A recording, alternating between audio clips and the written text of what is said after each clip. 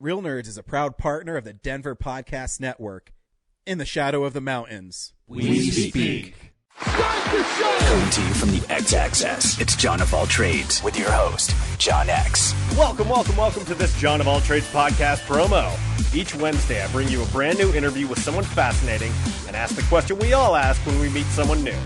Hey, what do you do? It's fun, informative, and it's the 2017 Westward Reader's Choice Award winner for Best Denver Podcast, iTunes, Stitcher, and johnofalltrades.us. Oh, hi, podcast listeners. There's many ways you can listen to the Real Nerds podcast. You can subscribe on iTunes. You can also subscribe on Stitcher Radio. You want to send us a Twitter message? You can do that. It's so easy, at Real Nerds. Like us on Facebook, Real Nerds Podcast. You can visit our website, realnerdspodcast.com, where there'll be a lot of articles for you to not only read, but to listen to our previous shows. You can also call us, 720-6nerds5. Thanks for listening, and enjoy the show. I'm Andre Gower. And I'm Ryan Lambert. And you're listening to Real Nerds Podcast.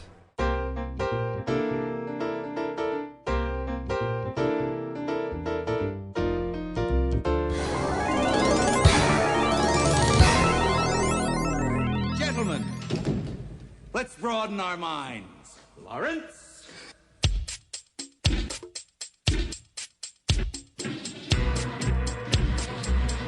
Welcome to Real Nerds Podcast, unofficially the official podcast of Denver Pop Culture Con. And we're going to go back to our youth. Well, my youth. How old were you guys? 1, 2? Non-existent. You were non-existent? I was born in 91. Oh, fuck me, dude.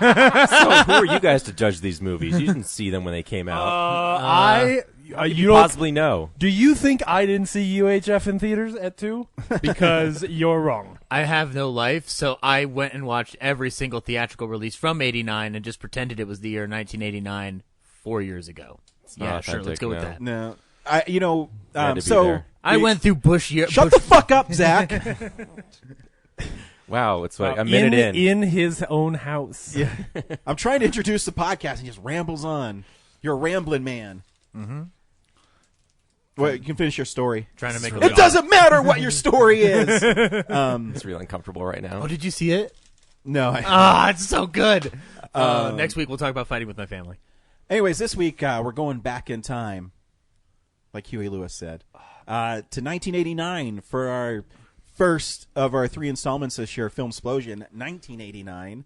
I've been waiting so long for this one. I know. Yeah. This is the greatest year of cinema ever in history. I'm calling it. It's a really good one. This was almost less fun than some of the more difficult and less good years because honestly, like, I filled out a list of 15 really quick and was like, well, shit. Yeah. Like, some of this shit, it just has to be there. And like, how do you not put some of these on your top 10? Mm-hmm. Yeah, and here's the thing, too, is I don't know if it's because I actually listened to feedback we got. If you send us emails, guys, I really do read them.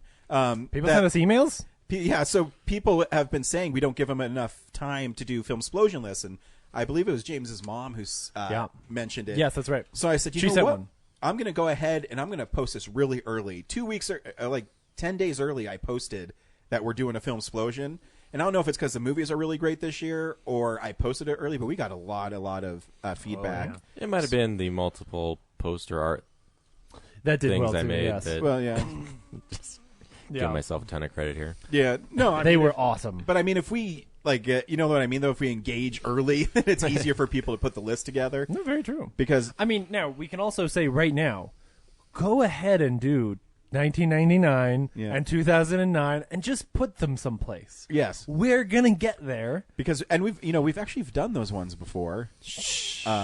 That's true. 99, yeah. Yeah, and 99 we did on this podcast. Right. But Nebcast we did 2009, our previous incarnation of Real Nerds. And James needs to redeem himself. This is Oh, yeah. The ultimate redemption The most tour. embarrassing list ever made That's unfair. in the history of lists. It's of all kinds. It's interesting. I'm gonna have to, like, when that happens, I know. compare my original list to the new one because some of it's gonna be very similar. Oh, Like, yeah, it has to my be. 1 and 2 will probably just swap. Like, I mean, know. it has to be. But Yeah. anyways, we're talking about I don't know. 1989. It's up in the air. It could be anything. We already talked. That's my number one. Hey-o. We already talked about Zach wasn't born, so he can go fuck himself. James was I was 2. Yeah. So, but a lot of my movies on this list are like things I grew up on and don't remember not having. Like I don't remember having not seen Last Crusade, Back to the Future 2, Turner and Hooch. Like that's super similar to mine. Like not all of them, but a lot of them I grew up on. Like just in the youth. So all right, let me talk to the other old fucker here. So Brad, now my very earliest memory of going to movies is like Teenage Mutant Ninja Turtles because it was something my mom took me out of school to see. However, cool mom. I do remember seeing Batman in theaters, but I don't remember who I went with. It was my mom or my dad. There's a couple movies on here I do remember seeing in theaters, and I begged for the Batman, VHS, and that's where I got the Diet Coke with Alfred and Warner Brothers. Ball cap. Without a Warner Brothers. I can't watch Warner Brothers movie without a Warner Brothers ball cap. The Daffy Duck commercial. And you talk about how iconic that was. I remember the VHS because I still have it. Is literally just a Batman logo. There's no words on it. Nothing. Well, it's the poster too. Yeah. Mostly. Yeah. Well, mostly, but because that's all you needed to sell that movie. Yeah. Yeah. So it's a interesting time. That was a huge summer for that movie. Did you remember going to the theaters in '89? I would say this is the year I woke up to movies because I remember my dad took me to to Batman, and I the part where the Joker fries that gangster. I closed my eyes, it was so scary. And we also went to Indiana Jones that summer. But I actually didn't go to the movies a lot as a kid, so anytime we went to the movies, it was a special thing. Yeah.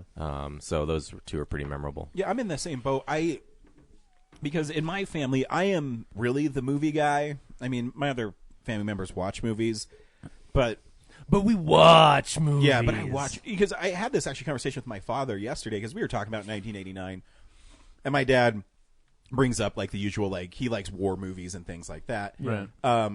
But because he's also saying, I don't know how you watch those Cary Grant movies. I can't watch that stuff, but I don't like movies like you. And I realized that in my family, I am the movie guy. Yeah. Besides being a host of a podcast about movies, right. But when I mentioned to my my dad I was doing this, he said, "Oh yeah, I remember Batman. I haven't seen it in 30 years, but I remember Batman." And my dad's that way. My dad really loves the war movies, Hunt for Red October, Platoon, things like that. Did your dad just think Cary Grant's tough enough? No, he doesn't like old movies. He just can't get into them for sure. They're slow. They talk a lot. Yeah, that's why they're perfect for me. Devoid of color. Devoid of color. But no, it's really fascinating when you think about this time for me because this is too when I kind of discovered movies because there's a movie on my list that is not a good movie, but it holds a special place in my heart, and we'll get to it. But but here's the cool thing about my dad is whenever we went to Blockbuster or I forget what the name of the video store was, it was in Arvada, and my mom and dad were divorced, and he would just give me money. And he put on his account that it's okay if I rented rated R movies.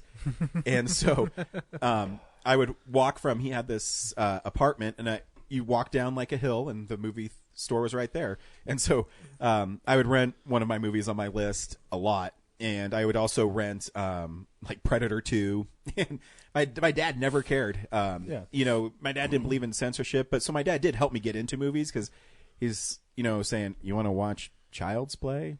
Okay. It's got child in the name. What'd you get, Ryan? Caligula? Okay. Child's Have Play fun, sounds son. fun. No, but it's funny when I would come home with, Terminator or, hell yeah, Predator. My dad would get really excited because my dad likes those movies. And, right. And so I've always been really lucky. My parents have never told me I couldn't watch something. I mean, in Predator 2, when that one chick's doing that, dude, my dad's like, fast forward, but he would so all I got was a chick riding the guy really fast. Ryan, press the button. But yeah, my dad never censored me. I mean, because he knew I liked that kind of stuff. So there you go. My dad, my mom would help me out with that. And you grew into a respected police officer. That's right. That's right. That's right. See, you never know. Some movies don't affect you like video games. It's wow. It's wow. You think movies contribute to violence, James? No. It was that you threw video games under the bus. No. You did it. I thought you were saying movies don't affect kids as much as video games. No, I'm saying do. movies and video games do not affect making serial killers the way that Call of Duty does. Whatever, go back to the Senate chamber. No, I'm saying that they have no bearing on. Totally. Yeah, you know, so because I'm normal-ish. Right. I mean, I like to stay home by myself, but other than that, it's. I'm super normalish. Do you see this collection of Jasons that I have here? This one's deformed Jason. Hey, I've grown a little bit, guys. I do not let my kid watch that kind of stuff. Okay, right? Do you put a piece of paper over the Jasons that are just? Oh no, he likes Jason. Oh, okay. He can't watch him, but he thinks he looks cool. Oh, except for part 5. He hates part 5 and part 9. Yes. Did you see the new like horror figures, but they're modeled after Masters of the Universe sculpts? Yeah. Yeah. I Like have a Jason one. Oh, you got it already? Yeah. Oh. He doesn't show up very often. I found him at FYE, I think. Yeah, I saw him at Twitch and Shout. Yeah. FYE. Yeah. What? Where did you find the FYE? I'm more amazed you found it. There's one in It's Colorado. in the Colorado Mills. Yeah, that's where all the second spin stock went. Oh God. Yeah. So, anyways, if you've never listened to Filmsplosion, my long tirade about why movies are great and why this year's important to me is, like Brad, it's really the year I remember seeing movies. Yeah. We have our 10 favorite films. We will tell you what the films are, and then we will play the trailer for the film, as long as it's not a repeat, and then we will tell you why it's on our list. Brad has supplied a really sweet DVD that has a really cool background. Is that from Batman? Yeah, that's Gotham City. Nice. Great Great job. Because Yeah. you can see there's the bridge that goes to the island where The Narrows, yeah, right, which aren't in that movie. wasn't in this movie, but You know, in Arkham Knight, you have to reopen those bridges. Yeah. You have to fight the bad guys off of them. Yeah. Arkham Knight's awesome. That game's good. Did you ever play Origins? Yeah. Oh, okay. I It's never all right. did. I don't think I did. That's the last view of Gotham that Jack Palance gets before he gets killed. I wish I had more time. I would have done like a different movie for each round as a background. Yeah, that would make But sense. Okay. You could have just made you could have made the menu for each one your movie. that did cross my mind. Yes. Yeah. Brad's just like, I could have done more. Yeah. But like I already had the graphics and the posters done. I could just like translate them. But anyway, yeah, That's all right. It's Good so job, awesome. Brad. It's the best way to do Filmsplosions. We're the only ones who will see them. Note on trailers for 1989 though. YouTube, get on it. Get some HD trailers for 1989 movies because there were so few high quality trailers. Are we gonna watch some grainy ass shit right here? Even Blockbusters Ooh. had some bad grainy trailers. Oh. So, and some of the lesser known indie stuff actually had the HD ones. So, yeah, come on, YouTube. Yeah. You're like, what, 10 years into yourself? Yeah. You can do better. YouTube's older than 10 years, isn't it? That's probably like 12 or 13. Yeah. God, man. It's just part of your life now that you forget that I it's know. not that old. It's almost old enough to get a learner's permit. Yep. So without further ado, here's Zach. And it's structured, to Zach. All right. My number 10, I had a hard time making a decision, and it ended up that while I had a number 10, I also couldn't not recognize another film just for an obsession of mine. So my number 10 is... But I don't remember who was tied next. Between Pet Sematary and Halloween 5, The Revenge of Michael Myers. Oh, I thought it was a tie with somebody else. This is bullshit. Yeah, this is bullshit. Yeah, make a decision. Neither of these are good movies. So now we have to watch 2 trailers? Fuck.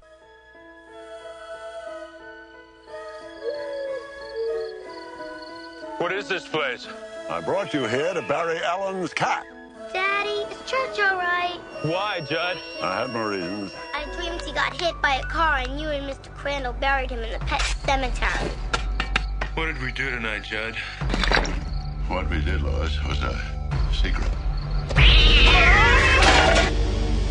May the Lord bless you and keep you. Has anyone ever buried a person up there? May the Lord make his face to shine upon you. You're thinking thoughts best not thought of. Daddy's gonna do something really bad. You're thinking of putting them up there. Don't deny the thought hadn't crossed your mind. Come back to me, Gage.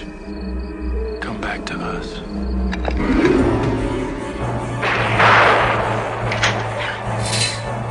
Paramount Pictures presents Stephen King's all-time best-selling tale of horror. Pet Cemetery. Sheriff? They want you down at the cemetery. Today in the cemetery, somebody dug up a coffin. It was a coffin of a 9-year-old girl. You've come back to us, Michael. When are they going to realize that she is not him? She's just a child. They know that Michael Myers is her uncle, and that she attacked her stepmother. That's why they fear her, especially on Halloween. You're afraid. You're afraid the whole thing might start to happen again. How many people did he kill last year? Have you forgotten? You never looked into his face, did you? You never saw his eyes. You never saw that nothing, no expression, blank. Huh? My memory goes back 12 years. I prayed that he would burn in hell, but in my heart, I knew that hell would not have him. Michael Myers is outside. The National Guard will take him to a maximum security facility, where he'll stay till the day he dies. Never die.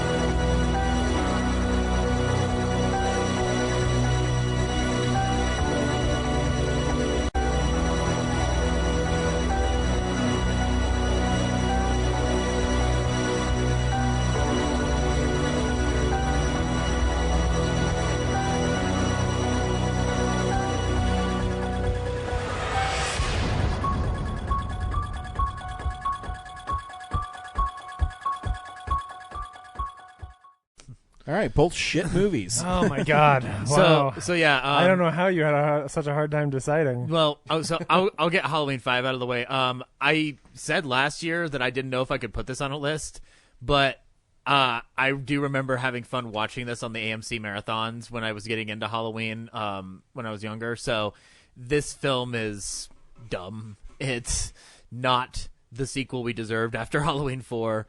Donald Pleasance shakes children to get answers out of them, and it's very strange. It has one of the most annoying slasher characters in the world, which is Tina. I mean, the actress is fine. It's just the movie. Her character is awful. This is a film that I think had way too many ideas thrown into the pot to ever work. And it ends with a cliffhanger that then leads into Curse of Michael Myers, which is the whole reason we have to reboot this thing constantly. But I do enjoy certain parts of it. I do enjoy the Michael stalking the kids in the barn and the scene in the woods where Tina does get killed, and then Pleasance calls out to him to come back to the house. The chase between Michael and Jamie Lloyd in the house where she goes down the laundry chute is a very tense scene. And Donald Pleasance beating Michael Myers to death with fucking chains and shit is pretty amazing. So yeah, he dies in this movie? No, Michael doesn't beating to death, quote unquote. I should say beats him really fucking hard. Oh, okay. So yeah, Halloween 5, not the best entry and whatnot, but I do love Halloween that much that I'd be willing to put this one in. Whereas 6 and 95, I definitely can't because there's so much going on, but I give it an honorable mention. Pet Sematary, on the other hand, I don't think is a shit film. I don't think it's a great film, though, either. But I love it a lot, and I think a lot of it has to do with Fred Gwynn playing Jed. Sometimes Dad is better. Sometimes Dad is better. This is this? I don't know if this is the start of the creepy dominance that is Miko Hughes, where he's just a child actor that goes through horror movie to horror movie, creeping the hell out of people. But he's creepy in this movie. I think delivers, other than Fred Gwynn, the best performance in the film. You know, my only problem. Yeah, I watched it recently. I think it's really cheesy. Yeah, it is. Oh yeah, the performances are super hammy. There were 16 shots in that movie where somebody went, huh, Here's the issue that I foresee, and I wonder how they'll do with it in the remake, which is Pet Sematary is a dark story. It's uncomfortable subject matter, like the death of children and how one copes with the loss of children. So I think like Mary Lambert's genius was to play up the horror in the film, or play up the insanity a little bit to where it's watchable and not like miserable on your soul. Like it doesn't depress you. Where I'm wondering if the remake's going to actually depress you as well as scare you. So let's hope. Yeah, because it would be truer to the it'd be truer to the concept. But as we were mentioning while the trailer was playing, Stephen King has a cameo, and this is the only film adaptation of his work where he wrote the script. And I think it's actually a pretty good script. It's just that I wonder how much of it they had to trim. I think you had to, well, actually. It's a 300-page script. That's a really deep Stephen King cut right there. I don't know if you know this. He wrote a book called It. But yeah, no, Pet Sematary and Halloween 5, like 2 horror movies that I think like get tossed around a lot, but I still rewatch them. So definitely like had to make it on the list somehow. Sure, cool. So yeah, all right, very cool. James, my number 10 is there were a number of like sort of dramas from that year that I found later in life that were contending for 10, but in the end I had to give it to a movie that probably doesn't stand up very well, but that I really loved and was definitely a family favorite when we were kids. So my number 10 is Honey, I Shrunk the Kids. It was a quiet Saturday morning. Zelensky, give it a rest! It's Saturday! Professor Wayne Zelensky was hard at work on his new invention. This thing works. It'll put us right up there with the invention of electricity. That didn't quite work. Did you get the machine to work? A few more bucks to get out. Then something quite unexpected Where are happened. the kids? I haven't seen them since I left this morning. It shrunk the kids. Nick, what happened? It works. Diane, I got something real important to tell you. Are you trying to tell me? The machine works? Do the kids know? Well, yeah, the kids know. That's great! It's not that great. Why? I shrunk the kids, and the Thompson kids too. They're about this big. Threw them out with the trash. What? They're in the backyard. Walt Disney Home Video presents The Last Frontier. Dad can fix us, right, Nick? Sprinklers! I'll tell you, their size. It's a jungle out there.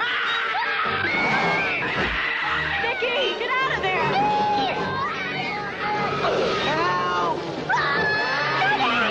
Now, while the professor is looking for the kids, Just gotta keep our eyes open. they're taking matters into their own hands. I say that hand is ours! They better behave themselves. Something's very weird here. What is it? Earthquake! No worse! Lawnmower!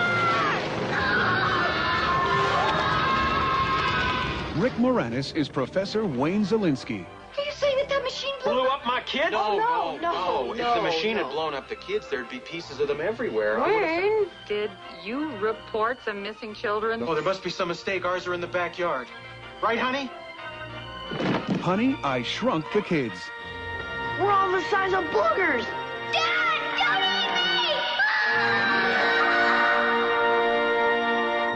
eat me! Joe Johnston. There Yeah. we go. Yeah. Joe Johnston. So this was one that like scared the poop out of me as a kid sometimes because like the giant insects were scary, but it was so a just fun little bottle adventure film. yeah. That it was impossible not to love. I think when I watched it is I always wanted to ride the blades of grass, down and. Well, and like the terror of like that last shot where like he's in the cereal and he's gonna get eaten, and like all of that was like really intense. When I was a kid, I wanted to swim in a bowl of Cheerios. That also true. Yeah, it was both this cool imaginative, like, what if I was tiny? Yeah. No, it's I want to rewatch it. I haven't seen it in such a long time. I don't know that's a good idea. No. Okay, so because I haven't seen it, don't own it, don't even know I'll show it to my kids because I don't know that it's a good idea to rewatch that movie. The memory might be better than the movie. Oh, yeah. That might be the case, but I still don't want to do it. I love the first one. I haven't really watched all the way through Honey, I Blew Up the Kid. That's right, there's a trilogy. But the one that I watched the most was the one they showed on Disney Channel much, which is Honey, We Shrunk Ourselves. Oh, my God. That's the one I really grew up on, even more than Shrunk the Kids. But I like Rick Moranis' character in all those films, so like take your pick. Like he's a delight to watch. Yeah, maybe that's not a good idea, but I'm going to do it anyway. No, don't do that. I'm not. I'm the guy who put it on my number 10 just because I wanted to bring attention to it. Because like in our family, it was a big deal. Like that was a movie we watched a lot. We watched. Yes, it's a big deal. No pun intended. Honey, I Blew Up the Kid was a like frequent on TV watch. Like that was a movie they showed on TV a lot, where you'd like pop in and be like, "Oh, there's a giant baby in Las Vegas," which I saw clips of it all the time, like on kooky. television scattered. But for whatever reason, I never watched the whole thing in full. Yeah, I think it's less interesting because it's like the fun of this one is all these kids having to like become friends and survive while tiny, and they make friends with an ant. Mm-hmm. Oh man, that's right. Yeah. That'd never work in a movie. Totally. Ant-Man communicating with ants and shit. Seriously. But anyway, no. Honey, I Shrunk the Kid. Honey, I Shrunk the Kids.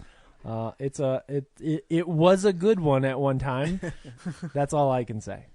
That's I my watched number it 10. like a year or two ago. It's good. Did it hold up? Yeah. Okay. I wish it was in widescreen. That's the only thing that bugs me is I can't get it in widescreen. Christmas is coming. Maybe Disney Movie Club will deliver one to your house. Christmas is coming. It's March. I do have like 3,000 points right now. It's not untrue. Coming. Christmas is coming. Technically. Yeah. Cool. Ryan? My number 10, I gave Zach crap. My number 10 is not a good film. However, it is the first film I discovered in this franchise. I told you the story how I would go to this movie place and rent film, and the box art always I thought was interesting, and because it features an iconic sports figure looming over the city of New York with a machete. My number 10 is tag team review. Yep. You too? Yeah, buddy. It's Friday the 13th, Part 8, Jason Takes Manhattan. This is the one where he goes to New York. Yes. Yes.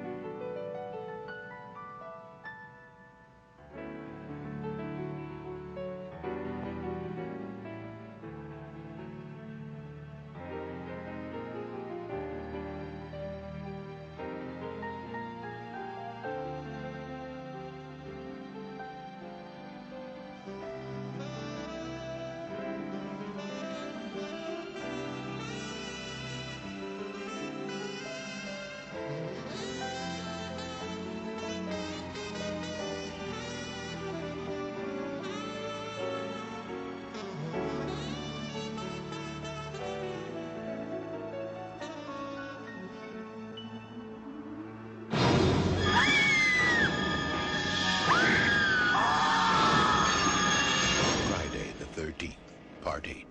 Jason Takes Manhattan. Now, New York has a new problem. Do you think that's Don LaFontaine doing that voice? I think so. I'm sure it is. Yeah, he did all the other ones. There's a great, if you get the limited edition set, they have a whole like little mini doc about him doing the Friday the 13th trailers, where because the first one, the first Friday the 13th, it goes 1, and it shows him about people about to be killed. 2, 3. It's pretty great. So Brad, Jason Takes Manhattan is not the best movie. Nope. However, it's the first Friday the 13th movie I ever saw. Really? Yeah. You in theaters or you rented it? Rented it. Okay. I would go down to the movie place and rent it, and my dad would go, okay. And then I started getting more into Friday the 13th, and I'd go to Suncoast in Villa Italia, and that's where I got Jason Lives and the final chapter and stuff like that. I really like the idea of your father going like, looking at Jason Takes Manhattan and be like, he doesn't actually go to Manhattan, right? This one, son? Shows the tape at Really? you. The one on a boat? Yeah, right. So such a lie. Yeah, this movie's funny because the budget kept on getting slashed. Yeah. And so they had to keep on rewriting the script. This is the last one Mancuso works on, right? Yes. Yeah. Because they was sold to New Line right after this. Yeah. With the hopes of making Freddy versus Jason, which took another 10 years. But yeah, like they had the idea, they blew it up, and then they were like, get realistic, so they set it on the boat. And yeah, I guess another 14 years. But couldn't you have just like put it in a warehouse by the dock? Yeah, you could, I guess. You don't even need to shoot it in New York. Just Who knows how movies are made? Yeah, so you just feed him yuppies in nice clothes and say they're New Yorkers, and we'd believe it. Yeah, and he gets on a boat that's a cruise down a river into New York Harbor to It's go like to New York. Field trip. Yeah, it's really weird. But the boat's Some name rich kid school is Lazarus. They had to And, find a canal of some kind to get there. The movie's not great, but there is some like really standout moments in it. I really like when Jason kills the lady with the guitar. I think is cool. Mm-hmm. I think him killing the one girl in the disco club is really cool. It's Kelly Hugh. Yeah, Kelly Hugh. Does he blow her minds with his insane guitar skills? Totally. Oh God, I He wish. blows her mind. Rock you like a But they hurricane. also try because A Nightmare on Elm Street was so popular right now. They try to incorporate a lot of supernatural into this one, and it really doesn't work that well. Stephen King does make an appearance in this in a pen that he used to write. It's a pen from Stephen King, not really Stephen King. Yeah. It's a pen filled with Coke. Yes, Right. but yeah, it's fun. Like I so, why is it on your list, Brett? I was gonna say I was conflicted because I watched The Little Mermaid because it came out on Blu-ray this week or 4K this week. Yeah. Definitely a better film than Friday the 13th, and it probably should have been the spot on my list. But we forgot to say at the beginning of the podcast, these are our favorite movies. Yeah. This is no critical darlings. Well, some of them are. Yeah, so they're going like maybe Little Mermaid should be in this spot, but it's more critically a better movie. Whereas this is like I've watched it a bunch of times, and it is disappointing. Like the cover art is so cool, and you think he's like, there's tons of people in Manhattan. This is gonna be a blood spree. And then you watch it and it's all on the boat mostly. But when he gets to Manhattan, it's pretty awesome. Yeah, and then he gets like melted with toxic waste. Like that's that thing. And he punches some dude's head clean off. Yeah, take your best shot. So, that's my favorite kill in that movie. I love it. It's fun. And he walks around Times Square and like weirdly doesn't just kill that gang, but it just scares them. He's just pissed at Rennie and whatever her boyfriend's name is. I forget. So yeah, if you're ever facing down Jason, just act like a punk gang and he'll let you go. Yeah, because I mean, and the ending doesn't make very much sense. Turns into a Voldemort baby at the end. Yeah, he turns back into a little boy after the toxic waste. Like, I think that's like a figurative, like this isn't really happening, but you need to imagine it. 'cause you don't have I mean, I'm CGI sure right it now. is. Again, because A Nightmare on Elm Street 5 came out this year. That movie was really weird and garbage. So it reminded me a lot of what they try to do with Freddy. Yeah, dude, Harry Potter 7 Part 2 stole something from Jason Takes Manhattan, the little Voldemort baby. That's true. Yeah. But yeah, Jason kills people. It's pretty awesome. He looks cool until he gets his mask off, and his like face is meh. And Kane Hodder's great in the film. Oh no, too. Kane Hodder is awesome as Jason. That shot of him It's his in third- Times Square is incredible. Yeah, it's his third go around at this point. Second. And the story of him shooting that, and then people on the onlookers just looking at him as Jason, and he would just looking at him intimidatingly, like. So yeah, fun movie. If you have an hour and 45 minutes to kill. Longest of the series. I got so many like slashing jokes. I mean, I don't want to beat it over your guys' head, but God damn it. But yes, James, we finally got the one where he goes on a boat and goes to New York. This Just is the cut one loose, Ryan. Just cut loose. Zach, why don't you take a stab at number 9? All right, my number nine is a film by a director that I really enjoy, and it's a film that I don't revisit a lot, but I do enjoy it, and I actually was compelled to revisit it because of Ryan's liking it enough. But my number 9 is Joe Dante's The Burbs.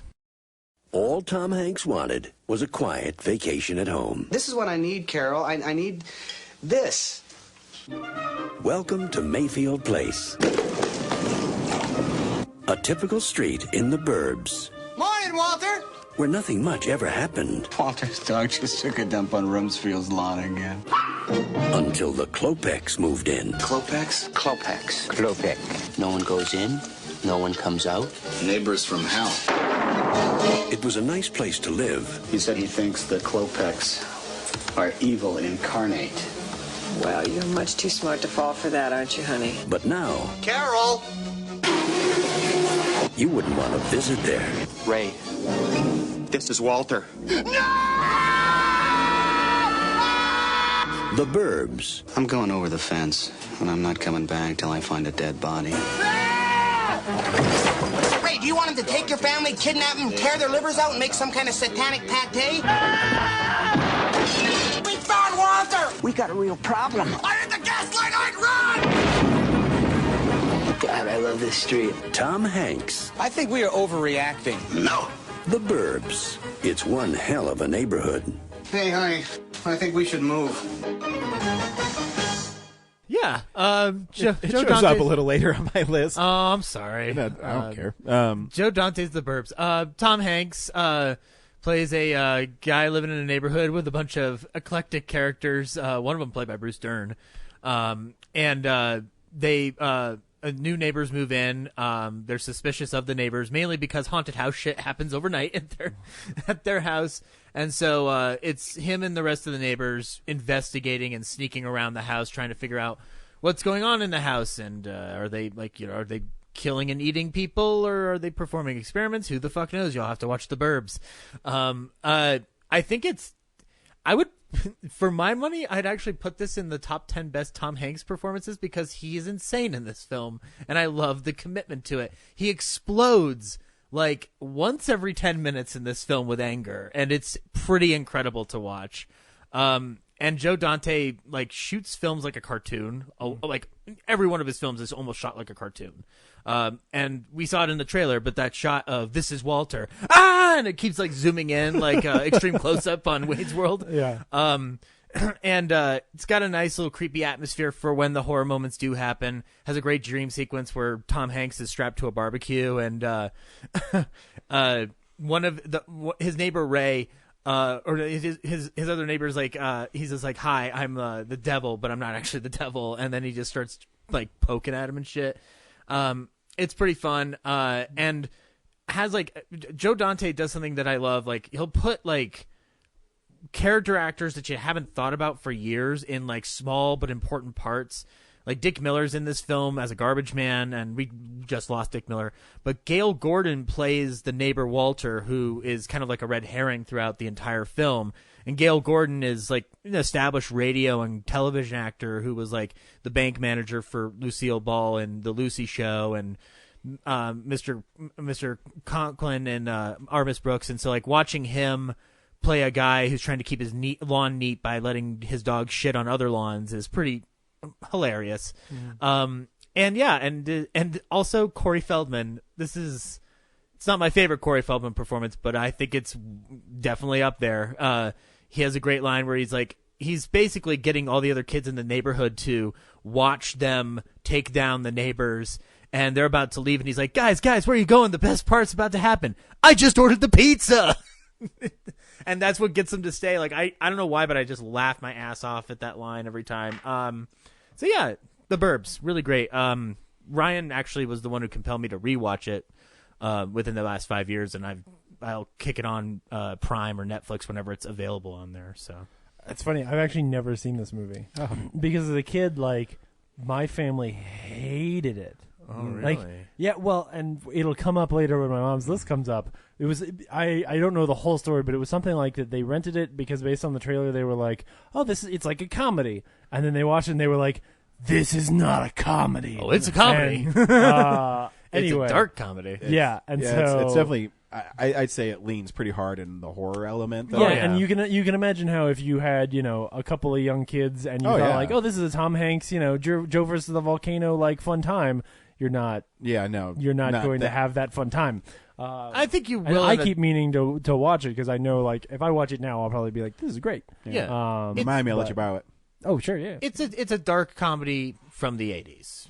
So it's not super dark today, but well, actually, it's not the Weatherman. I would say it's pretty dark. I mean, because besides the zany parts that they really highlight, because you're right, in the trailer they highlight. The trailer, it's like, whoa, this is Bring airplane-esque. your kids. Whoa. Which that zaniness is there, but as Ryan says, there is a horror element. It leans pretty hardcore to the horror part. The beginning is just bored suburbanites. Yeah. And then it leans pretty hard into horror and gothic and lastly, Carrie Fisher is in it. It plays Tom Hanks' wife, and she's great in it. I bet. Yeah, great Carrie Fisher.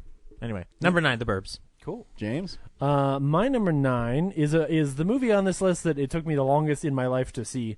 Anyway, my number 9 is Always. Mayday, we have a major blow! That seatbelt's been cut off! Tanker base! Tanker base! This is Fireball! We got a situation here! Peter, St. Peter, how much fuel you got left? I love it in the kitchen, baby. Negative, Sandage. Get out of the sky. He was the luckiest flyer alive. Oh, this is good. I was rusty on panic. You magnificent pagan god! Where'd you get that oil on your face? Where? Well, it's here, and it's here. Look at it. It's terrible. So tell me you love me. Tell me. Oh, tell me. Then one day, Pete, that dive is way too steep! Get up! Pete.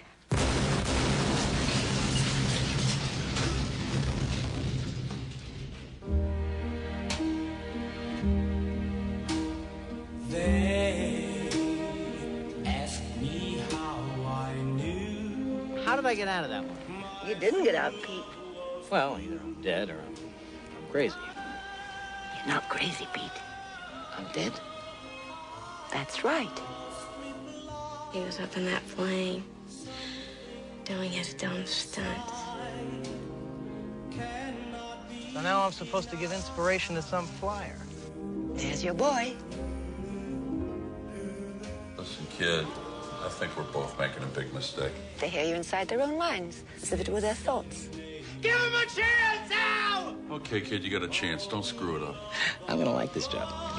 in a world of fire. I know you can't see me,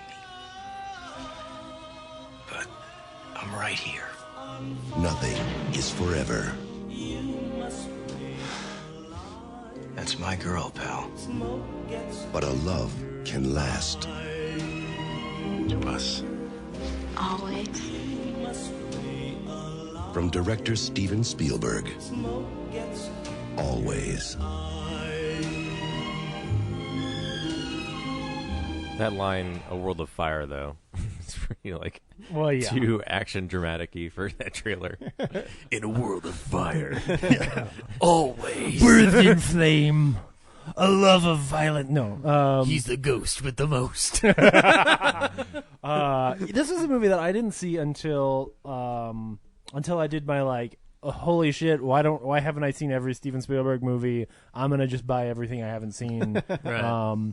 And so I found out about Always, having never heard anything about it before, and it's so good. And I don't know whether or not you cut before this, but you said the thing about it was Ghost the year before Ghost came out. It totally is. I think it's a better movie than Ghost. It's super romantic. I think that Richard Dreyfuss's story is actually really good because it's not just like he's a ghost and he's got to teach this person to move on so he can move on. Actually, no, he also has to sort of, reconcile some things. I think the comedy is really good. It's almost like it's not a romantic comedy, but when it's funny, it's genuinely funny. It's an old-fashioned film. Yeah. It's able to blend every element. But we would categorize it as a drama because of the things that happen in it. And it's funny because, Steven Spielberg always jokes about how he can't make comedies because he tried once and it was the worst thing he ever did. Well, he made a National Lampoon comedy. Right, exactly. And but that's his the difference movies is are when you funny. actually watch, especially the movies like this one, you're like, no, you're really good at comedy. Even in that trailer, yeah, that Richard Dreyfuss line about, give him a chance! It's so I'll give you a good. chance.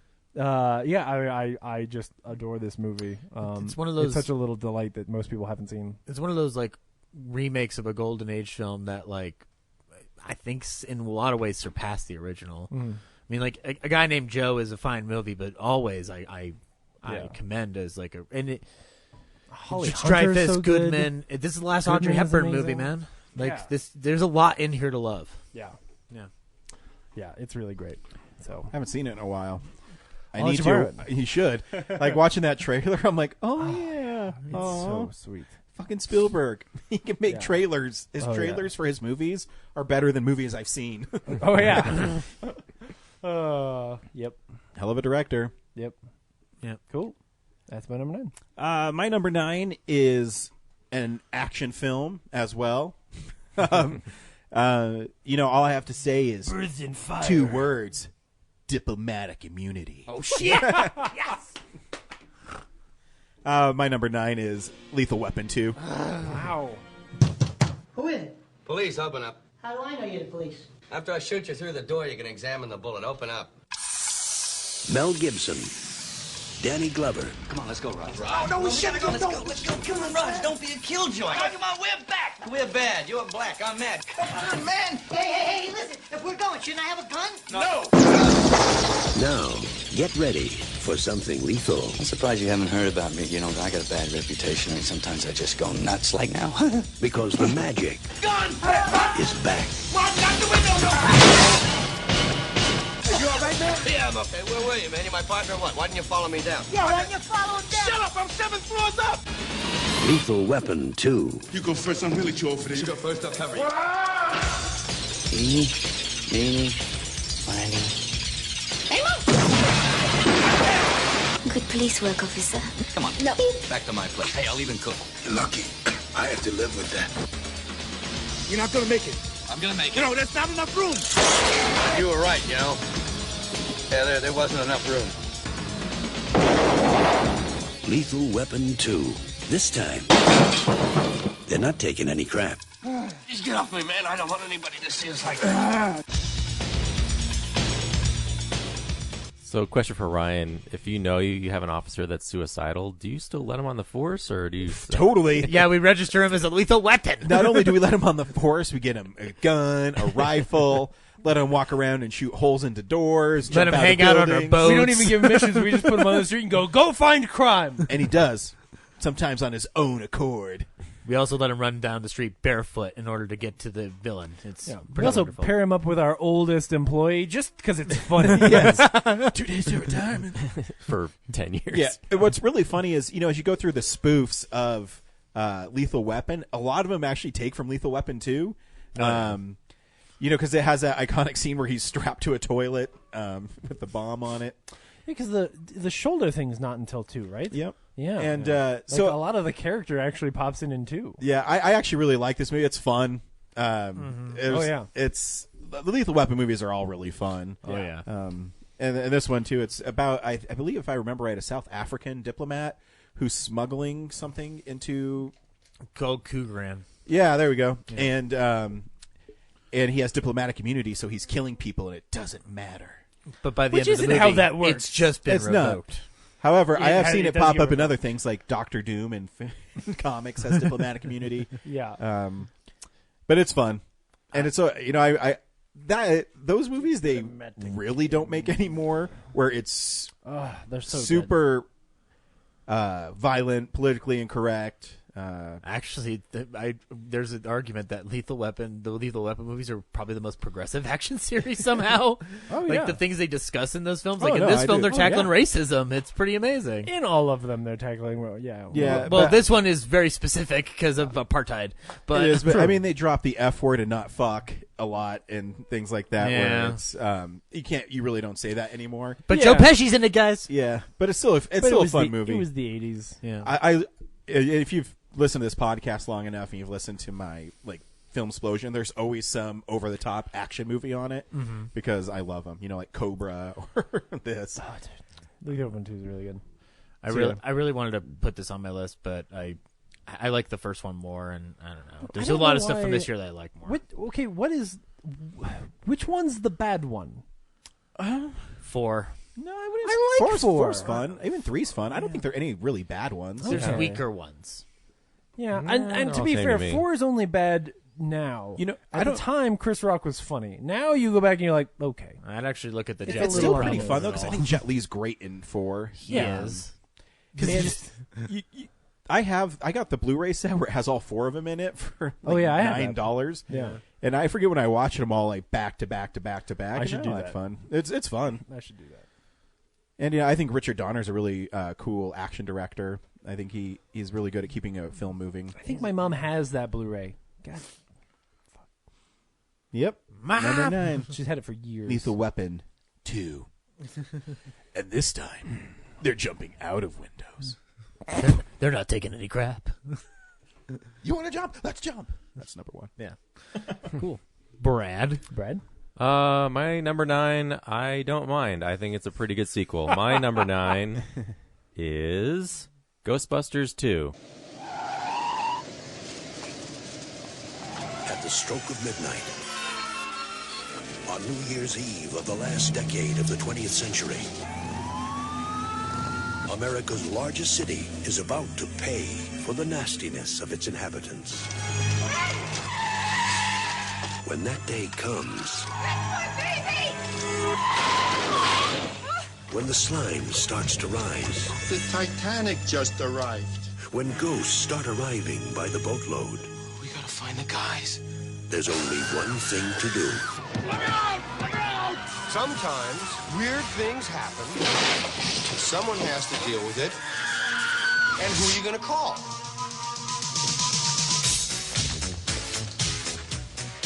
Right, suck in the guts, guys. We're the Ghostbusters. The superstars of the supernatural are back to nuke the spooks. 2 in the box! Ready to go. We be fast and they be slow. Make some time. Don't put any of those old cheap moves on me. No. It's different. I have all new cheap moves. Raise your spirits. If we don't do something by midnight, you will be remembered in history as the man who let New York get sucked down into the 10th level of hell. And kick some slime. Looks like a giant Jell-O mold. I hate Jell-O. Oh, come on. There's always room for Jell-O. Happy New Year. Hose 'em. Ghostbusters 2. You're short, your belly button sticks out too far, and you're a terrible burden on your poor mother. Bill Murray, Dan Aykroyd, Sigourney Weaver, Harold Ramis, Rick Moranis, and Ernie Hudson in an Ivan Reitman film. Ghostbusters 2. We're the best, we're the beautiful, we're the only Ghostbusters. We're back! Who you gonna call? Cool. It's a fun movie. Yeah, it's a good one. Yeah. Up until 2 years ago, this was the most maligned Ghostbusters movie for some reason. I don't know why. And there isn't a bad Ghostbusters Nope. movie, so Yeah. I don't know what all the hate's about. Yeah. I do wonder why Dana goes from one profession to another, but that's not my business to say. Because 80s sequels, like They didn't matter. Well, that and New York, I mean, there's a lot to do. Yeah, I mean, years pass, you might get a new job. Yeah, It's exactly. fine. She wanted a job that afforded her more time to spend with her baby. There you go. There you go. Actually, that's fair. Yeah. When the pays are overtime. Yeah. When they won't. More formula.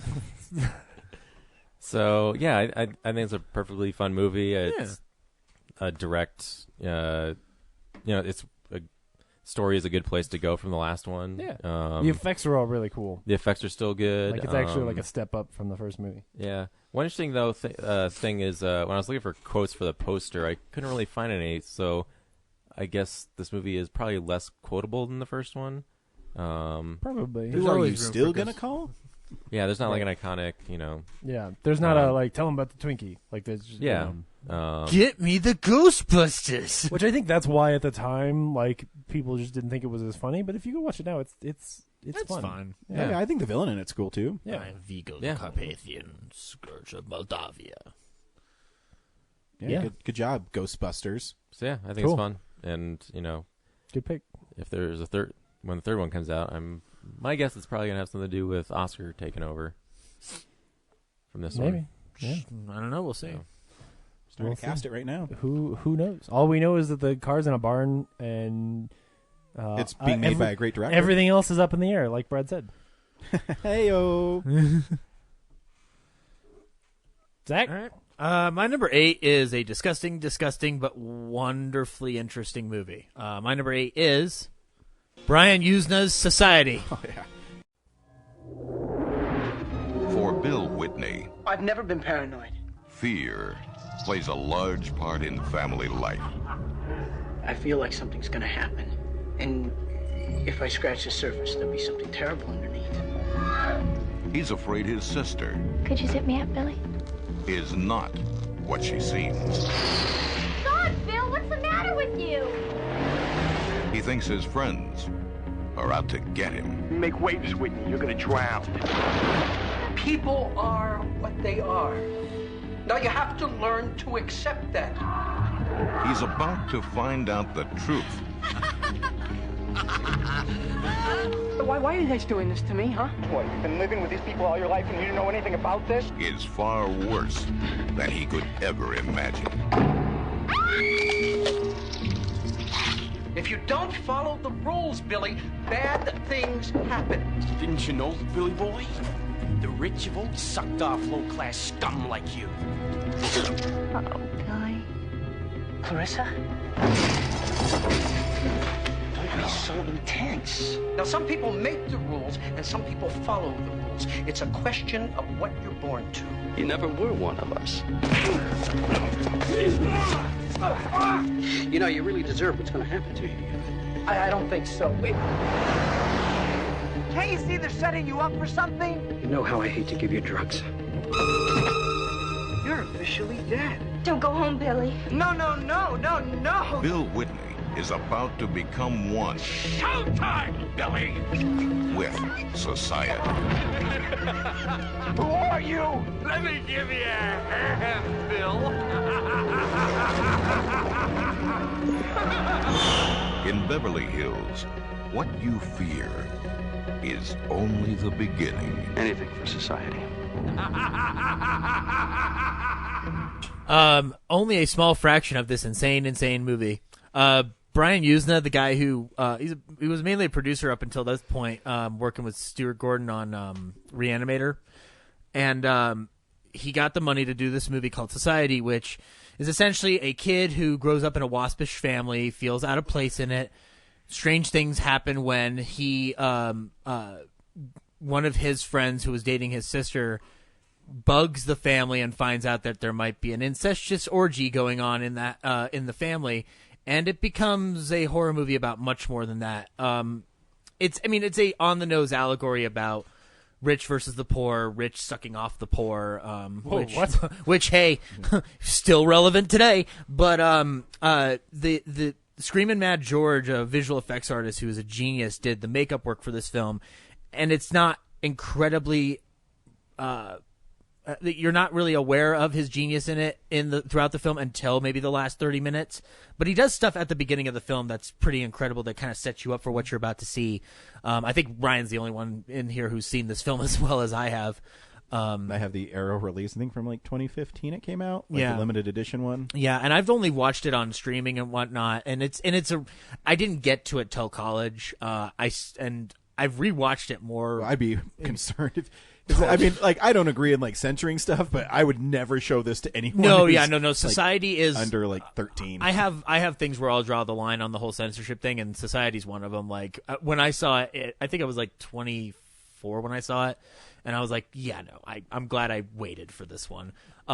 It's still a very inventive film. Like, I mean, like, I don't know if I'd still have Tusk on my 2014 list, but I like movies where they have. I know, but they have.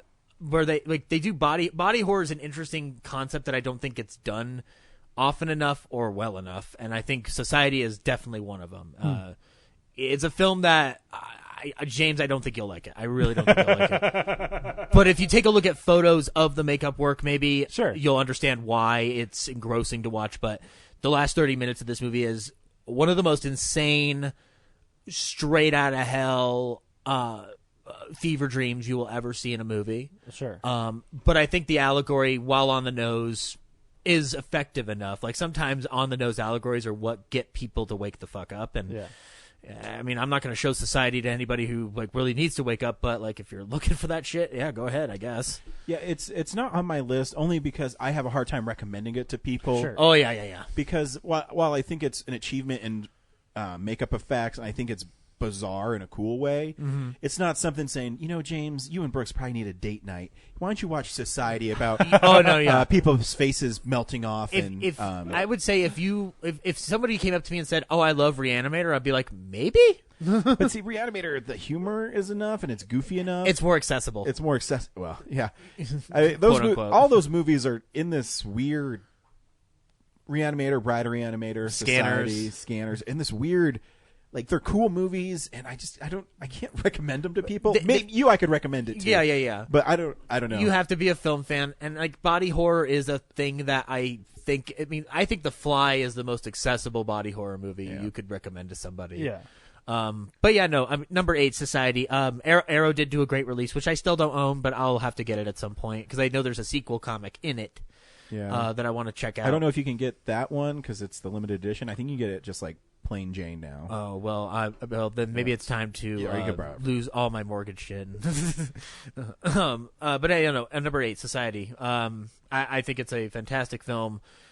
I would not recommend it to anybody but Ryan. Dude, that's cool. Cool. James? I'm watching animated GIFs from Society. Oh, you're seeing that? Wait, fuck this movie. Oh yeah. By the way, and then as you scroll through, Dead Poet Society. Yeah. Oh yeah. The scene at the end of the movie is insane. Also, I like how Ryan how he uses that Society song, and the beginning of the opening credits is the scene at the end of the movie, but like dark filter on it, so you don't know exactly what's going on. Oh, funny. And then at the end of the movie, the lighting on it is clear as day. Yeah. And so that's when it becomes nuts. It's crazy. Yeah, cool. My number 8 is a good fun time with family and friends and Tom Hanks. Oh, Society? My number 8 is Turner and Hooch. Woo! Scott Turner had finally found the girl of his dreams. Oh, God, a woman in my house. He finally had the perfect relationship. So you'll be staying another night? Oh, yes, of course! When something big happened to change it. Something called Hooch. Wait, whoa! No! You don't know much about dogs, do you? This is not my dog. Now he's being swept off his feet and dragged all over town. What are you doing to this dog? I'll just take him for a walk. All in the name of love. This dog loves you, boy. Touchstone Pictures presents Tom Hanks as a man who'll beg. Don't eat the car! Not the car! Who'll bargain. You're not touching the water, the orange juice, crab-apple. What am I supposed to do? Make you a margarita? Who'll pay any price. 97.51. What? Is that pesos? This is for a dog. He'll take care of your house. You're lucky to have him.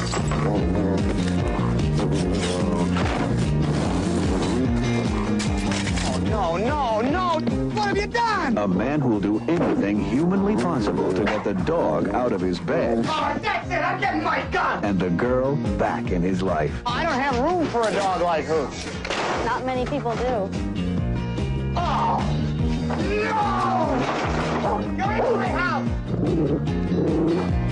Turner and That's so funny because watching that trailer, it's like the exact opposite of The Burbs. Yes. Where this is, fun family comedy, and The Burbs is dark comedy. Hey, Tom Hanks had to make one for the studio and one for himself. Right, Clearly, the one for himself was Turner and Hooch. They don't touch much on the crime fighting. There's a gunfight at the end. Hooch gets shot at. It's a serious. Which makes those bad guys like very effective. Oh yeah, like, as bad guys. 'Cause you're like, I don't want you to hurt Hooch. Yeah, don't hurt him. This is just one of those like it comes on TNT on a Saturday afternoon in 1993, and you're like, oh, we're gonna fold laundry and watch Turner and Hooch. Like that's what today just the became. Greatest activity in human history. Oh yeah. No, I mean this movie is adorable and fun and a good time. and Tom Hanks is great, and there's a dog that eats the car, and that's great. We rewatched it a year ago after the nephew was born, and we was sleeping at the house.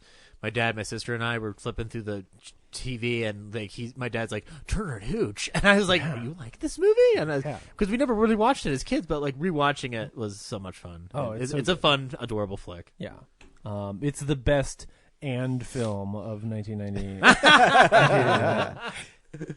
I don't know. That was a joke that as I started to say it, I was like, oh man, no one's going to know what I'm talking about. I don't know. Sylvester Stallone was adorable as a dog in Tango and Cash. Man, I suddenly remembered what group I was in. Get me Tango and Cash and Turner and Hooch. Man. God.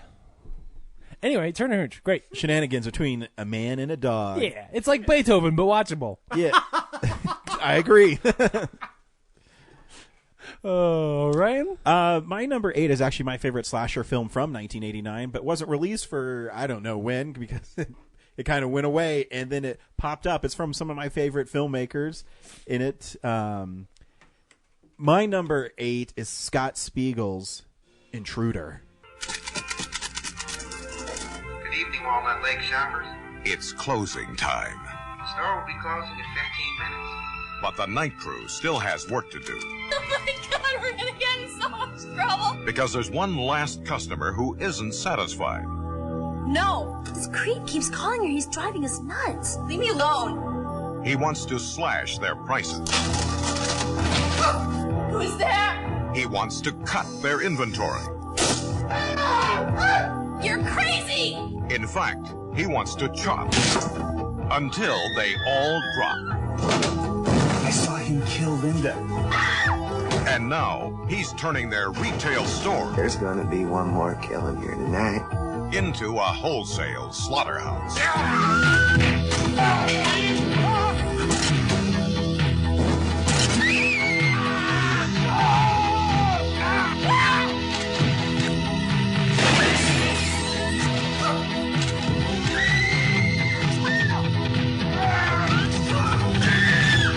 I'm just crazy about this store. Intruder. I've never seen this, but I know who Scott Spiegel is. Yeah, so Scott Spiegel works with Sam Raimi. Sam Raimi is also in this film. Sam Raimi is one of the stock guys. The film is what you saw in the trailer. It's people hanging out in a grocery store that are murdered. However, it's super violent, and the killings are way over the top. Bruce Campbell shows up at the end of the film as a cop. Okay.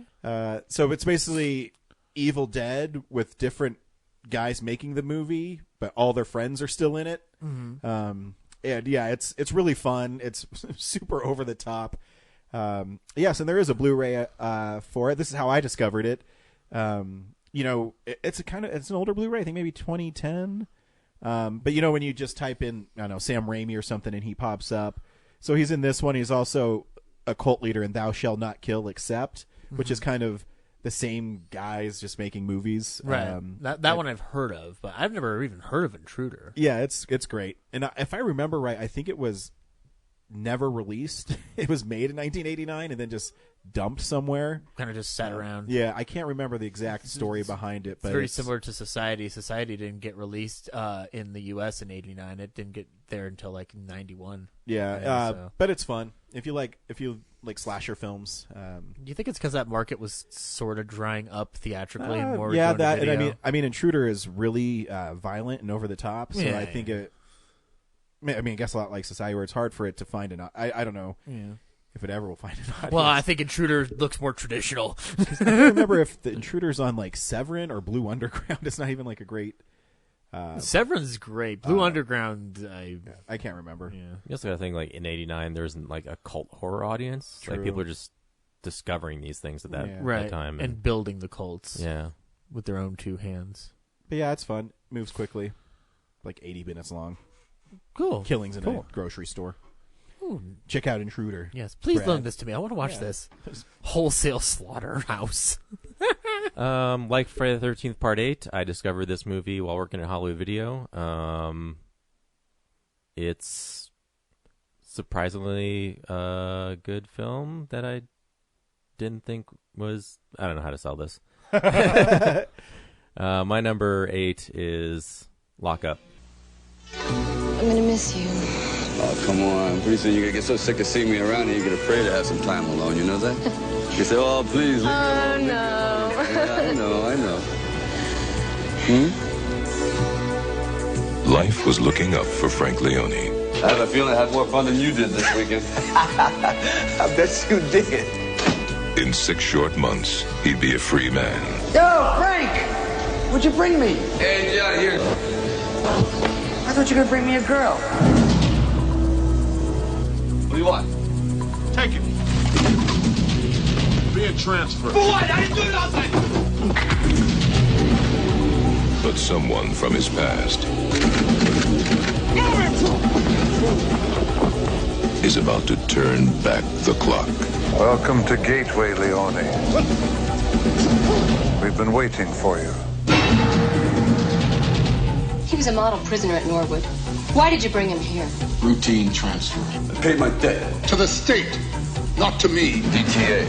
DTA. What's that, man? Don't trust anybody. Words are survived by. Come on. He won't be pushed. Everyone has a weak spot, Weber. Find his. Got something to say? Yeah. Say it. First down. How could you keep an up attitude in a joint like this? Your body has to be in here, but your brain doesn't. Looks like some delicious garbage stew. Just like Mom used to make. That's why I shot her. What about you? I'm gonna be okay. I miss you, and I love you. We're here, and as long as we're here, we're gonna stay his. You better believe that you're going to be doing hard time here the rest of your life. You won't break me. This is hell. I'm going to give you the guided tool. But I'm not going to spend my life running from you. Sylvester Stallone. Lock Up. Is it just me, or is Stallone really good at confronting old people? He does it a lot, and it's pretty great. You're never gonna break me. And in this case, it's Donald Sutherland with a fucking glorious mustache. That looks really good.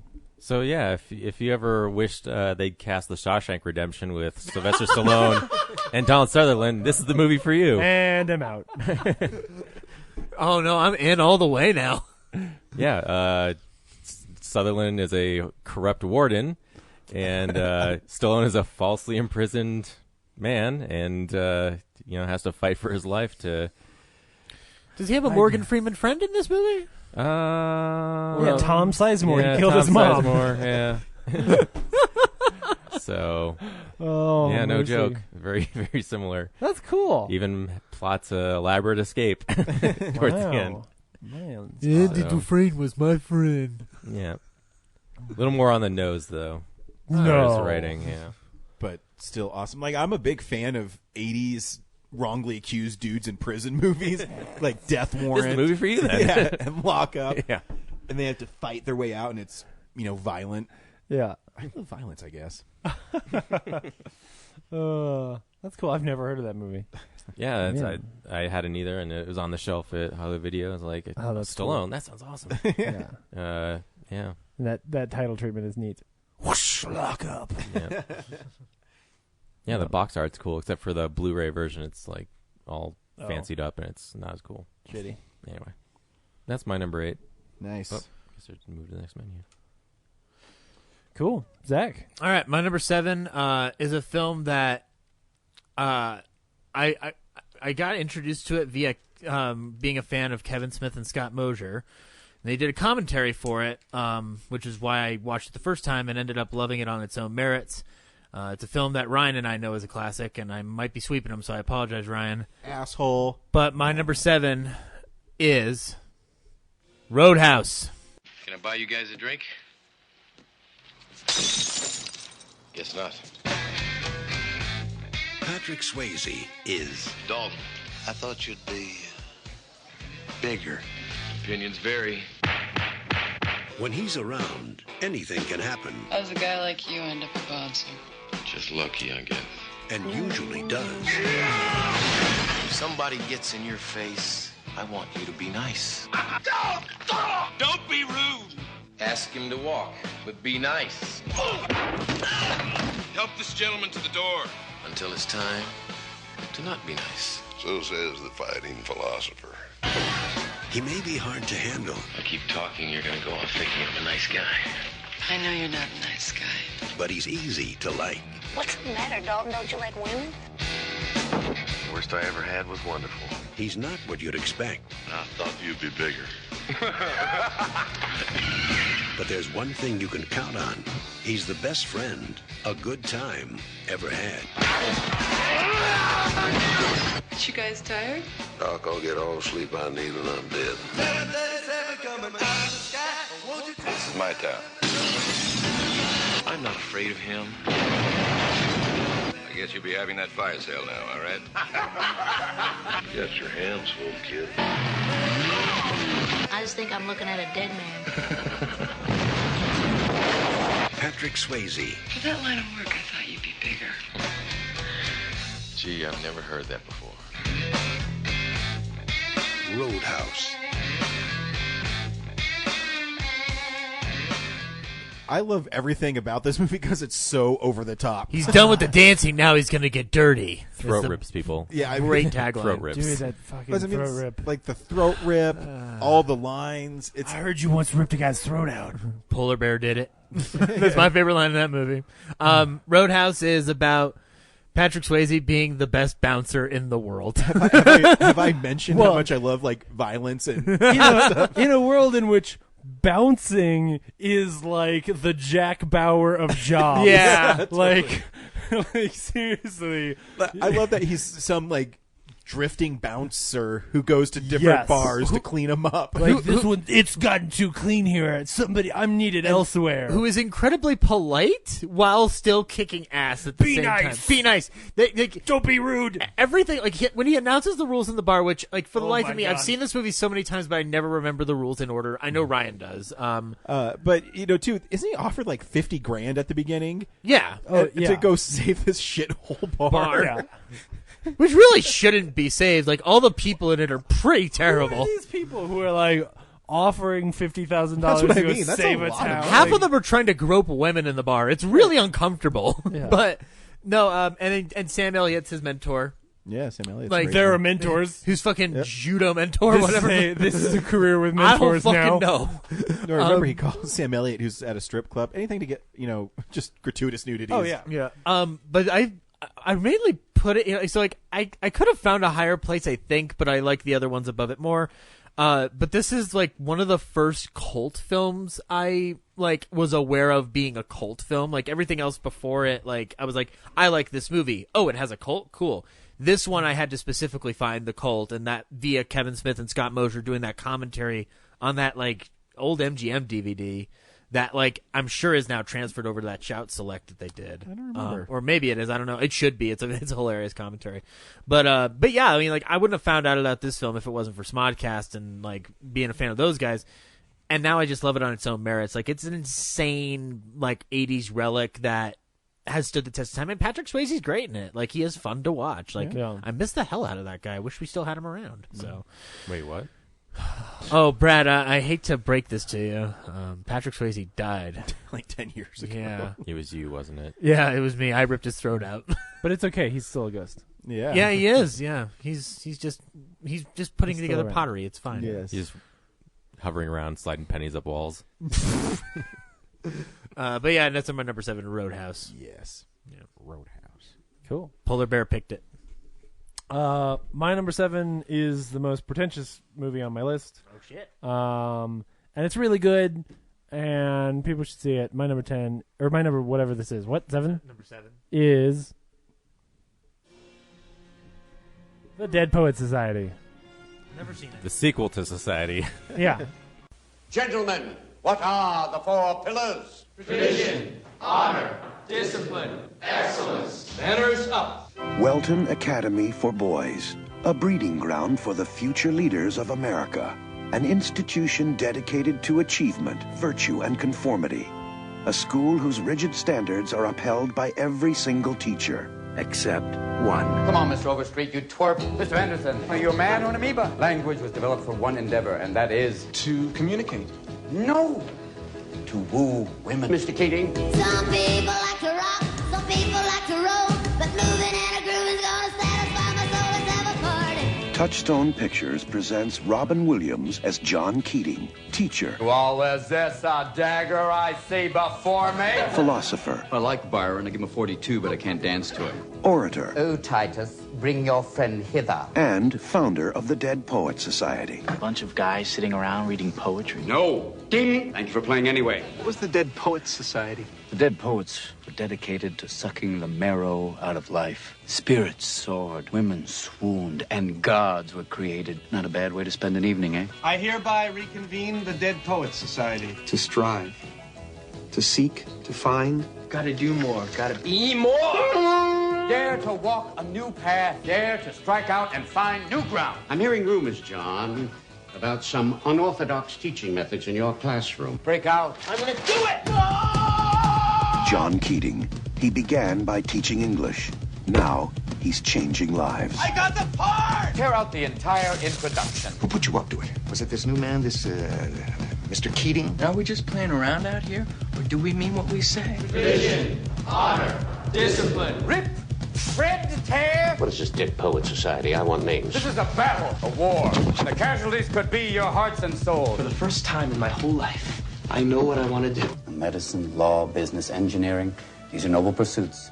Poetry, romance, love. These are what we stay alive for. That's beautiful. Sit down, Mr. Anderson. Sit down. What the hell is going on here? Seize the day. Touchstone Pictures presents Robin Williams as John Keating. He was the inspiration that made their lives extraordinary. Dead Poets Society. Yeah, so this is totally the most pretentious movie on my list. It is, but it's a good movie. It's so good, and Robin Williams is amazing. And it's one of those that, like, I think gets slightly maligned by the things that everybody kind of knows about it. And it's, if you go back and watch it now, it feels a little 80s, and you know, but at the same time, if you go back and watch it now, it's also a really solid movie that's well done, and I think the story is really great. And it's just one of those that I couldn't ignore because it's something that people should see. It's definitely one of the best movies from that year, and certainly one of my favorites. It's also one of those, like, if you've gotten an English degree, this is like the like masturbatory like let's all how great is studying English? It's like life, guys. What's the best? But it is, so I'm okay with that. There you go. Anyway, yeah, it's great. You should see Dead Poets Society, Zach. That's another one I gotta borrow from you then. Yeah. I don't know why I've never seen it, just never have. Yeah. I mean, I found a way to love English regardless of not having seen it. So, right. So anyway, that's my number 7. Ryan? My number 7 is with one of my favorite actors who's teamed up with one of my least favorite directors. However, the movie is really good because his performance is spot on. My number 7 is the Vietnam War story, Born on the 4th of July. I wanted to be a good American. I wanted to serve my country. I couldn't wait to fight my first war. We got him! We got him! Look out!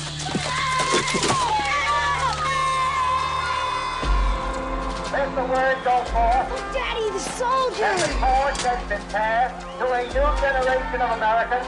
Your brother's a hard worker, Tommy. Win or lose. School, sports, life. As long as you do your best. That's what matters to God. First off, young men, let's get one thing straight. There is nothing prouder as a United States Marine. Our dad's got to go to WW2. This is our chance to do something. You should think about what you're doing. You could get yourself killed. Did you ever think about that? Help me, Jesus. Help me to make the right decision. Sometimes I just like to stay here and never leave. But I gotta go. 13,000 miles. It's a long way to go to fight a war. Don't you know what it means to me to be a Marine, Dad? Ever since I was a kid, I've wanted this. I wanted to serve my country. I want to go to Vietnam. And I'll die there if I have to. something happening here. You gotta try and stay alive, okay? You hear me? Ain't exactly clear. Chicago has an Alice in Wonderland quality about it. Things are getting curiouser and curiouser. Come on, get up there, get up there. Keep going, come on. Stop, children, watch that sound. Everybody look what's going down.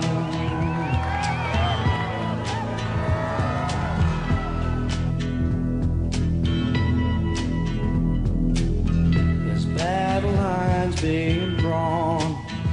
Nobody's right if everybody's wrong. Young people speaking their mind are getting so much resistance from behind. Time way to stop. Hey, what's that sound? Everybody look what's going on. 1, 2, 3, 4. We are one to sing it more. 1, 2, 3, 4. We are one to sing it more.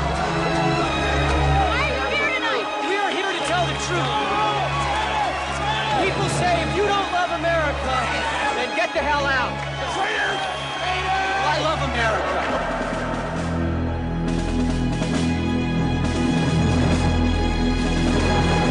Yeah, the movie's great because it's before Oliver Stone was really weird. Oliver Stone, and I mean the film deals, and it is true. You at that time. There was this pride in serving in the military. My dad was in the military at this time, and they went away and they came back, and they came back to a world where they got treated horribly. Yeah. I mean, there's some really tough scenes in there about, when Tom Cruise comes back from war and how he's treated at the VA hospital, stuff that's still true today. And it's really sad, and how you can, and even the trailer, actually really spoiler trailer, but he goes from, this is what he wants to be. And when he comes back, he realizes that maybe they're fighting for the wrong thing, and he becomes a protester for the war. And I believe it's based on a memoir. I can't remember off the top of my head.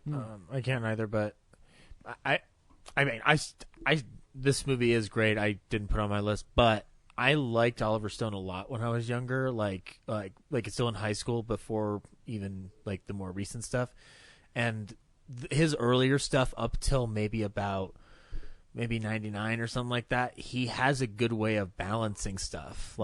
JFK might be the exception to that. That's when he lost me. Well, see, but if you watch Nixon or even Heaven and Earth, he has a good way of balancing his point of view with everything else.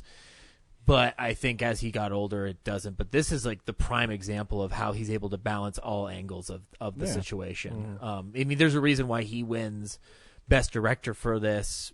Even though the film doesn't win Best Picture, it's pretty astounding. So that's a great film. Oh, that's a good one. Yeah, and Willem Dafoe's great in it. Yep, Willem Dafoe's great in everything. Oh yeah, avenge me, Brad. My number 7 is another maligned movie that I think is great. My number 7 is The Karate Kid Part 3. The time has come when a student must question. I know you don't believe in fighting, but this isn't exactly fighting, Not exactly ping pong either. When a teacher must let go. Miyagi always train you, but for tournament, cannot. When a conspiracy is planned. You said that if I beat this LaRusso kid in the All Valley tournament, that you give me 25% of your new dojo. When a trap is set. You know how to front sweep? Not really. Do you know how to sweep? Of course. Or like this. And left to side. It's no joke. I need your title. You don't enter, that affects my financial future, Daniel. Get it? You think you can rely on that crane crap? Last time you weren't fighting this. Mr. Miyagi loves you. He has faith in you. This guy wants to break you, humiliate you, stomp you into the ground. Yes! I'm sorry if you don't like it, but I got problems, and if you're not going to be part of the solution, don't give me a hard time about it. Now, the man must make a choice, and the kid must become a man. You are going to defend. You're getting in that ring. What am I doing? First he suffers, then he suffers some more. Ralph Macchio, Pat Morita, a John G. Avildsen film, The Karate Kid, Part 3. Oddly enough, also directed by the director of Rocky. All three of them, actually, I think. But yeah, it's like it's like not even included on the. Like, there's a Blu-ray set of 1 and 2, and I can understand like maybe the next Karate Kid not being on that set, 'cause right? It's like a new character. But yeah, the third they're pairing with the next. I don't know. I think it's fine. It's like part 3, so it's not just it takes over right after 2. Yeah. But the villain part is the weird thing because John put it best. It's this billionaire who has totally everything going right for him, but he decides to take time off to fuck with this kid going into college because he beat his friend in a karate tournament in like Southern California. Yeah. Like such low stakes. Yeah. It's like literally like a rich guy annoyance that just like consumes way too much of his time. It's strange. When I was young, I love the Karate Kid series. I mean, watching it, I remember him, training in the dojo with the guy who's teaching him to be mean and break things. And I vaguely remember this movie, but I used to watch him all the time. Yeah, and it takes a step further. Like, the millionaire's plan is to pretend to be his friend. So he gets, I can't remember the Karate Kid's name right now. Daniel LaRusso? Like, all psyched up and tries to turn him against Mr. Miyagi. It's so elaborate, and it's diabolical, and it's just a kid who won a karate tournament. Yeah, 2 years ago. How does the bonsai tree come into it? They teach him patience or something. No, the kid he's supposed to be competing against, and he's refusing to fight. Eventually, he and his gang, Danny's convinced Mr. Miyagi to open up a bonsai store. And they come in and they rough Danny up in the bonsai store and break all of his bonsai trees. Mm-hmm. So to get a new one, I guess there's one on the California coast. So wow, that's Danny takes his girlfriend out there to go. I literally remember that as like the climax of the film. Like the most important bit is like, can he get this bonsai tree? That's all I remember. It taught me to never try to open up a bonsai tree business. It's definitely more suspenseful than the actual end fight, which I think is Maybe nothing that's like why. the first movie where it like builds up to anything. It's just like they have a one-off and he wins. Sure. Like there's no crane kick or anything. It's just and Elizabeth Shue's way more attractive. Well, yeah. But yeah. So yeah, Karate Kid Part 3, my Cool. number 7. Good one. I like it. Fuck the haters. I like it. Zach, number 6. My number 6 is a film that I first saw in film school during a film expression class, and it stuck with me. It's a film in Italian, so Ryan, you can go to sleep if you want. I like a spaghetti. Oh, that's right. I forgot when it's Italian films you do the voice. My number 6 is... I know I like a spaghetti. Mamma mia, ravioli. Cinema Paradiso. Wahoo! Cinema Paradiso! Presenting Cinema Paradiso, the Academy Award winner for Best Foreign Film. Every night, the streets were empty. Because inside, lovers held hands. Children laughed. And the routine of everyday life was forgotten. Because here at the Cinema Paradiso, someone is making their dreams come true.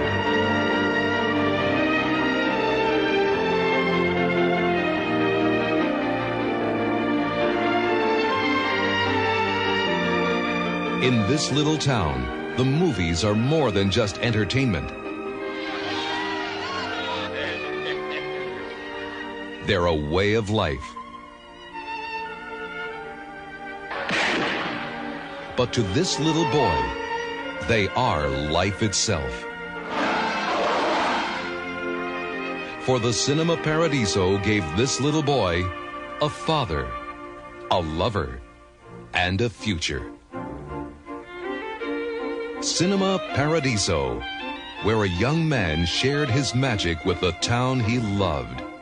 Cinema Paradiso, the Academy Award-winning picture for Best Foreign Film, capturing the highest box office gross since My Life as a Dog. The film Siskel and Ebert gave 2 thumbs up, and Rolling Stone called magic, romantic, and fun. Cinema Paradiso, a celebration of youth, friendship, and the everlasting magic of the movies. So which version do you watch? The yellow subtitled version or English dubbed? I watched the dubbed version with you doing that insulting accent. If you watch it, the kid would be like, "Mamma mia, I'm gonna go and fight the Bowser in the town square." Wahoo! Wow! Please tell me that My Life as a Dog is also on your list a little higher up. No. Cinema Paradiso is a film about a kid growing up in a small Italian village where his spaghetti. God damn it.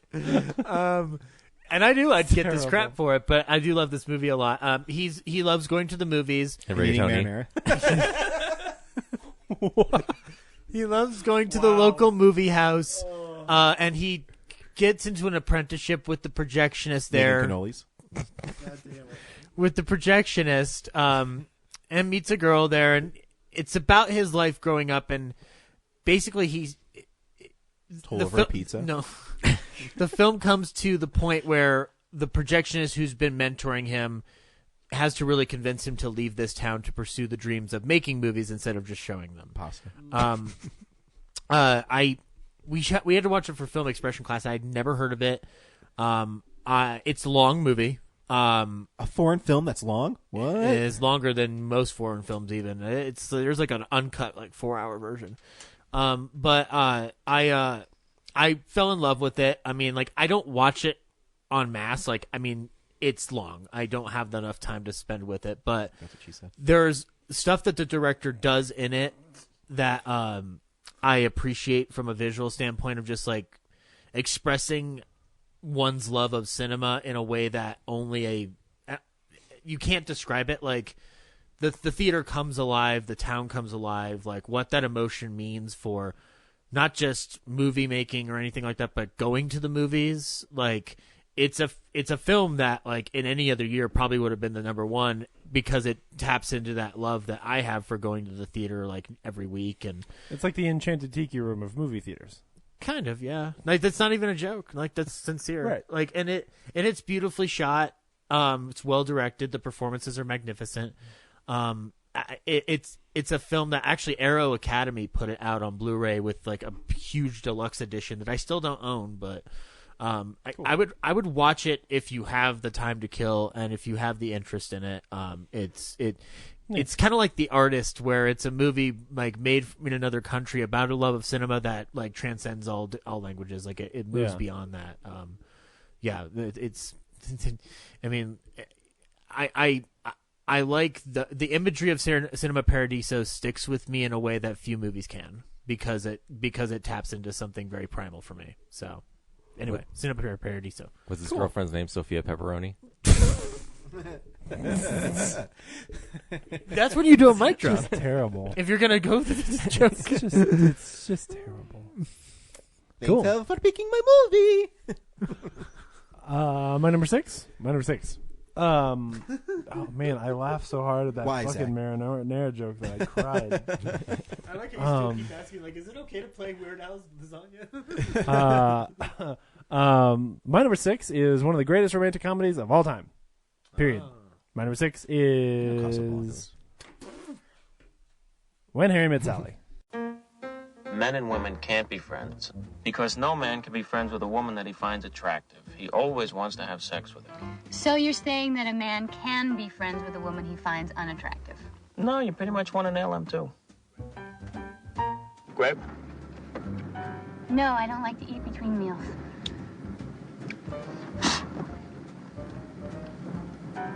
I'll roll down the window. A faceless guy rips off your clothes, and that's the sex fantasy you've been having since you were 12. Exactly the same. Well, sometimes I varied it a little. Which part? What I'm wearing. You tell her about other women. Yeah. Like the other night. I made love to this woman, and it was so incredible. I took her to a place that wasn't human. She actually meowed. You made a woman meow?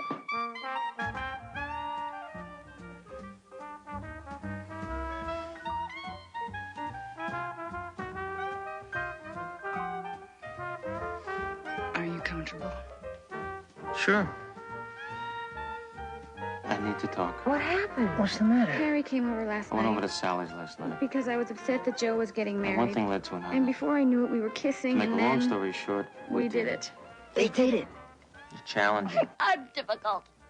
I'm too structured. I'm completely closed off. but in a good way. And I'm gonna be 40. When? Someday. In 8 years. It's not the same for men. Charlie Chaplin had babies when he was 73. Yeah, but he was too old to pick them up. Oh man, I Still wish really I, great. I feel shitty now not putting this on my list. Fuck. It's a Um, great movie. This is it's a great film. Yeah, I mean, this movie, as for my money, sort of redefines the idea that the quote unquote chick flick can actually be like maybe one of the smartest movies you saw that year. I don't think it's a chick flick even. This is 100% the same category as a chick flick, but this is the smart version of it that isn't, Agreed.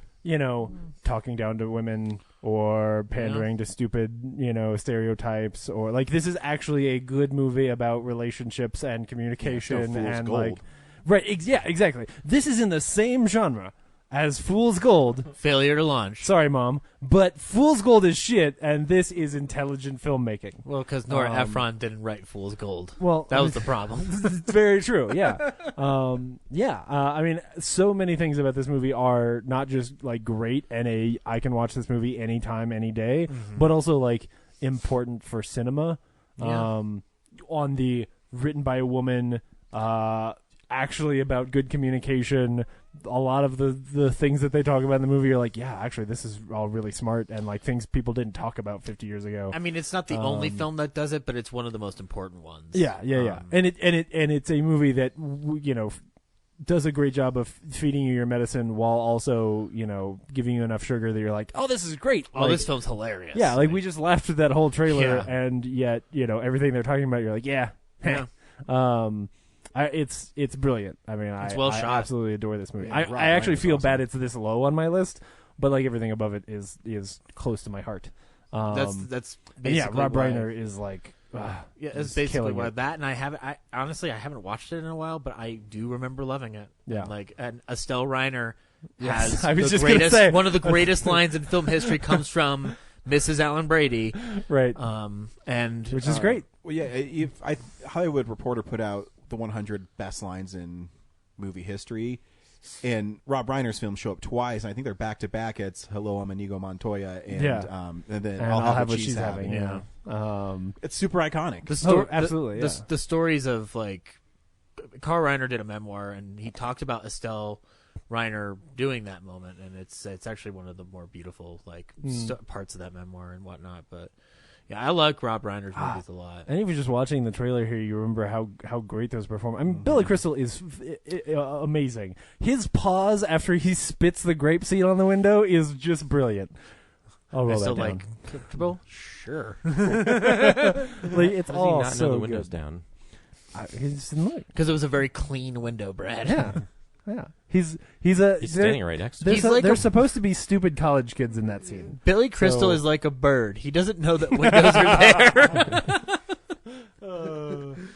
Anyway, Yeah. that's my number 6. Cool. When Harry Met Sally. Great choice. My number 6 is our first repeat. Wow. Shit. My number 6 is Tom Hanks's The Burbs. Oh, cool. Sorry, Ryan. I don't care.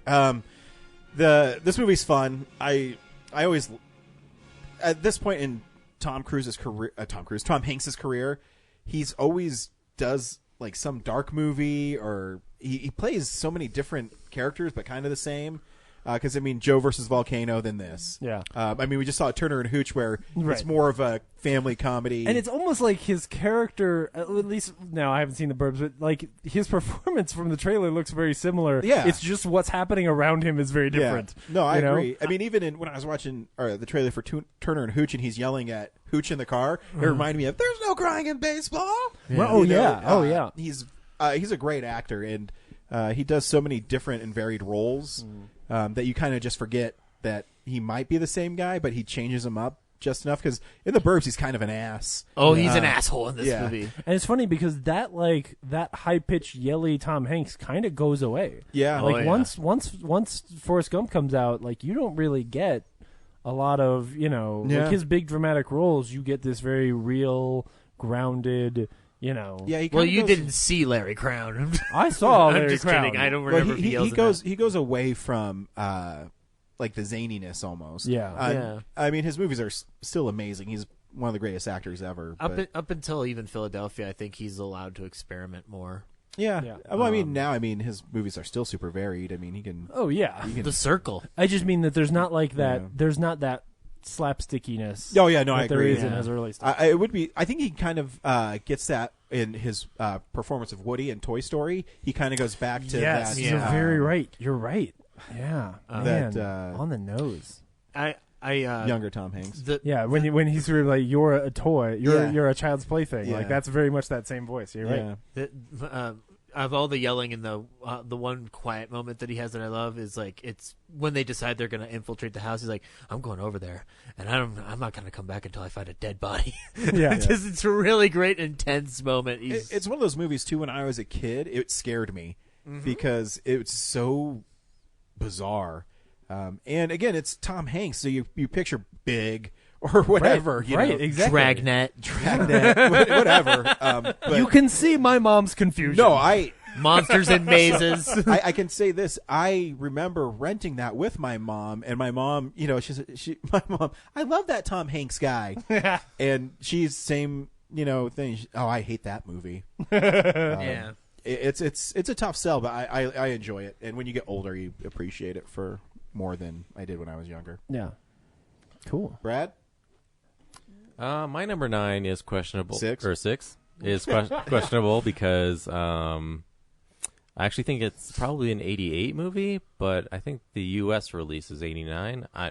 I'm following Box Office Mojo. I'm not sure what's going on. So my number 6 is...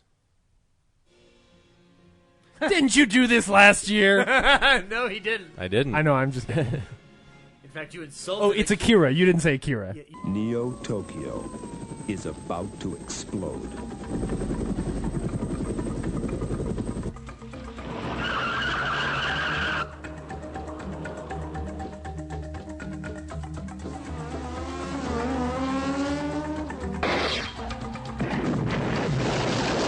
Streamline Pictures presents a state-of-the-art adventure, Akira.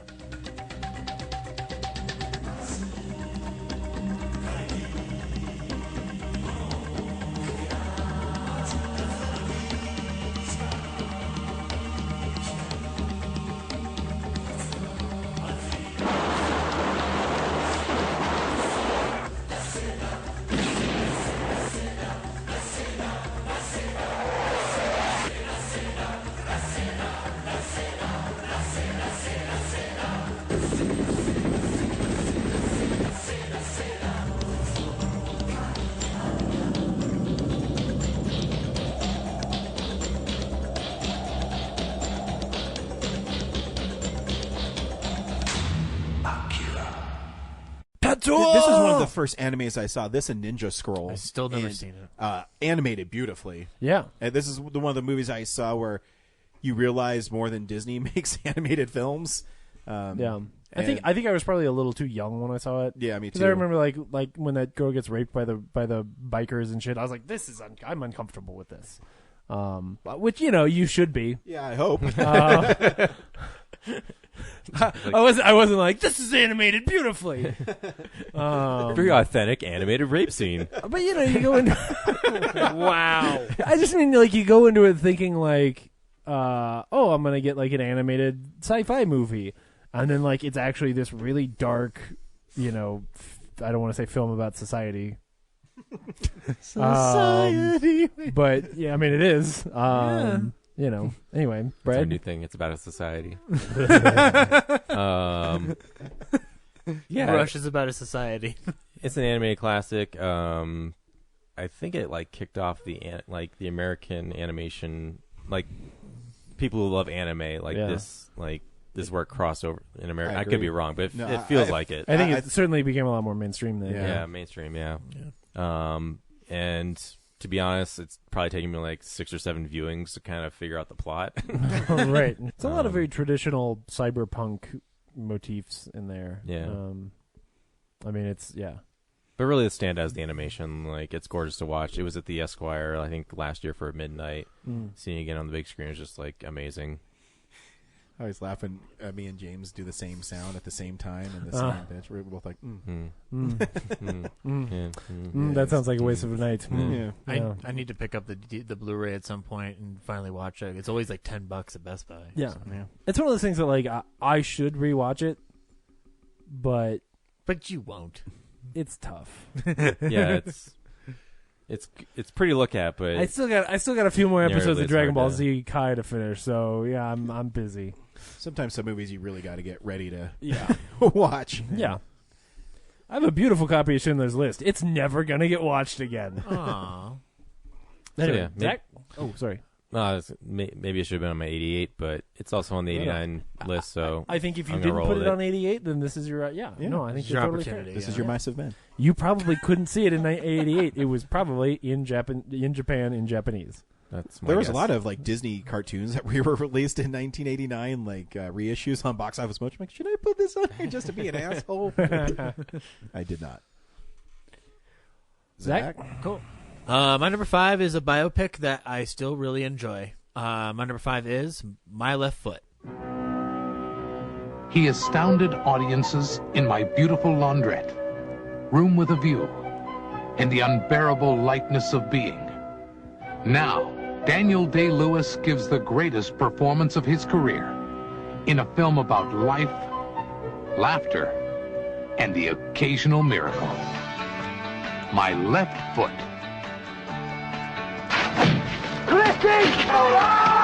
A great, exhilarating movie, says Pauline Kael in The New Yorker.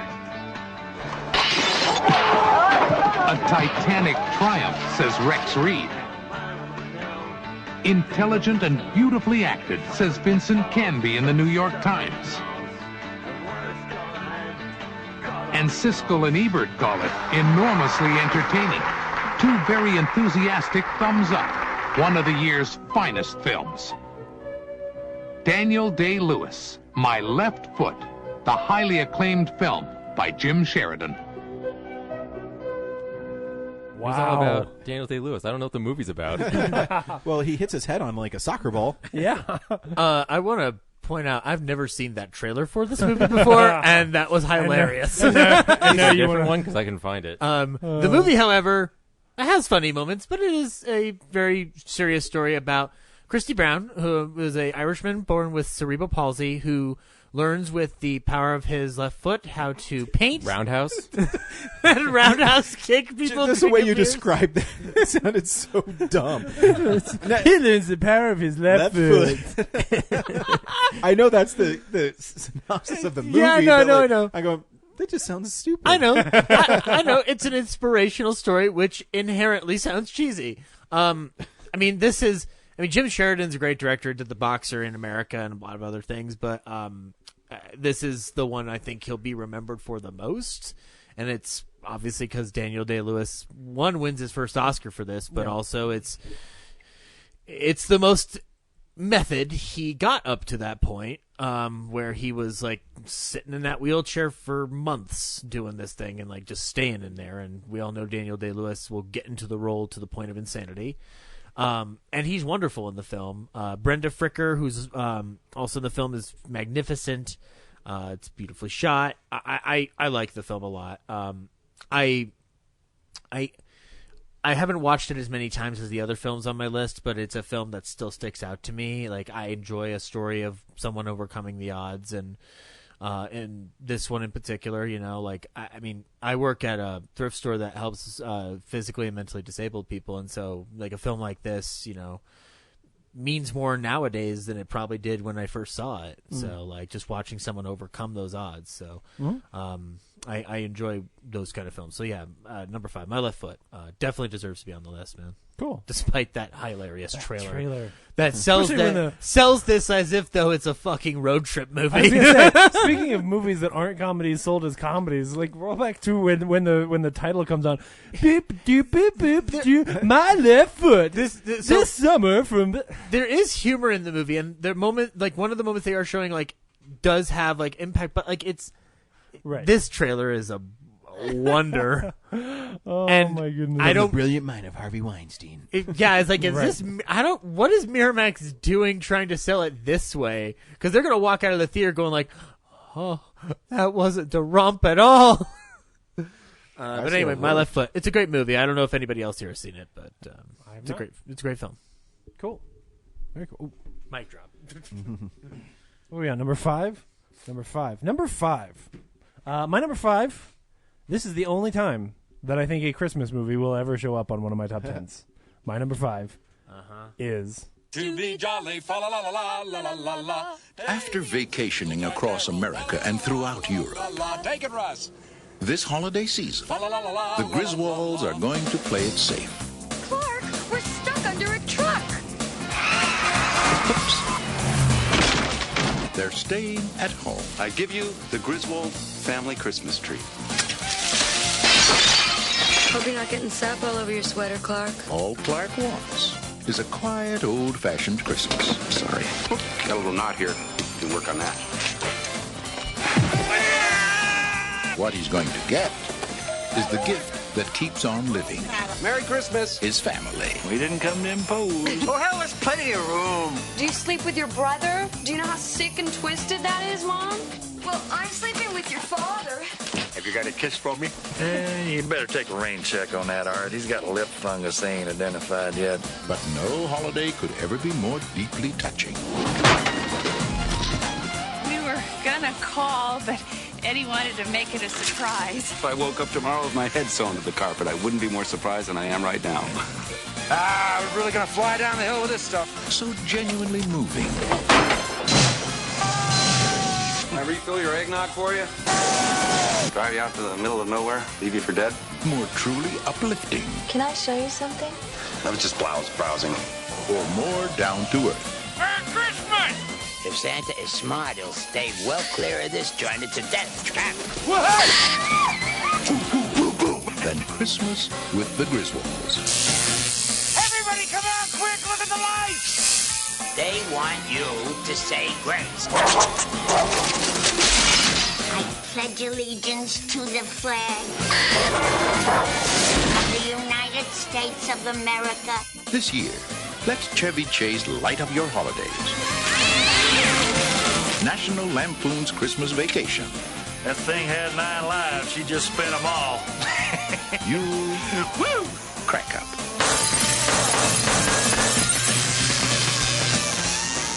There's very few movies I've seen in my life as many times as I've seen this one. Yeah, it's a tradition. Because I've watched it every year for 30 years, at least once.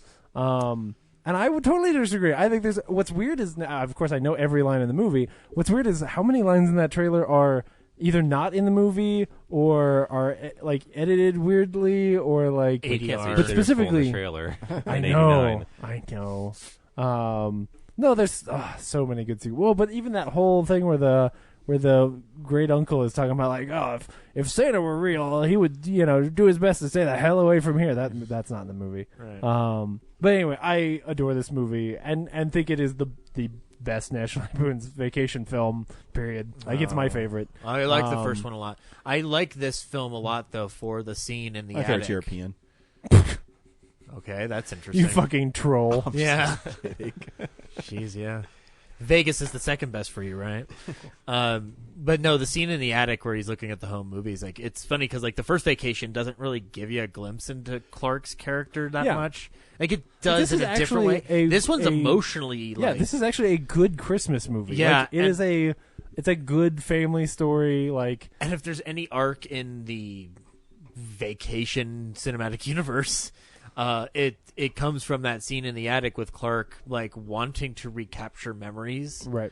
And then of course he like beats the hell out of himself in the attic with like comic mishaps. Yeah, but, right. It's still Chevy Chase trying to be funny. Yeah, and I know we were joking about Randy Quaid, but he is genuinely amazing in the he's film. So good. So yeah, it's a good film.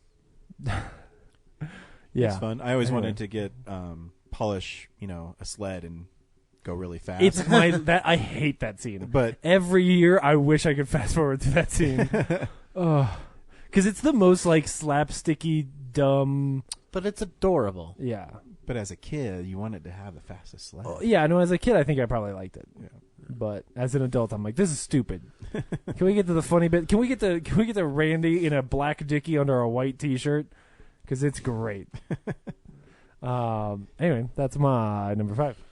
My number 5, I learned that I have a different sense of humor than everybody else in my family, and they never understood me.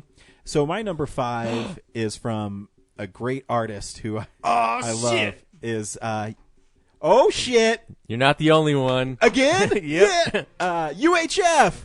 Listen, let's get one thing straight. Guns don't kill people. I do. Channel 62 has the lowest ratings in the history of television. What they need is a new station manager. No, not him. Forget it. No way. A man of action. A man of courage. A man of vision. What's your name? Billy. Billy what? What they get is a man so desperate, he'll put anyone on the air. Hey, Stanley. Yeah, George? How'd you like your own TV show? Okay. You get the drink from the fire hose! Okay, you ready? Yeah! Open wide! He's Conan, the librarian. Today we're teaching poodles how to fly. We beat out the networks. George Newman. He starts where the others stop. We're the #1 station in town. Orion Pictures presents Weird Al Yankovic in UHF, the movie. So I'd totally program this as a summer blockbuster, wouldn't you? Yeah, totally. Oh my gosh! I've only what a seen this brilliant film movie. once, but it was amazing. I need to rewatch Yeah, it. it's like great. You know, I love these kind of movies where they're kind of spoofs. The humor is totally stupid but really funny, and that just proves that you're a brilliant writer when you can make something so silly as him get his cheek pinched and pulled, and the skin stretches out like silly putty. Oh, it's hilarious. It makes me laugh every time I watch it. It's your favorite Twinkie Wiener sandwiches. Everything about like there's not a moment in that movie that you're not having a great time. Yeah, like it is so lean and hilarious. Weird. It's a movie that I again I've only seen it once, but I remember viewing it as like it's the film that takes you further into Weird Al's psyche than you'd ever thought you'd get. It's like the perfect Weird Al movie. Yeah. Like because it is both. It is him spoofing other movies, but also inside of a thing that spoofs just everything and everyone. But it also works really well and is a good, well told little, sometimes slightly emotional story. And you're rooting for him. And it's a glimpse into the mind of a man who like has spent his life like sticking his nose to anything proper. Yeah. While at the same time like. He is a true artist. Well, and I think it's also quite often a pretty loving kind of letter, right? Like he's anyway. Yeah, it's so good. He's got that thing that the Zuckers or Mel Brooks has, where he's just like a way to stick it while like providing some comfort. It's great. Brad, why is it on number 5 on your list? It's weird and it's fun, and I. Everything that's already been said by the people who didn't put it on their lists. Excuse me, it's just a little higher. That's all. A little higher. Yeah. It's on my list. You mean a little lower? No, it's not. Oh, it's coming back. I forgot. Sorry. Anyway, no, it's great. Yeah, it's great, creative. Yeah. I wish he would do another one. Oh, God, I know this experience soured his desire to make any more Weird Al movies, but I think he should give it another shot. I think he's at a different place in his career now that. And I think he could pull it off too, because when you go to his concerts and he does those little bits that he films for his concerts are pretty great, and he could easily transition that into a movie. Yeah, yeah. Cool. Zach? All right, we're in the top 4 now, and the top 4 are all films that are things I enjoy a lot and love revisiting. My number 4 is definitely going to be a sweep, but at least it's in the upper brackets. It's a wonderful scripted film called Indiana Jones and the Last Crusade. We're about to complete a great quest, the Holy Grail, Dr. Jones. Oh, rats. This is it. Look. The shield is the second marker. We found it. Indiana Jones is on the quest of a lifetime. But for some adventures, one Jones is not enough. Dad? Junior? Don't call me that, please. Follow me! I know the way! A race across 3 continents. And in this sort of race, there's no silver medal for finishing second. Hang on, Dad, we're going in! Into the homeland of the enemy. Nazis. I hate these guys.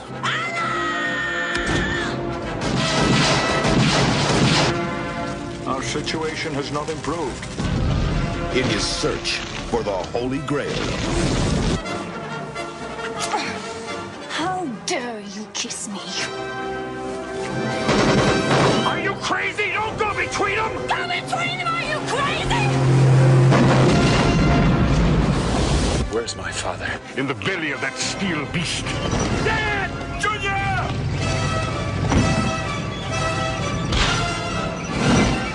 You call this archaeology?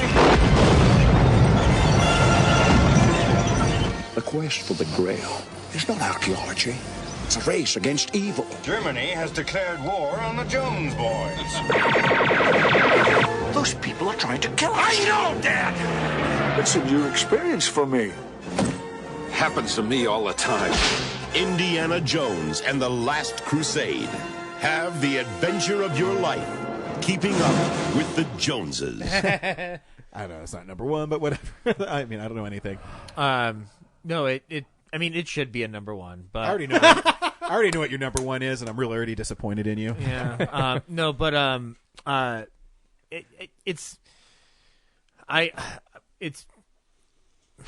I think Indiana Jones, like, out of all the films up until Crystal Skull, this was the one I watched the least, and I don't know why. Like, I revisited all 4 of them last year at some point, and this one was the funniest of the scripts for me. Like, and it's partially thanks to Sean Connery and Harrison Ford doing their banter back and forth. But there's so many fun elements to this. Like, I love the father-son story. I enjoy the adventure for the Holy Grail. The finale at the end with choose wisely, or like he did not choose wisely, is amazing. And Indiana Jones, like, coming face to face with Hitler is pretty hilarious. Great. It's a wonderful third entry in a series, because like, and it's great that it brings back the lightheartedness, because like, I love Temple of Doom, but Temple of Doom is depressing, and dark, and violent, and especially if you know where those guys were in their lives when they made the film. Oh yeah. That's what makes it depressing sometimes, but I love Temple of Doom. Last Crusade, I still think it's the second best Indiana Jones movie made, but it's my third favorite, so that might be why it's as low as it is on the list. But because I like Temple of Doom more. Because I have a couple things. I blacked out there for a second, but because what I was thinking was about, the truth is, we should show kids Temple of Doom, or we should show kids the Indiana Jones movies in chronological order. We should show them Temple of Doom first, and then Raiders, and then That's a good idea. Like, because Temple of Doom is great. But if you've seen Raiders and Last Crusade before you see Temple of Doom, it's a little disappointing. It's a disappointment, it's right. But if Raiders of the Lost Ark is the sequel to Temple of Doom, you're like, oh, these are great. Yeah, like it suddenly becomes like a perfect trilogy that just keeps getting better over time. It's almost like if you show them Phantom Menace first, right? And then show them Star Wars. Well, okay. I mean, all right. Come to my basement, I don't want to talk to you right now, but Last Crusade being, without argue, like the best written Indiana Jones movie, right? Like, period. And so therefore, really the best Indiana Jones movie, even though not my favorite. It's great. Yeah. Maybe we'll talk about it some more later. No, I know we will. And it's an amazing film. I had to get it on this list. Of course you did. Of course you did. Because you didn't want to get Zach hit. just wants to make me mad. Oh my God! Like that. I just had to get it on my list somehow. My number 4 is a repeat. It's UHF. Yeah. You're so close to doing a triple tag. I know. Well, if you guys had put it high enough, I'm sorry you guys really like Turner and Hooch, but I put it where I thought it deserved to be. UHF is great. Heck yeah. That's it. Yeah, no, it's fun. Like, I enjoy it. It's one that I don't think I saw until I was like 13 or 14, which I think is appropriate because if you hadn't seen some of the movies he's referencing, in fact, I don't think I'd seen any Rambo movies when I saw it. Wow. Which is probably why the Rambo part was the least funny to me. And then I saw Rambo and was like, this movie's hilarious. This is like UHF. A movie ahead of its time. Yeah. Oh, very much so. So, Ryan? My number 4 is also a repeat. My number 4 is, pain doesn't hurt, guys. My number 4 is Roadhouse. I am genuinely sorry. That is a big sweep. It's all right. It's a fun movie. Roadhouse. Like, come on. It's high on my list because it's super entertaining. Yeah. It's such a stupid, awesome. This movie's so great. It deserves all the accolades it gets. But yeah, no, it's because it's hella fun. It's that one action film from the 80s where, like, I don't like all the ones that you guys like and whatnot, but this is one where I'm just like, no, this has to be on a list. Yeah. Like, it's that nuts. Like, I love it, man. It's brilliant. Yeah. Yep. Yeah. And he, I love when he throat rips that one dude, and he's like, "Fuck yeah!" Yeah, that's what I need in my life. Just lots of yellings. Roadhouse Fuck is you. great. Yep. What a silly, awesome movie. Yep. Polar Bear picked it again. Yep. Brad? So the theme of my list is I have a lot of There's a theme now? maligned movies. That's true. That I like and other people don't. And my number 4 is From a relaxing vacation on Earth. Greetings, Captain. I do not think you realize the gravity of your situation. To the most perilous reaches of space. Only one crew dare travel where no man has ever gone before. We'll need all the power you can muster, mister. On a desolate planet, a renegade Vulcan seeks ultimate knowledge. To find it, we'll need a starship. And he will stop at nothing to get it. I dreamt that a madman had taken over the Enterprise. You look like you've just seen a ghost. Perhaps I have, Captain. Our destination is the planet Shakari, Eden, at the center of the galaxy. The center of the galaxy can't be reached. If you ask me, and you haven't, I think this is a terrible idea. We're bound to bump into the Klingons. Remain on course. To Kirk, he's a fanatic to be fought. You know we'll never make it through the Great Barrier. I say the danger is an illusion. To the crew, he's a mystic to be followed. Cybok has simply put us in touch with feelings that we've always been afraid. I have to get back to the transporter. To Spock, he's the past he must confront. Shoot him! You know I'm right. Spock, my only concern is getting the ship back. And you're either with me or you're not. Put him in the brig with Captain Kirk. I'm a prisoner on my own ship. What are you standing around for? Do you not know a jailbreak when you see one? Mr. Scott, you're amazing. There's nothing amazing about it. I know this ship like the back of my hand.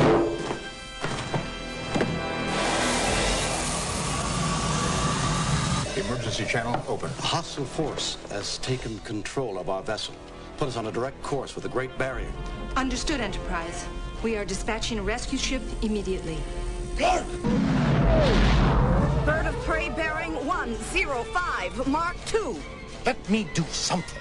Mr. Sulu, full ahead. Transfer power to warp drive. Warp speed now. The greatest enterprise of all is adventure. Star Trek V, The Final Frontier.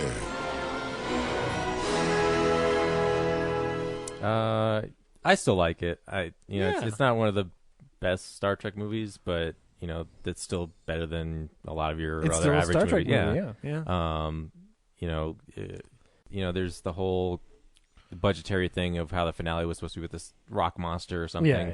Probably would have been more visually interesting than the end that exists, but I think given a lot of movie making is problem solving, I think it's probably the best way you could go. Yeah. And even they did it well in Galaxy Quest where they fought a rocket That's right. monster. They did. They gave us what we were waiting for. But it probably would have been ultra silly in this movie. So I don't know. I enjoy it. It's fine. I think James and I were joking about it a week or two ago, but I love this film as a Star Trek movie. I don't really like it as a movie, but I like it as a Star Trek story. One of our comments, because it wasn't a send your list in, but one of the comments was from my friend Billy from Burbank, and he said that he wished that there was more Cybok stories, and I don't disagree with that. I like the idea of Cybok as a character, and that confrontation that he and Spock have in their lives. But is it the story I want the most out of Star Trek? No. And that's kind of what this movie is for me. Is it's not the Star Trek story I want, but it's good. It's funny because as we argued about it the other week, I was like, well, is it the worst original Star Trek movie?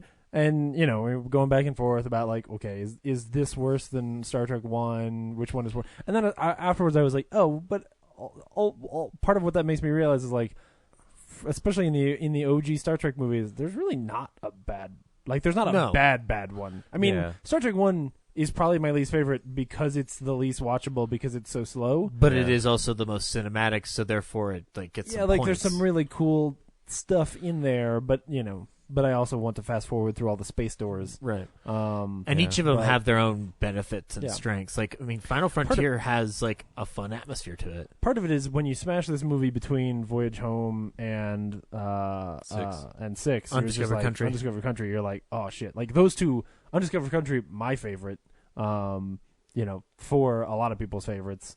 They're just so damn good. I just feel like Star Trek's at its best when it's taking either they're aping something from an episode of a show, or they're dissecting something about modern culture. Yes. Mm-hmm. Is when Star Trek at its best, and when they try to do things that are just contained within its own universe. I think that's where Khan comes from the series. Voyage Home was about environmentalism in the 80s. Six is about the Cold War in the 80s. Right. So this was more about God being. Spirituality. Well, it's a religion one, and which there is a lot of in the original series. That comes up. It's not. It's God being number 500, but it's not immediately relevant. Yeah. So, but also the 5 is great because it also I think it does more. You get to look into what drives each of the characters more, even though the Spock one's kind of silly because Sarek has always been kind of adverse to him, for being half human. Yeah. But the scene is. It's literally he's being born and they're presenting the baby to him and he's just he's surprised that he's half human, he doesn't know that he married a human. A baby. It's such a weird this isn't directed properly. Does this make sense? But the one before he knows he's coming out as human. He was hoping that the Vulcan genes would be so powerful. Yeah. But the one before that though with Bones' dad is is emotional and can hit to the core. Yeah, some rare Bones backstory. Yeah. It is convenient though. The next day they found a cure. Yeah. Terrible. That'll teach you.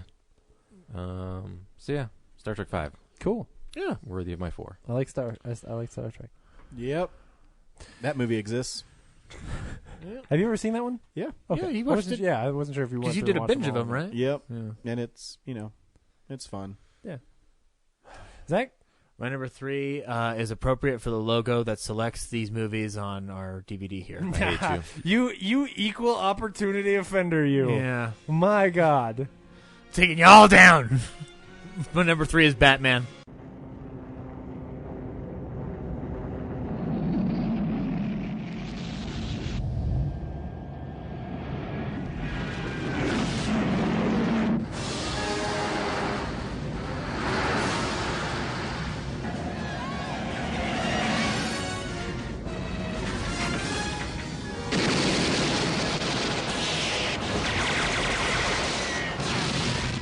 Vicky Vale.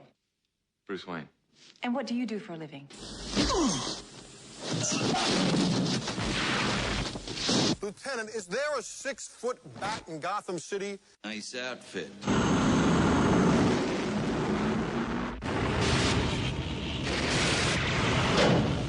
look fine. I didn't ask.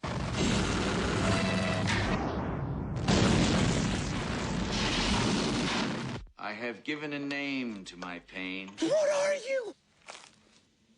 I'm Batman. Where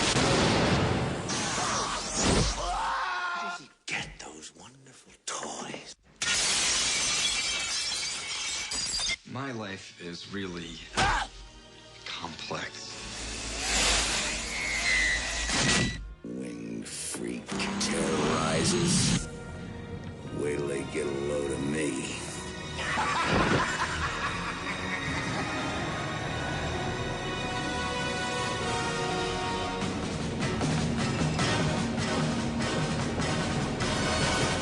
Yeah, 89 Batman. I know. Middle finger. No, I loved Tim Burton a lot, and that's how I got into Batman. Eventually, like, reading comics after that.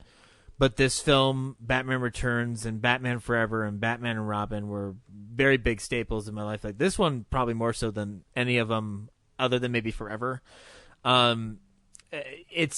I think it's great that Tim Burton took Gotham City and literally brought it to life. That production design is incredible. It's amazing.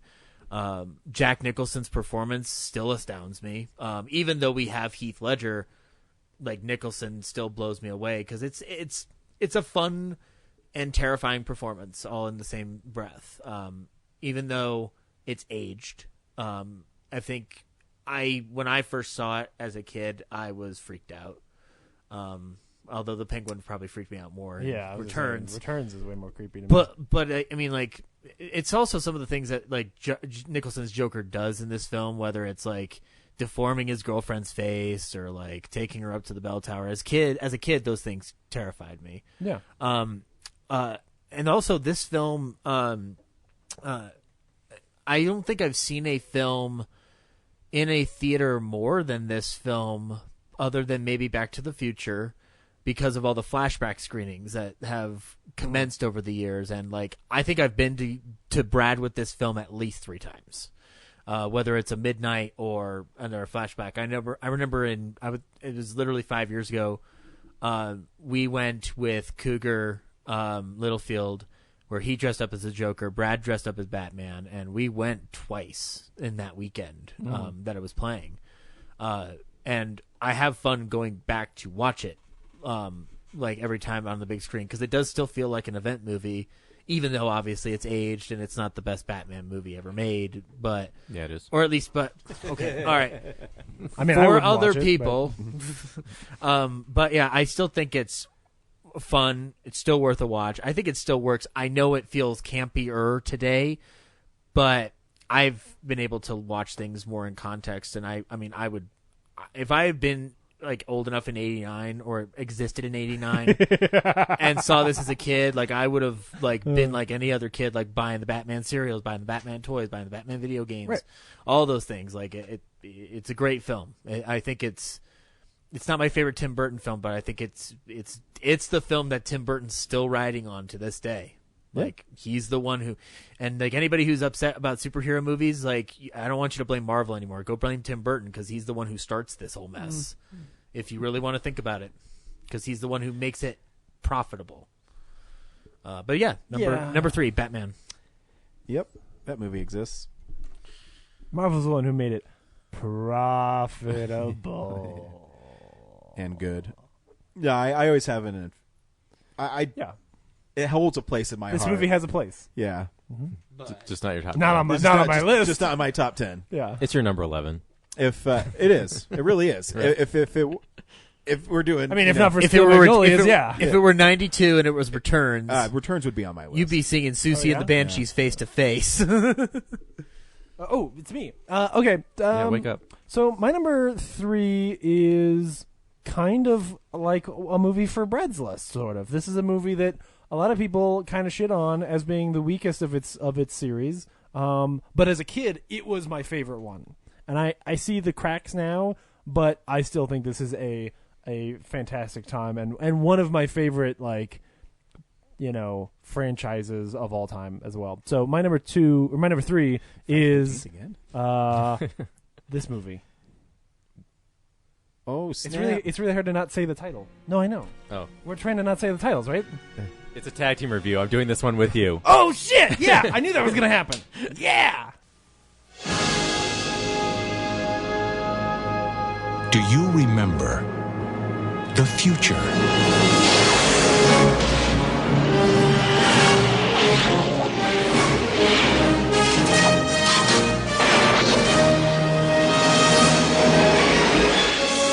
You've got to come back with me. Where? Back to the future. Are we back? We're back. What do you mean we're in the future? October 21st, 2015. Marty, we're going to be able to see our wedding. Wow. The future. I gotta check this out, Doc. Look what happens to your son. Oh, he's a complete wimp. Don't talk to anyone. You've been looking, Bob. Hey, look! Don't touch anything. I need to borrow your hoverboard.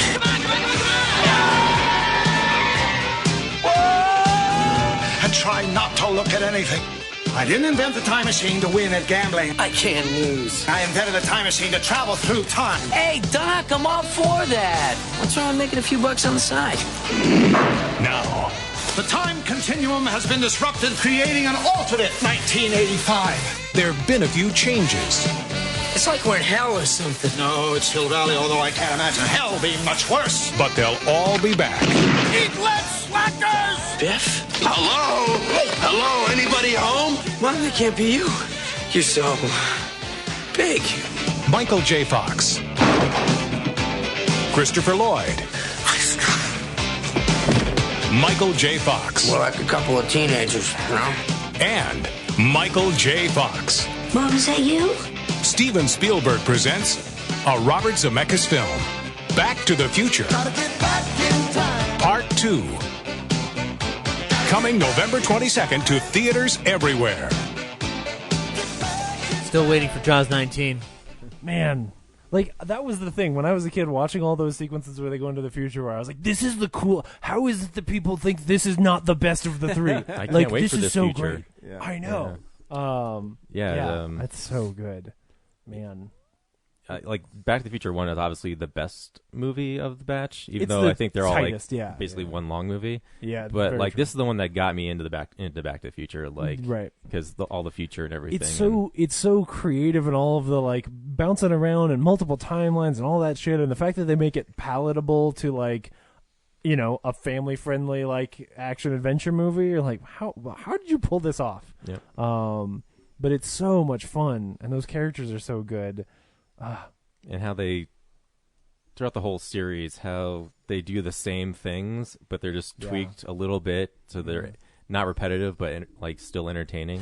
And this has got to be visually the most impressive one. That whole third act with him following him from the first movie and like interacting with the first movie is some of the most incredible shit filmmaking wise. Like, it's unbelievable. I mean, you said it while we were watching the trailer, but that shot where he runs through the door, right, like, and smacks himself in the face is so good. Yeah. Ugh. And they recycle stuff like shots for like unused Crispin shots from Glover the first movie. Yeah. Oh yeah. Like they say in the bonus features, like how much of a rare opportunity it is to go back and see a movie you made, like a Hollywood big budget movie, from a different angle. Yeah. So it's just incredible. Such a fun movie. It was really fun. My folks, for some reason, they never showed me Back to the Future 1 or 3. Like, I found those later. For some reason, as a kid, they showed us Back to the Future Part 2 only. And I was confused the entire time. And so for years, I hadn't really like wanted to watch Back to the Future until I was like maybe 13 or 14. Sure. So it's like one of those.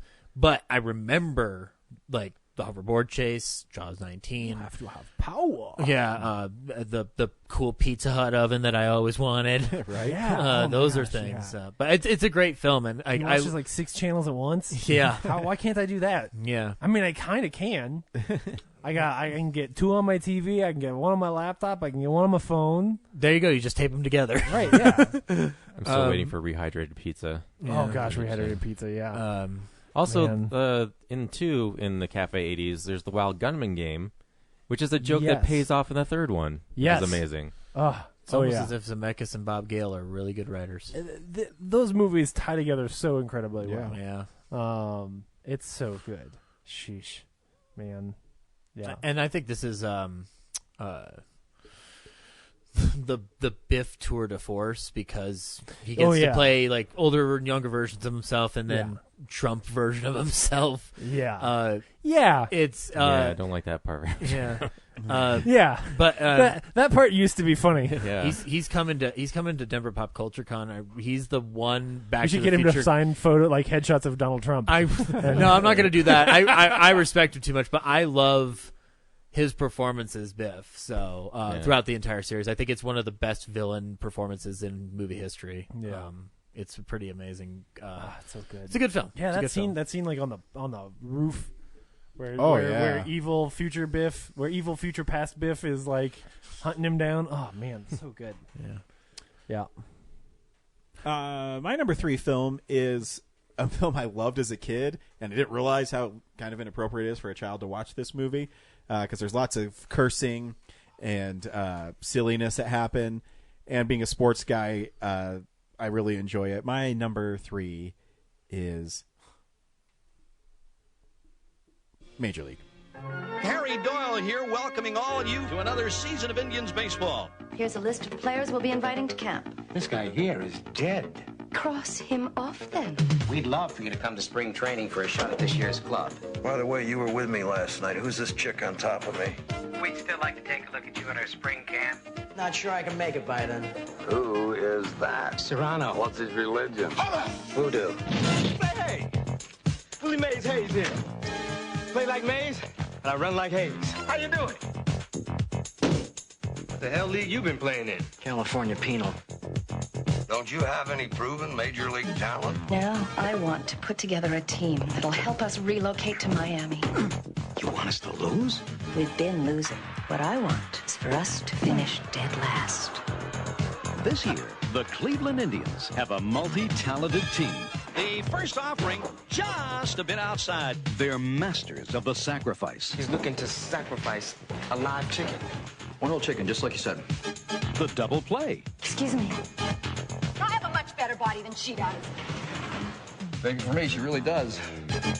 And the pickoff. Every time we win, we peel a section.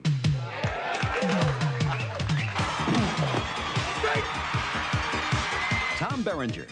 Zipper on your skirt stuck. Use your imagination.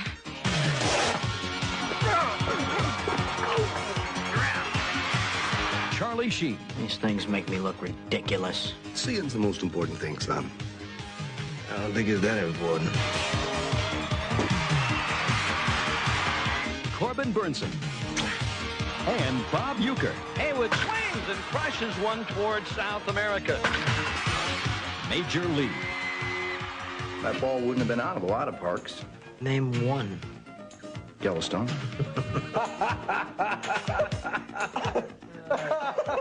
Glad you got this. Yeah, on your it's a list. silly movie. Just another one from when I was younger that I absolutely adored.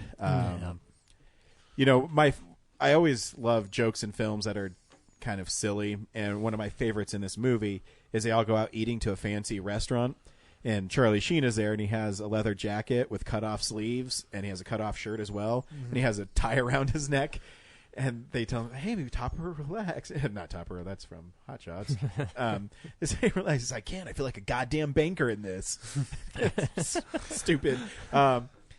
It's about a team, the Cleveland Indians, where the owner wants them to lose so that they can relocate. Yeah, so they can move. However, by doing that, she gets all these scrubs, but they start playing really well together. And the heart of the movie is Tom Berenger's character, who's a catcher who's kind of over the hill, but is a good dude, and they try to make it work, and it's fun. I know it's like a long running like internet wish, but I'd like another Major League movie. I think it'd be fun. Yep, I like it. I know that's pretty hard with one of its stars, but We're all real sports. They're trading out players all the time, so yeah. I don't know why you got to. Or you could just go get a different Sheen. Like it's fine. Yeah, they're all over the place. Yep, Major League. Cool. Zach, number 2. My number 2 takes place on the hottest day in Bedford-Stuyvesant in 1989. My number 2 is Do the Right Thing.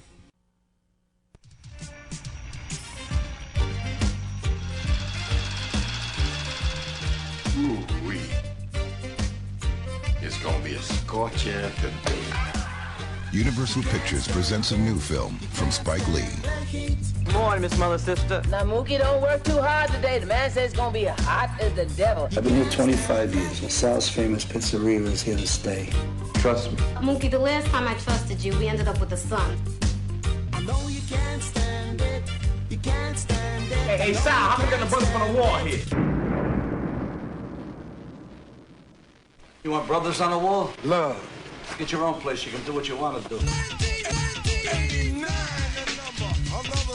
What I tell you about that noise? What I tell you about them pictures? You talk to some brother, talk to him. You the man. No, you the man. No, you the man. No, you the man. The first time you turn your back, boom. Ah! Right here, man, in the back. Y'all take a chill. You'd like to sign a petition to boycott Sal's famous pizzeria? Hear me, what you ought to do is boycott that no-good barber that messed up your head. And that's the double truth. Fight the power. Fight the power.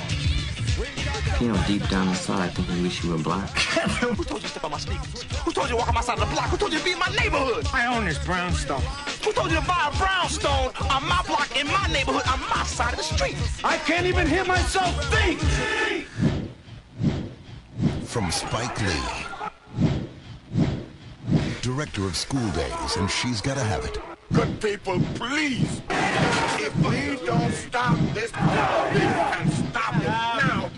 We're going to do something we're going to regret for the rest of our lives.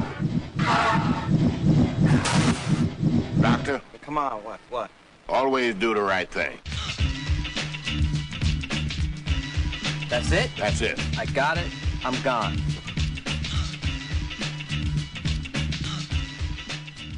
Yeah, a film that's been discussed a lot within the past week. But a film that when I was in high school, we had a writing on film class, which you had to get the permission slip filled out by your folks to watch the films that were selected, because this teacher I had, Scott Esserman, chose films that were challenging. So we and also some ones that were just like interesting, like Moonstruck. We watched Annie Hall, Shawshank Redemption, a lot of stuff. Do the Right Thing, though, is the one that stuck out the most in that class. The assignment we were given for that film was to answer the question, did Mookie do the right thing? Right. Which is impossible to ask a junior or senior in high school who has only just seen this film and hasn't really looked at the rest of the world. And the only other Spike Lee film I had seen before this was Malcolm X, which I saw again for school, on my own volition though. But Do the Right Thing, it's really the film that gets me into going into Spike Lee's filmography, but also it's a film I go back to a lot, within the context of independent filmmaking and also how you tell an ensemble piece. I think the film sadly is still relevant, but not for the same reasons that it was back then. Well, similar ones. I don't think everything about the police in it is still relevant, but I think there are parts of it that are still relevant. The bigger relevancy for me in Do the Right Thing is honestly just the interactions between the people in the neighborhood. It's everything before the finale. The scene where they zoom in on everybody and they're doing different racial slurs that everybody is, it's a definition of what we're sadly still going through. But there's something that Spike does in this film that I think is absolutely genius, which is he weaves in and out of anybody doing the right thing in any given situation, and a lot of people fail, but some succeed. Ossie Davis plays the mayor in the movie, which is he's just a drunk bum who like wanders around town and does odd jobs for beer money. But he saves a kid from being hit in the street by a car, and that is what endears him to a woman who earlier in the film spits in his face and despises him. Mm-hmm. Consequently, on the other side, you have Bugging Out, the character who wants the boycott to happen, getting angry at the man who lives up the block, who lives in the brownstone house, just because he scruffed his new Air Jordans. And it's one of those things where, like, the things that Bugging Out is saying about, like, why'd you move into my neighborhood are, like, you know, from my point of view, like, it's just like, oh, you're just getting angry at a guy because he accidentally scruffed your shoe. But it's like the tension and the heat of the day. And the two characters that I rewatched it this week, and the two characters that stick out to me are Smiley, who is a character who is a slow character that sells pictures of Malcolm X and Martin Luther King on the block. And his arc through the movie is like scattered but interesting. And Bill Nunn, who I didn't realize this in the Spider-Man movies as Robbie Robertson from the Daily Bugle.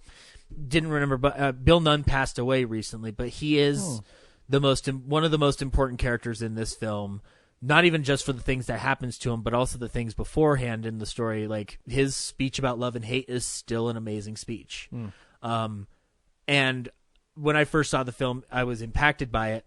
As I keep watching it, though, I start crying throughout the movie more often because I know what's going to happen to these characters, and they mean a lot to me. And Danny Aiello is amazing in this film. Like, it is a truly incredible performance that, if it wasn't for another performance this year by a guy who would work with Spike Lee later on, Denzel in Glory, I would have said Danny Aiello should have won that Oscar. But especially with this film and this year with BlacKkKlansman, I think the most important thing is, like, we're still talking about Do the Right Thing all this time, and I don't know anybody who's talking about Driving Miss Daisy. So that's what my mom. Okay, and that's fine. Yeah. But Driving Miss Daisy won the Oscar this year, so it's really still relevant. Oh, you mean Green Book Origins? Yes, I know. But anyway, history repeats itself. Oh yeah, if we're not careful. But yeah, Do the Right Thing. I still think it's an amazing film, and it looked great on Blu-ray recently, so I would check it out if you can find that 20th anniversary edition on Blu-ray. Yeah. Anyway. Yeah. Thank you for letting me talk. No, it's still probably the best Spike Lee movie. Yeah, and it's the quintessential truth, Ruth. Yep. Me. My number two?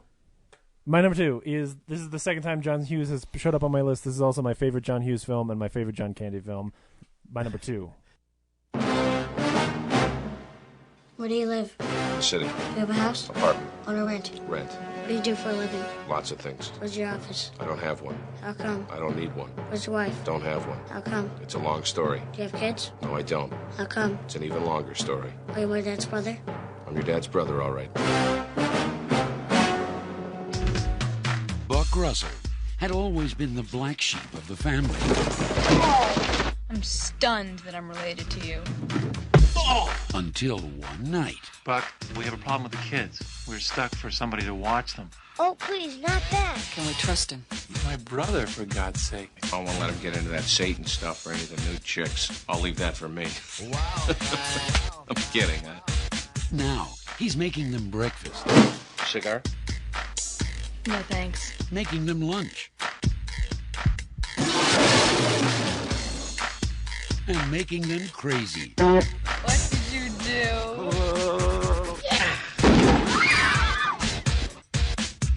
He's irresistible. And I want to ask you why I'm so attracted to you.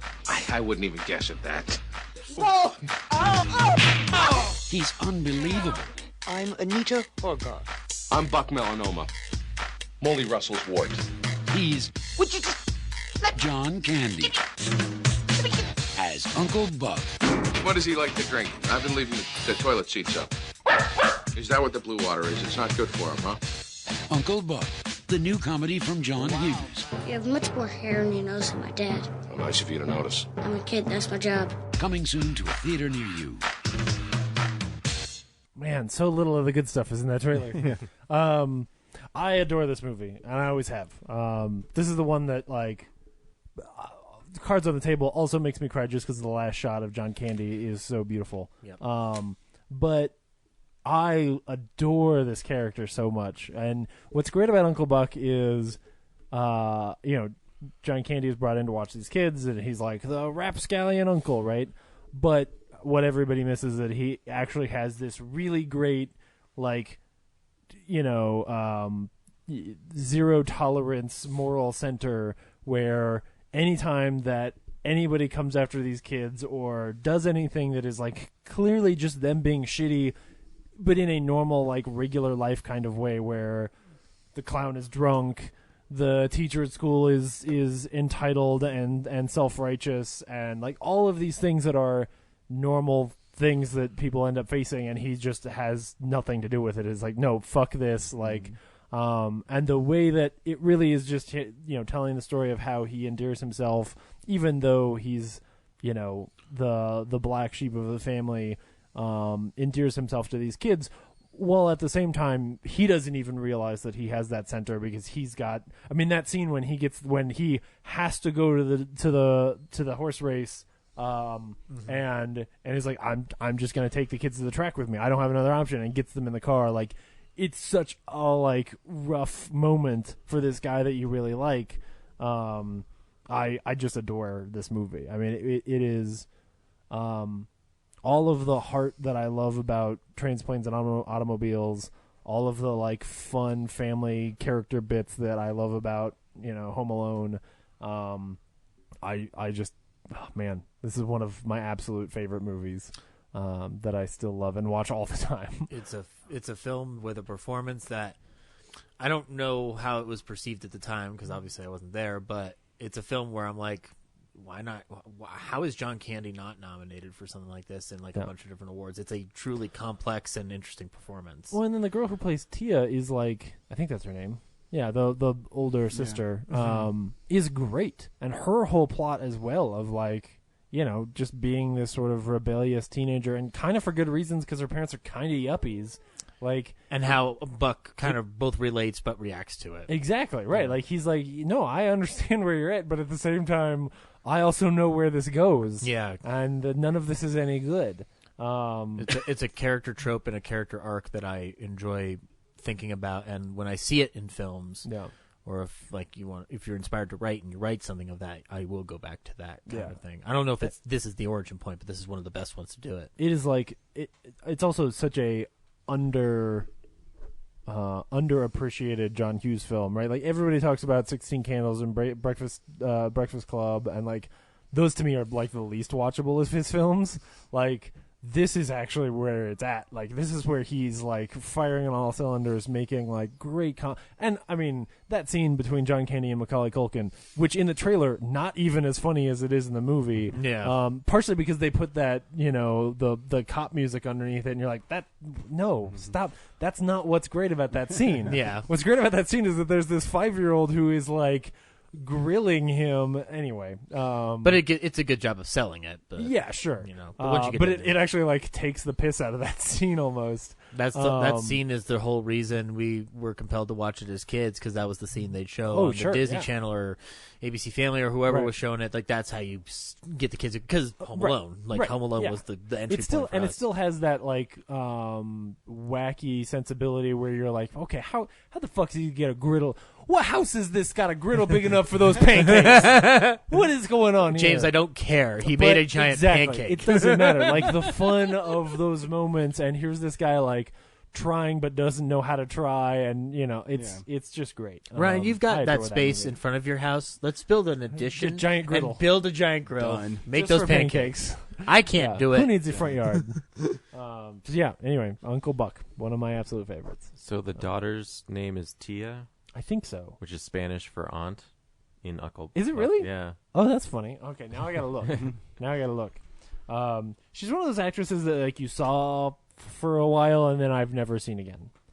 No, that's not true, because then she was in that, like, terrible sitcom in the late 90s. Hold on. Oh, it was right there. Which one? Yeah, Tia. Tia Russell. Jean Louisa Kelly, and she ended up being famous for. Dear Lord. Oh, this is Letterboxd, so TV shows will not be on there. What anyway. was Macaulay Culkin's character's name?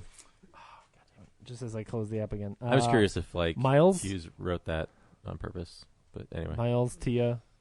I don't know. No connection. All right. Probably Ryan. My number 2 is a repeat. It is the second part of a trilogy. It's Back to the Future Part 2. There you go. Yeah, I mean, we've talked about it. The movie's so much fun. You know, when I was a kid, you know, you always wanted the self-lacing shoes. Oh, yeah. Well, you can get them. Yeah. They're only $600. Yeah, and when you get older, you appreciate the intricacies of the film. But it's a film, and we touched on it, where there's so many different timelines that it's hard for it to work, and it works really well. And the whole Back to the Future series is brilliant anyways. So, yeah, number 2. I mean, we already talked about it. I always wanted the Pizza Hut pizza that just got bigger. Yeah. I mean, now you can watch all those sports and stuff. But, yeah, and Biff's character arc is really fascinating. Yeah. If you guys got the Sports Almanac, would you be Yep. Wouldn't know how to, yeah. Wouldn't know how to read it. I'm just wondering where our morals lie on this. No, I'd go back and win all the money. Oh yeah. No, you would absolutely take it back. But I would win money in a way that doesn't dramatically affect the universe. Yeah, I mean, I'd win enough to be comfortable in life. There you go. Yeah, and I wouldn't be like Biff. I mean, no, fuck no. You don't just throw that around, like Yeah. Oh, hell no. cavorting Yeah. around, like waving your dick around at people. Well, you win just enough to buy a small business that is stable.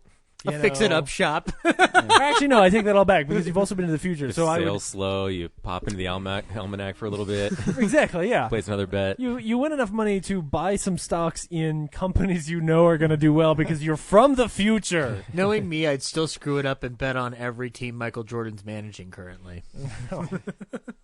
That's a Michael Jordan jab, I guess. Done well. Yeah, if he manages teams, he's the owner of. Or sorry. Yeah. I don't know sports, guys. Yep, you made that abundantly clear. Oh yeah. Like I said, wouldn't know how to read the almanac. Yeah, exactly. What do these numbers mean? Cool. Yeah. Good. Good pick. I love it. Yeah. Really, RBI. Really big internet. Where was it in your? Was it your favorite? Was it your second? Which one is your favorite? I've always liked the first one. Sure. It sounds super cliched to say, but Yeah. that one is just because I think the first one's a little funnier too. Yeah.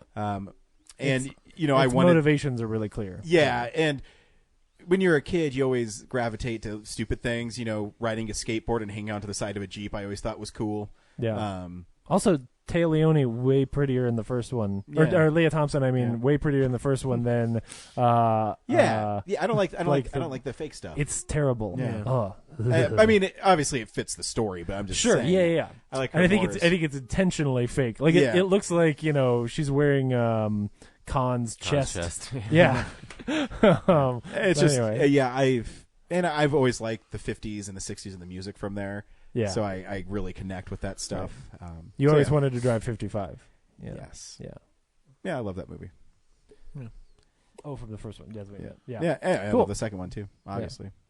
Cool. Didn't mean to put number 2 at my number 2. It just fell that way. You should come down to 3 like the rest of us. I know. You're just naturally clever. If only you could have put something great at number 2. I know. Like do the right thing. Mm-hmm. Right. I did the right thing and not put it at number 2. My number 2 is not surprising, and it's a repeat. Is Indiana Jones and the Last Crusade. That's a great movie. Yep. Zach, you're number 1.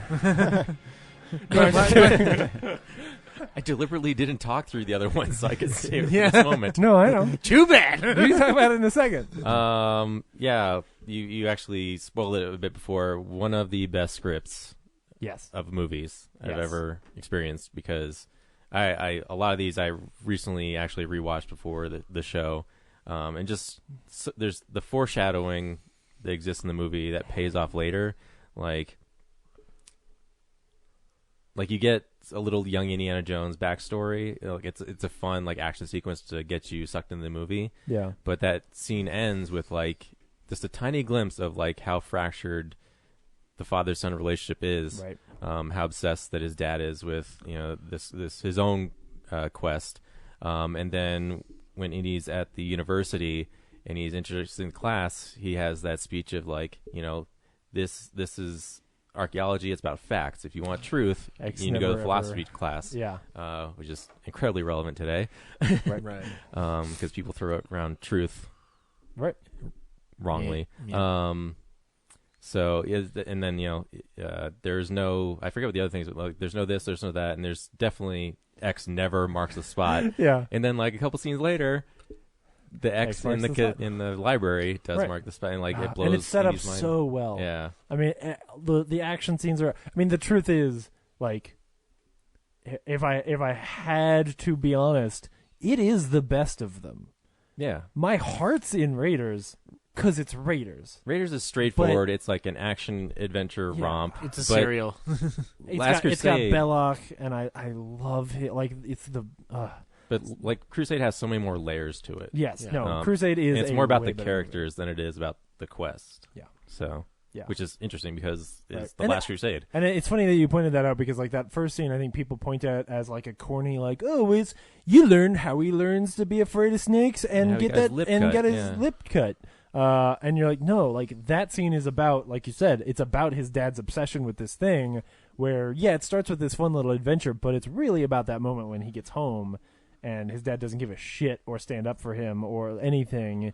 And you kind of realize like, oh, okay, this is our arc for the movie. We didn't talk about it, but his friend who looks like the most weird stereotypical like early 1900s Boy Scout, like the one you draw on the manual. Oh, at the beginning of the movie. Yeah. I love the image of him. Like it I guess it's a fat joke, but that's such a Spielberg moment of like putting that kid next to Indy, where Indy like is all disheveled and it's pulled apart, and like, oh, okay, yeah, and still blowing that bugle. Yeah, he's a foil for Indy. Yeah, and it's great. Best friend. No, also, like, and that cut at the beginning. Sorry, but that cut at the beginning with the hat is awesome.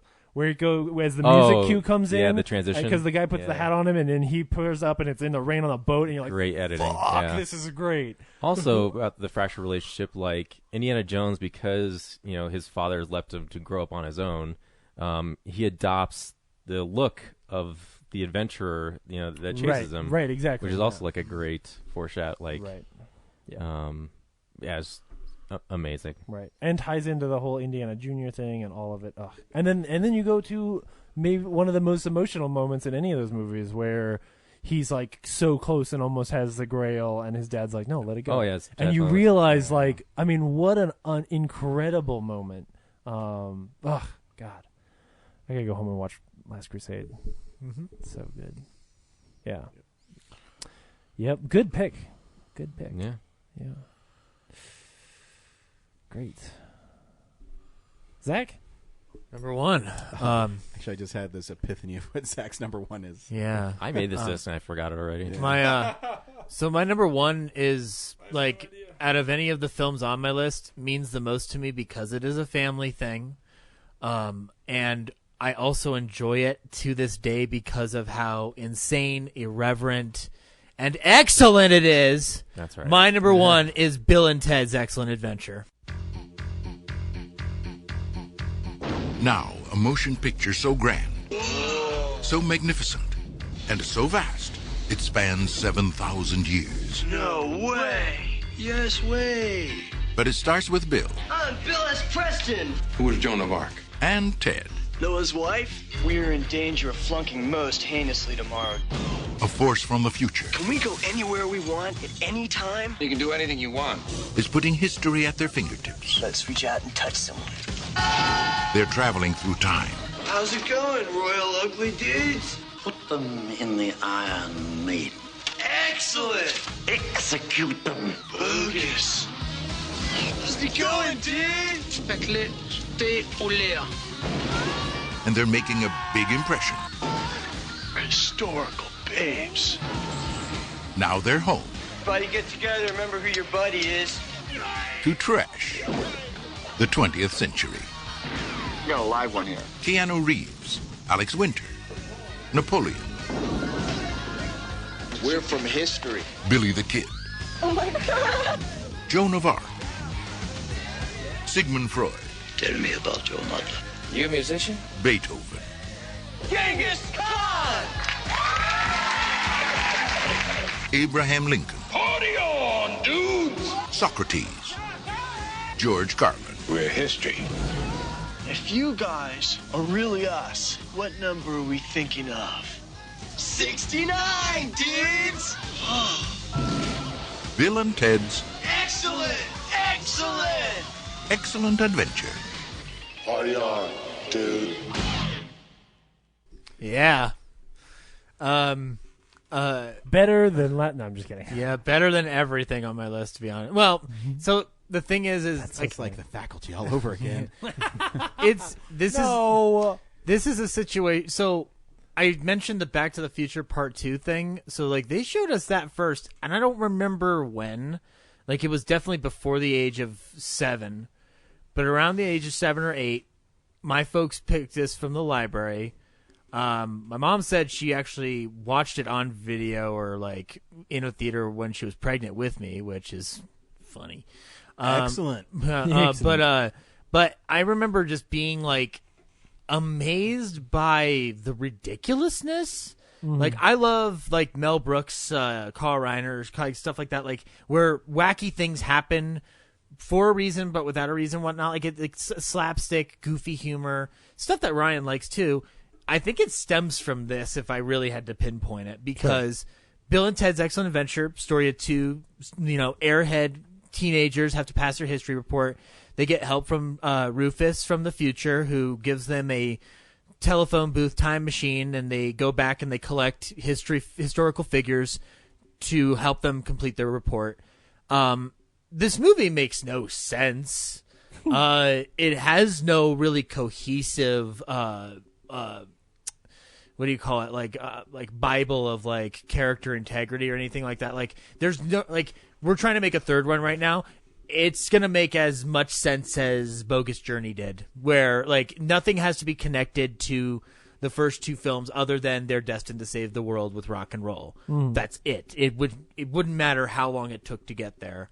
But I think all that ridiculousness and all that insanity, you can only have it for me at this number one place is simply because of how well Alex Winters and Keanu Reeves work together.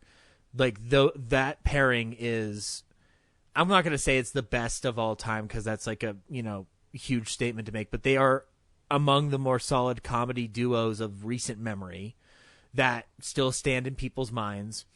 It makes you love those characters. They are more defined, I think, than most Airhead characters are of this era. Like, they seem interchangeable, but if you watch it, and as many times as I have, you notice that, like, Bill is a much more outgoing kind of guy, and Ted is a little bit more fearful and insecure and trying to figure out, like, how to avoid getting to military school and stuff like that. And it doesn't always push through, but if you're watching their performances closely, you do see it.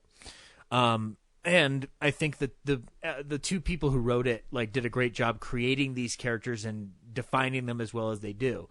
And Stephen Herrick, the director, I think does a great job at getting the moments you need to get and staying like on a shot. If it's a two shot of them and like holding on a moment, I think he does a really good job of it. There's a scene where they hide in Knights of Armor, and they start like hitting each other with swords, going like, I'm Darth Ted, and he's like, well, I'm Bill Luke, and you're not my father, and he holds on it probably longer than anyone else would, but you get like the fun of those characters, screwing around in medieval armor, and all the historical figures. And I mean, this is Abraham Lincoln's greatest speech, guys. Like, fuck off. All right, now okay, we're sorry, done. second greatest. Now you're picking fights. He wanted was for us to be excellent to each other and party on, dudes. And I mean that facetiously, but I do. I was playing nice, and now it's nothing but mean. I mean, I say that facetiously, but like, it's fun to have those moments. Like, what other movie's gonna have Abraham Lincoln saying "party on, dude"? It can only be this movie. And I love George Carlin to death. You're right. That is George, the most true thing you've ever said. George Carlin also like from childhood, like from Thomas the Tank Engine into the today, he's always been part of my life somehow, in terms of just loving and. Well, he's not a part of your life today. No, he's not, because he's dead. He's a dead fuck, not an old fuck anymore. He's a dead fuck. Oh, that's That's part of a George Carlin bit. But this is like the middle ground before I get to his stand-up. Yeah. Like this is how I start finding out about who he is beyond, narrating about a train going down a station. So, yeah, Cool. Bill and Ted's Excellent Adventure still means a lot to me. Really appreciate that they're making a third one. I'm gonna go there, and it'll probably be my number one of whatever year it comes out. Awesome. Yeah.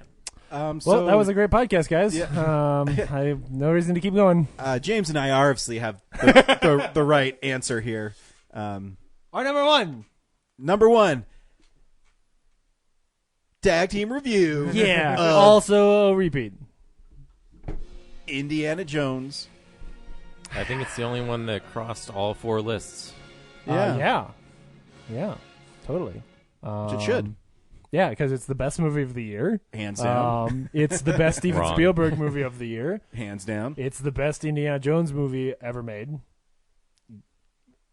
That's Some tough. conversation. That's Yeah. tough. Yeah, That's but tough. probably. Yeah, probably. We've made I a like case Crystal for it Skull today. the most. Get out. Yeah.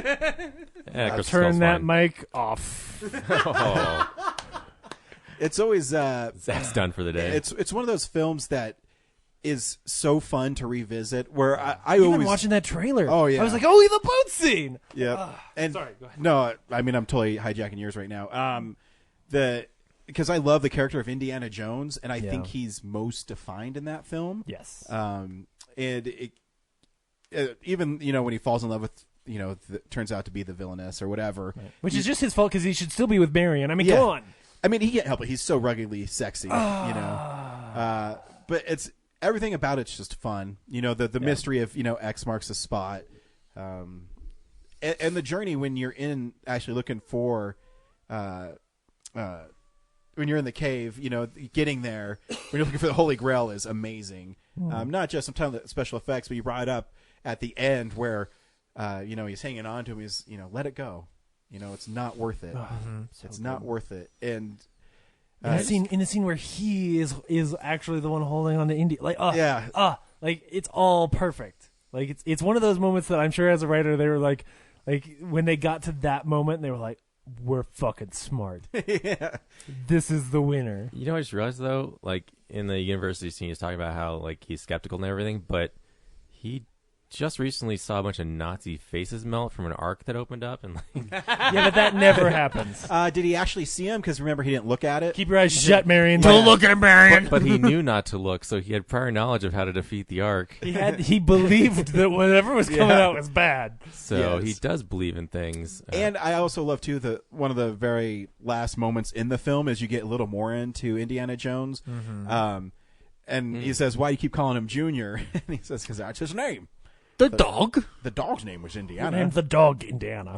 And it's just a great little character moment too, where he's I like that dog. where Indy even has Yeah. he's built up a character. The Indiana Jones character is a character, And it's one of those things kind of like Lethal Weapon 2, where like once you've seen Last Crusade, it informs the other movies when Yeah. you go back and rewatch them. Like the character is different, and so you watch Lethal Weapon 2 and you're like, why doesn't he just pop his shoulder out? Like but so much of who Indy is comes out in Last Crusade. Yeah. I love Solo laughing at that revelation at the end. It's like it's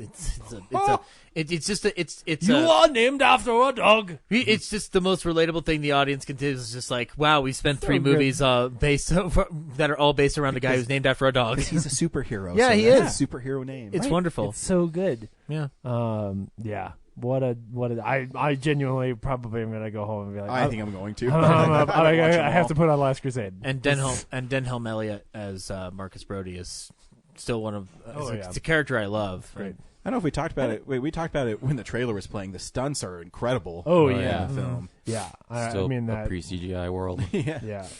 That whole tank sequence. I Yeah. mean, sheesh. I remember as a kid, when the tanks was cutting through the side with the bent. And he's stuck barrel. hanging Yeah. from that thing. Oh, yeah. Oh, The it's gravel's so falling good. on him, Gravel's falling yeah. on him. And then like the tables turn and like the John Williams score swells and he gets all pissed off and like scales the tank and punches those Nazis out. I think that's so too good. why I love Indiana Jones. He just punches Nazis all the time. Oh yeah, it's so part great. of it's part of why people don't like the second one is he doesn't get to punch Nazis, right? Like Yeah.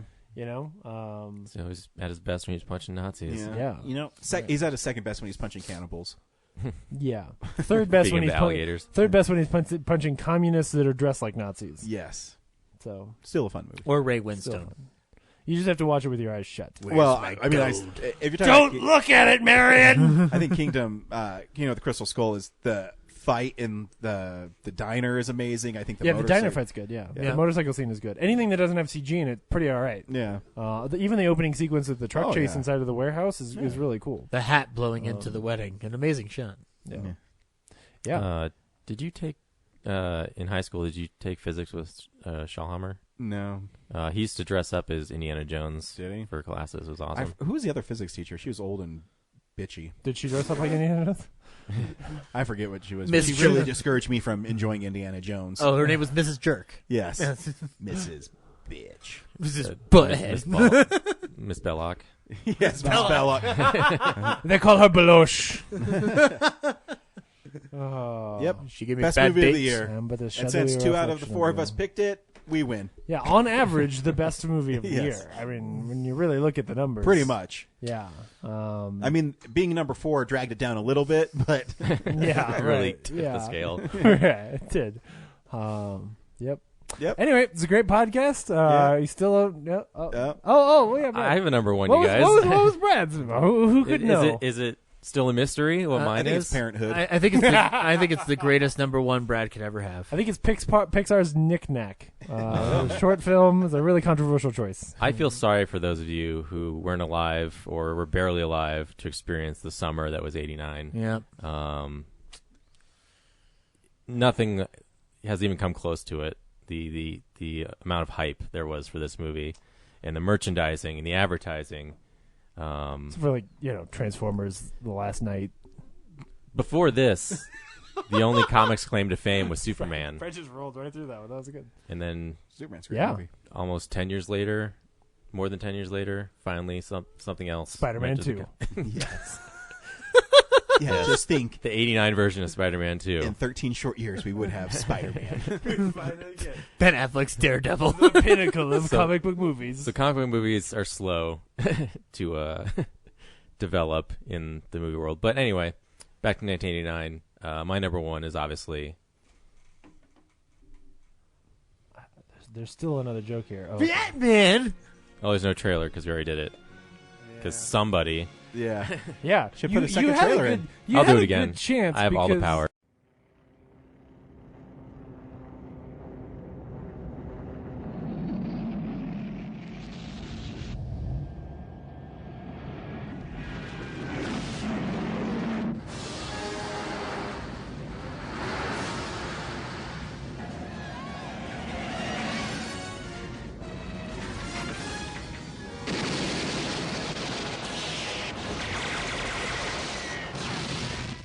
Vicky Vale.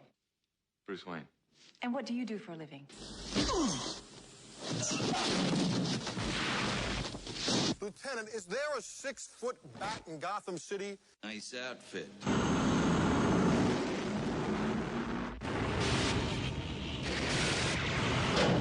You look fine. I didn't ask.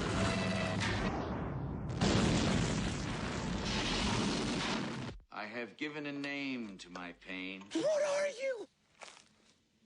I'm Batman. Where did you get those wonderful toys?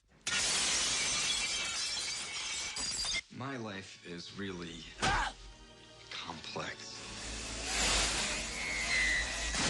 Winged freak terrorizes. Wait till they get a load of me.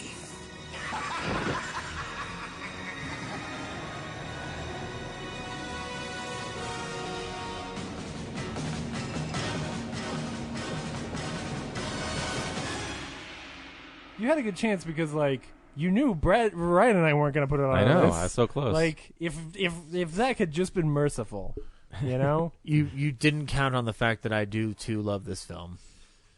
It's a good I film. didn't realize you loved it that much. Like you clearly shafted When Harry Met Sally. Yeah, I know, but When Harry Met Sally's so good. Can we talk about When Harry Met Sally again? But like Batman has been an important part of my life throughout, like since I was a kid up to now, and like this film is definitely a part of that love, and I can't not acknowledge that. And I still love rewatching this film. Like it's great. But this is my time. So yeah, like I said before, probably the first time I started like really loving movies. And you know, yes, there's better quality made films now because the technology's there. But I think if, you know, you're on a desert island and you could, you know, how do I explain Batman to someone? I think this movie kind of sums all that up in like a Cliff Notes kind of way. Yeah. And Anton Furst's production design is probably the best thing about the movie, really. Second is Jack Nicholson's unhinged performance as the Joker. Then you got Michael Keaton in a surprising, like, you know, if you put your mindset back into the day, the guy who just played Beetlejuice is going to play Batman. Or Mr. Mom. What the hell are you doing? And Danny Elfman's The Waltz of Death. Yeah, the score. Yeah, I think. There's John Williams' Superman score is like the only comparable thing at that point. I mean, the Batman theme in this set the tone for all Batman. And it translated themes. to the animated series. Yeah. Like Shirley Walker, jumped off of it. It's the Batman theme. Yeah, like I still have like Hans Zimmer's is I guess March for the Dark Knight films is okay, but it seems a little derivative of the Spider-Man theme, which is derivative of the Batman theme. Because Danny Elfman also did it. What else? Yeah, it's just great. Yeah, it just takes me back. What specifically about the film connected with you? Like as a kid, I don't know. It's just like I feel like some things are just because this thrown is at not you only and you like it. 1989 cool. best film for you. This is one of your favorite films ever. Yeah, second all time. Like a lot of that all time list just goes back to like I think a lot of your love for what you love is just based on where you were in that moment in time. Oh yeah. And you also like your distorted recollection of that moment in time. Like if you were there, Honey, I Shrunk the Kids. Right now, it would probably seem mundane, but like you know, like I said, that summer, like just you know, the merchandise and the toys and everything, and you know. It was also weird because they also re-released the 60s Batman show, like on the Family Channel. Mm-hmm. So I just seen this movie, and then my parents were like, there's a Batman show on TV. Like, oh, cool, I'm going to watch it. And then you're like, what the fuck is Keep it. And I hadn't read the comics yet. Like, I think our babysitter gave us, I think, Detective Comics 600, 670-something, which is like, also an issue where the Joker, it's like based on like tarot cards, but the Joker's like murdering people in a museum. And so I've got like these three disparate versions of Batman going on in my 7-year-old brain. It's just a cool, I don't know, it just there's something about that attracted me to it. You know, as a kid you can't explain it, you just like stuff. It was probably a better version of Batman than what was in the comics at the time, because this is like 3 years after Dark Knight Returns.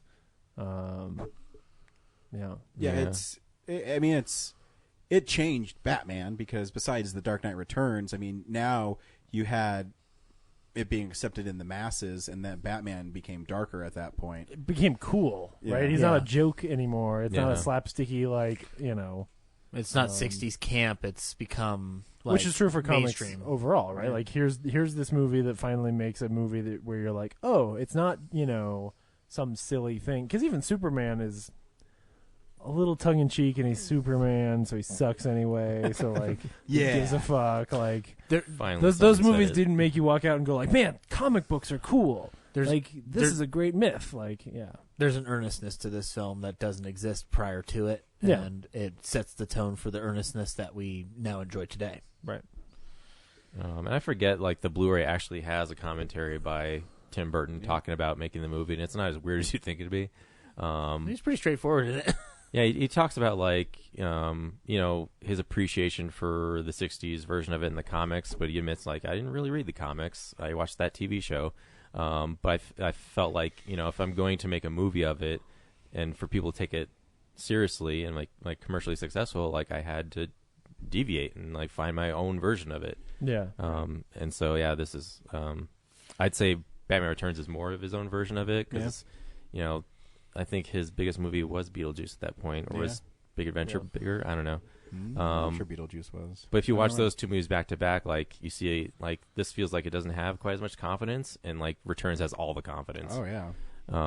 So. Well, this is also after talking to Michael Uslan, right? Like this is probably a lot of him putting that like no, I know what this character should actually be. It's probably a lot more useful than than this. He didn't even need to have read, or Burton didn't need to have read the comics because he's got Michael Uslan there going like no, strip out all of the stupid jokes. Like this is a guy who is traumatized by his parents' death and goes to fight crime. Like I want this version and I want this Joker and and it's great. Yeah. He was right. Yep. So cool. Yep. Good pick. Yep. Good job. Great year, you guys. Yeah. Great year. Great year. So many more I would have loved to put on this list. Speaking of which, no, I'm just kidding. We have a lot of lists. I guess we can trade off. I'll start with. Did you get the PDF that Zach made? I did. I didn't open it though. I'm looking at our emails. Okay. It was sent to the emails because we compiled all the Facebook comments, so we wouldn't have to go to each post. Yeah, cool. That's cool. You didn't put the emails in it though? No, the emails are cool. So the first one is you do the emails. Brad can do the Facebook, and I'll read my mom's. Cool. The my first mom sent one, so I'll read hers. Nice. Oh fuck, cool. The first one we got was from some guy named Jake Hart. No shit. Yeah. Hi fellas, Jake Hart here. You know my brother. Aw. Heard you wanted a top 10 list for 1989, so I decided to try my hand at it. Hell yeah. Number 10, Star Trek V: The Final Frontier. Everyone hates this movie, and I'm not saying it's secretly the best Star Trek movie or anything, but I liked it okay. It's mainly on here because I still remember the line, "What does God need a starship with a starship?" Which I think makes a profound point, not just about the situation the characters are in, but about the nature of religion in general. I think it's a valid point. Mm-hmm. Number 9, Dead Poets Society. This is obligatory because everyone needs to see this movie during adolescence when they're learning how to think for themselves, to be aware of how they are learning to think for themselves. Number 8, Uncle Buck. John Candy was gone too soon. Very true. Was that his last movie? No, but very the 92? it was 94? close after this, and the Like last he and shot Jim is Henson like died like the same time or something. Ooh, that's probably true. Yeah, I mean it is. It was like 92, I think. It's one of the last like complete films that he did, and what it is that the very last shot is this really heartwarming, like he turns freeze frame as he waves at the camera. He's got a big smile. He looks like John Candy. It is this like sad goodbye at the end of the movie that then encapsulated in he's dead now. It was really rough. This is a nice poll. Number 7, Eric the Viking. Yeah. Oh no, I know. I wanted to put that at 10 too. Discovered this in high school and just thought it was hilarious. It Never probably heard of it. helped Yeah. that I was right at the peak age to appreciate sophomoric humor. Yeah. Number 6, Why do we Honey, I rape and Shrunk the- pillage? To go on the next expedition. Why do we go on the next expedition? So we can rape and pillage. It's a great Terry Gilliam film. Yeah. Number 6, Honey, I Shrunk the Kids. Mostly because I remember liking it so much as a kid. It was a really epic for me at the time. Can you tell we're related? I know. Number 5, Back to the Future Part 2. You do only watch this one so you can watch 3, but it's a central component in a series that I adore. This is who I was arguing against. Because I was just going to say, like, how do you put that so low? Oh, it's because he's the guy who doesn't like 2. That I adore along with the rest of Western civilization. Number 4, Batman sings the first bar of the theme song.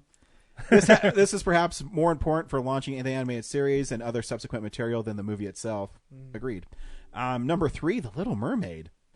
Major memory here. Growing up, James and I had a ritual where we would usually watch a movie after school. We had a selection of maybe 10 movies, and this was one. The other thing about it is it seems completely unoriginal now because it does the exact same things as every single animated movie in the 90s, especially Disney. The musical with a misunderstood heroine who wants something, but that is because all of those other movies were copying this one. Very true. I don't know if you guys grew up with a sister in the 80s, but like Batman, like The Little Mermaid was huge for little girls. I was just going to say, can you tell that guy has a daughter? Number 2, Christmas Vacation. James probably told you how we watch this almost religiously. Isn't Christmas without it. As a homeowner dad now, I somewhat tend to compare my Christmas to the Griswolds. Number 1 is Indiana Jones and Last Crusade. And I really want to bring this point home because it's really great. Duh. You would think, wouldn't you, Jake? You would think. You would think. So duh. now there's 3 out of 5, so we're right again. Well, maybe we'll find some more down the line. Yeah. Brad?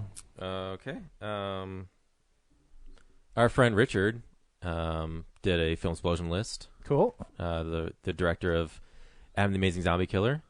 He called the Filmsplosion a film's lotion.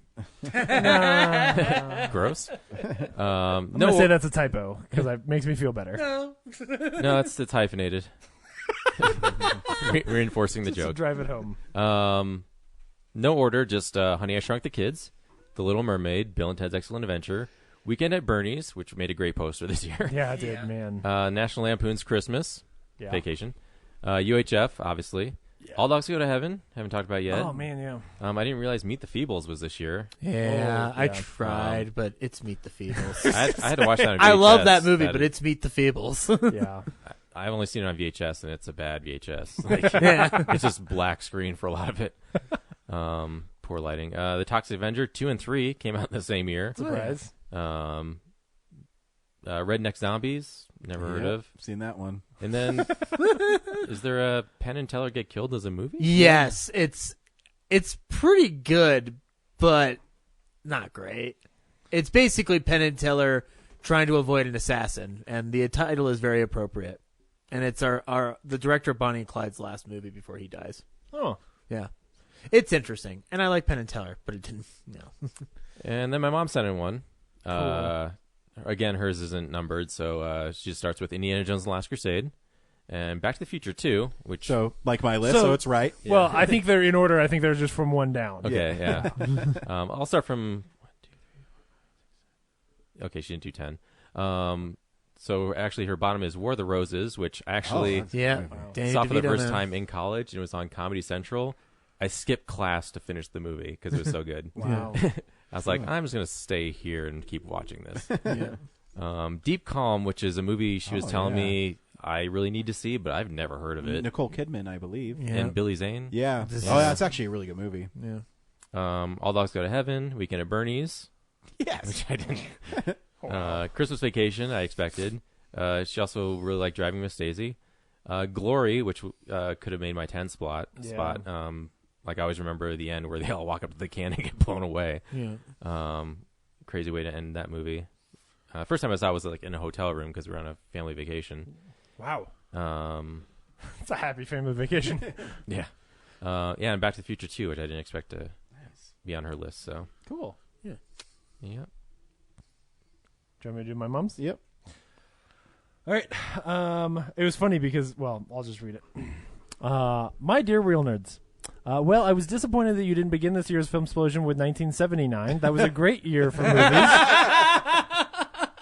But I guess none of you were born yet. 1989 is the same year that we moved to Colorado with our kids, 2 and 9, that October. Didn't get to the theater much that year. As I looked through the list of movies from 1989, I realized that there were a few that we never caught up with.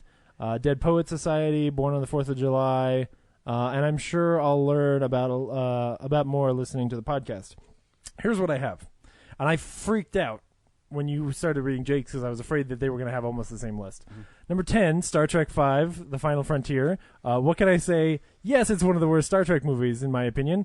But it's still Star Trek. That's basically what your brother said. And whoever, yeah. Number 9, Honey, I Shrunk the Kids. How shut up. Not what I said. How clever. James's mom's filthy. How clever and was fun for the whole family. Number 8, Little Mermaid. Great memory taking Jacob and going to see this with his cousins and aunts. We came out of the Jacob's theater. mom took him to see Little Mermaid. We came out of the theater all singing the songs all the way to the car. It was a wonderful, fun movie. Really good. Yeah. There you see her. Number 7. Sitting there across the way. Number 7, Always. It's been a long time since I've seen this, but I remember that I loved it. Number She 6. got a lot to say, Here it is. but there's something about her. Number 6, Driving Miss Daisy. Very different people learning about each other. Yep.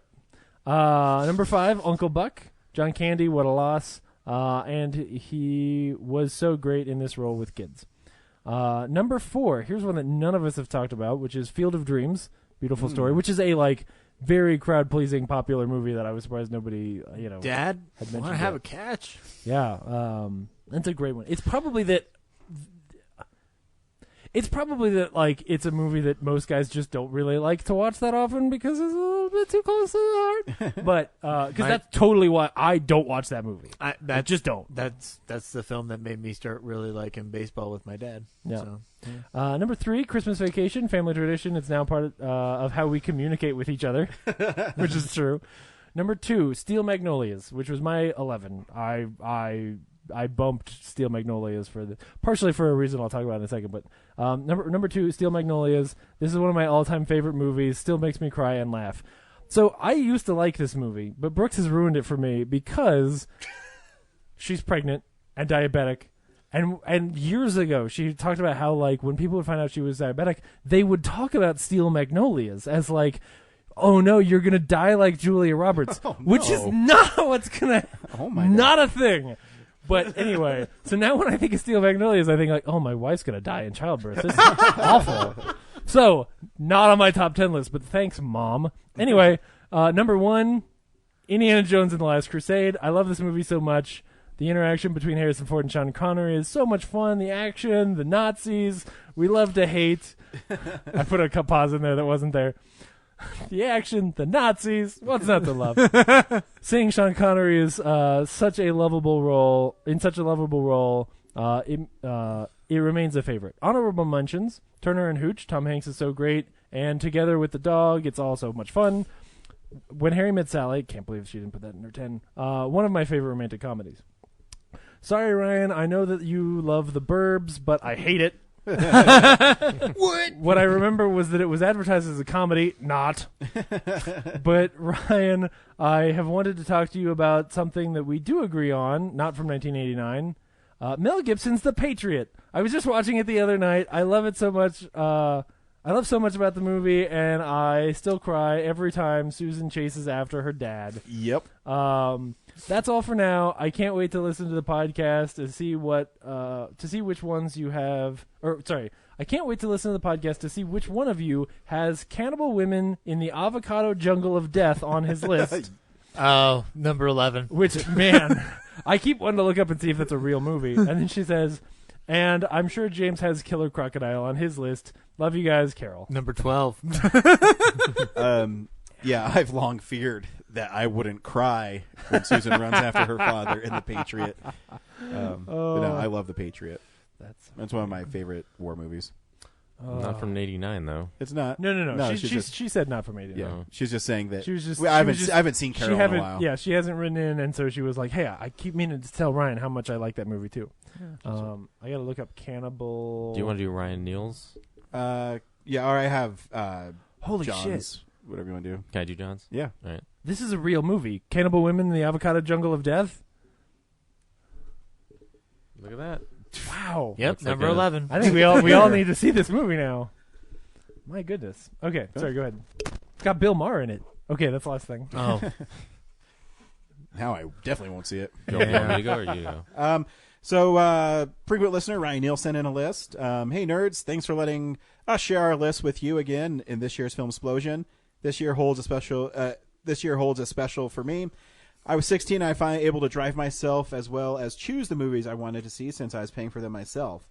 So this list is exactly everything the 16-year-old me saw in the theater that year. Wow. It wasn't until later that I gained appreciation in some of the movies I left off. Like, Zach, I'm sure some of those choices will infuriate the group. Keeping that in mind, here is my 16-year-old top 10. Number 10, Uncle Buck. Fuck yeah. Number 9, The Burbs. I was in love with Carrie Fisher. Number 8, Christmas Vacation. Number 7, Roadhouse. Yeah. Number 6, Tango and Cash. Wow. 5 is Bill and Ted's Excellent Adventure. Number 4 is Back to the Future 2. Nice. Cool. UHF was one of the 7 people at the premiere. Oh. 2 is Indiana Jones and the Last Crusade. And number 1 is Batman. Saw it 4 times that year. Hell yeah. He says, keep up the great work. Love the show. Thank you, Ryan. I appreciate that. Neat. John from John of All Trades wrote in, hey guys, here's my definitive 1989 movies. Number 1. Actually, I'm going to go backwards. Hang on. Number 5, An Innocent Man. I watched this so many times on cable that I probably have Stockholm Syndrome with it. Oh, man. This is pretty ugly. This is a pretty ugly and mean-spirited movie, which ain't usually my speed, but fuck it. Tom Selleck is great in it. F. Murray Abraham is even better, and the guy who plays Jingles gets shanked in the bathroom in a very satisfying way. An absolute Sunday afternoon shitty cable classic. Number 4, The Burbs. Joe Dante is a mad genius. This movie is subversive and weird and hilarious. Probably Corey Feldman's best performance. Bruce Dern steals the show for me here. Tom Hanks gradually grows more and more unhinged as the movie unfolds, which is something he should do more often. Number 3, right on, Karate Kid 3. This is not a good movie. And I love it so much. Thomas Ian Griffith chews the scenery as rich asshole Terry Silver, who decides, hey, my business is going pretty good. I'll take a couple of months off to fuck with a teenager and his geriatric maintenance man friend. That'll be a good use of my time. This movie is my version of Tommy Wiseau's The Room. I'm obsessed with its awfulness. I love it so much. Number 2, Major League. A movie I will stop and watch every time it's on. Granted, the love story between Tom Berenger and Rene Russo bores the absolute shit out of me, except for when Berenger crashes the cocktail party with all rich pricks. Notwithstanding, I love the true-to-life feeling of the vulgarity in the clubhouse, and especially James Gammon's performance as as over this shit manager Lou Brown. Mm-hmm. My best friend Jason and I will say to each other, "Shut up, Dorn," when we've had enough of whatever the other is saying. I always say, up your butt, Joe Boo. That's like my go-to quote from there. I've never heard you say that. No? He always says it, Brad. Don't listen to me ever, I guess. I guess not. That's how Ryan leaves. Anytime he leaves the house after recording, he'd just be like, yep, up your butt. Up your butt, Joe Boo. Yep. And John's number 1 is Parenthood, a movie that has gotten better with age, and especially now that I'm a parent. Incredible cast. I didn't know that show was on back then. Incredible cast, written with equal parts biting humor and tender realism, and inspired one of my favorite shows of this decade. And I love how what could have turned Small C in a lesser director's hands, Ron Howard cuts with gentle, hilarious acid. Yeah. Quote, if she's so brilliant, why is she sitting in our neighbor's car? Mm-hmm. I haven't seen it, so I'm not sure what that reference is. If you search Amazon for The Burbs Blu-ray, Spider-Man Spider-Verse comes up number 1. It's like, it's made for me.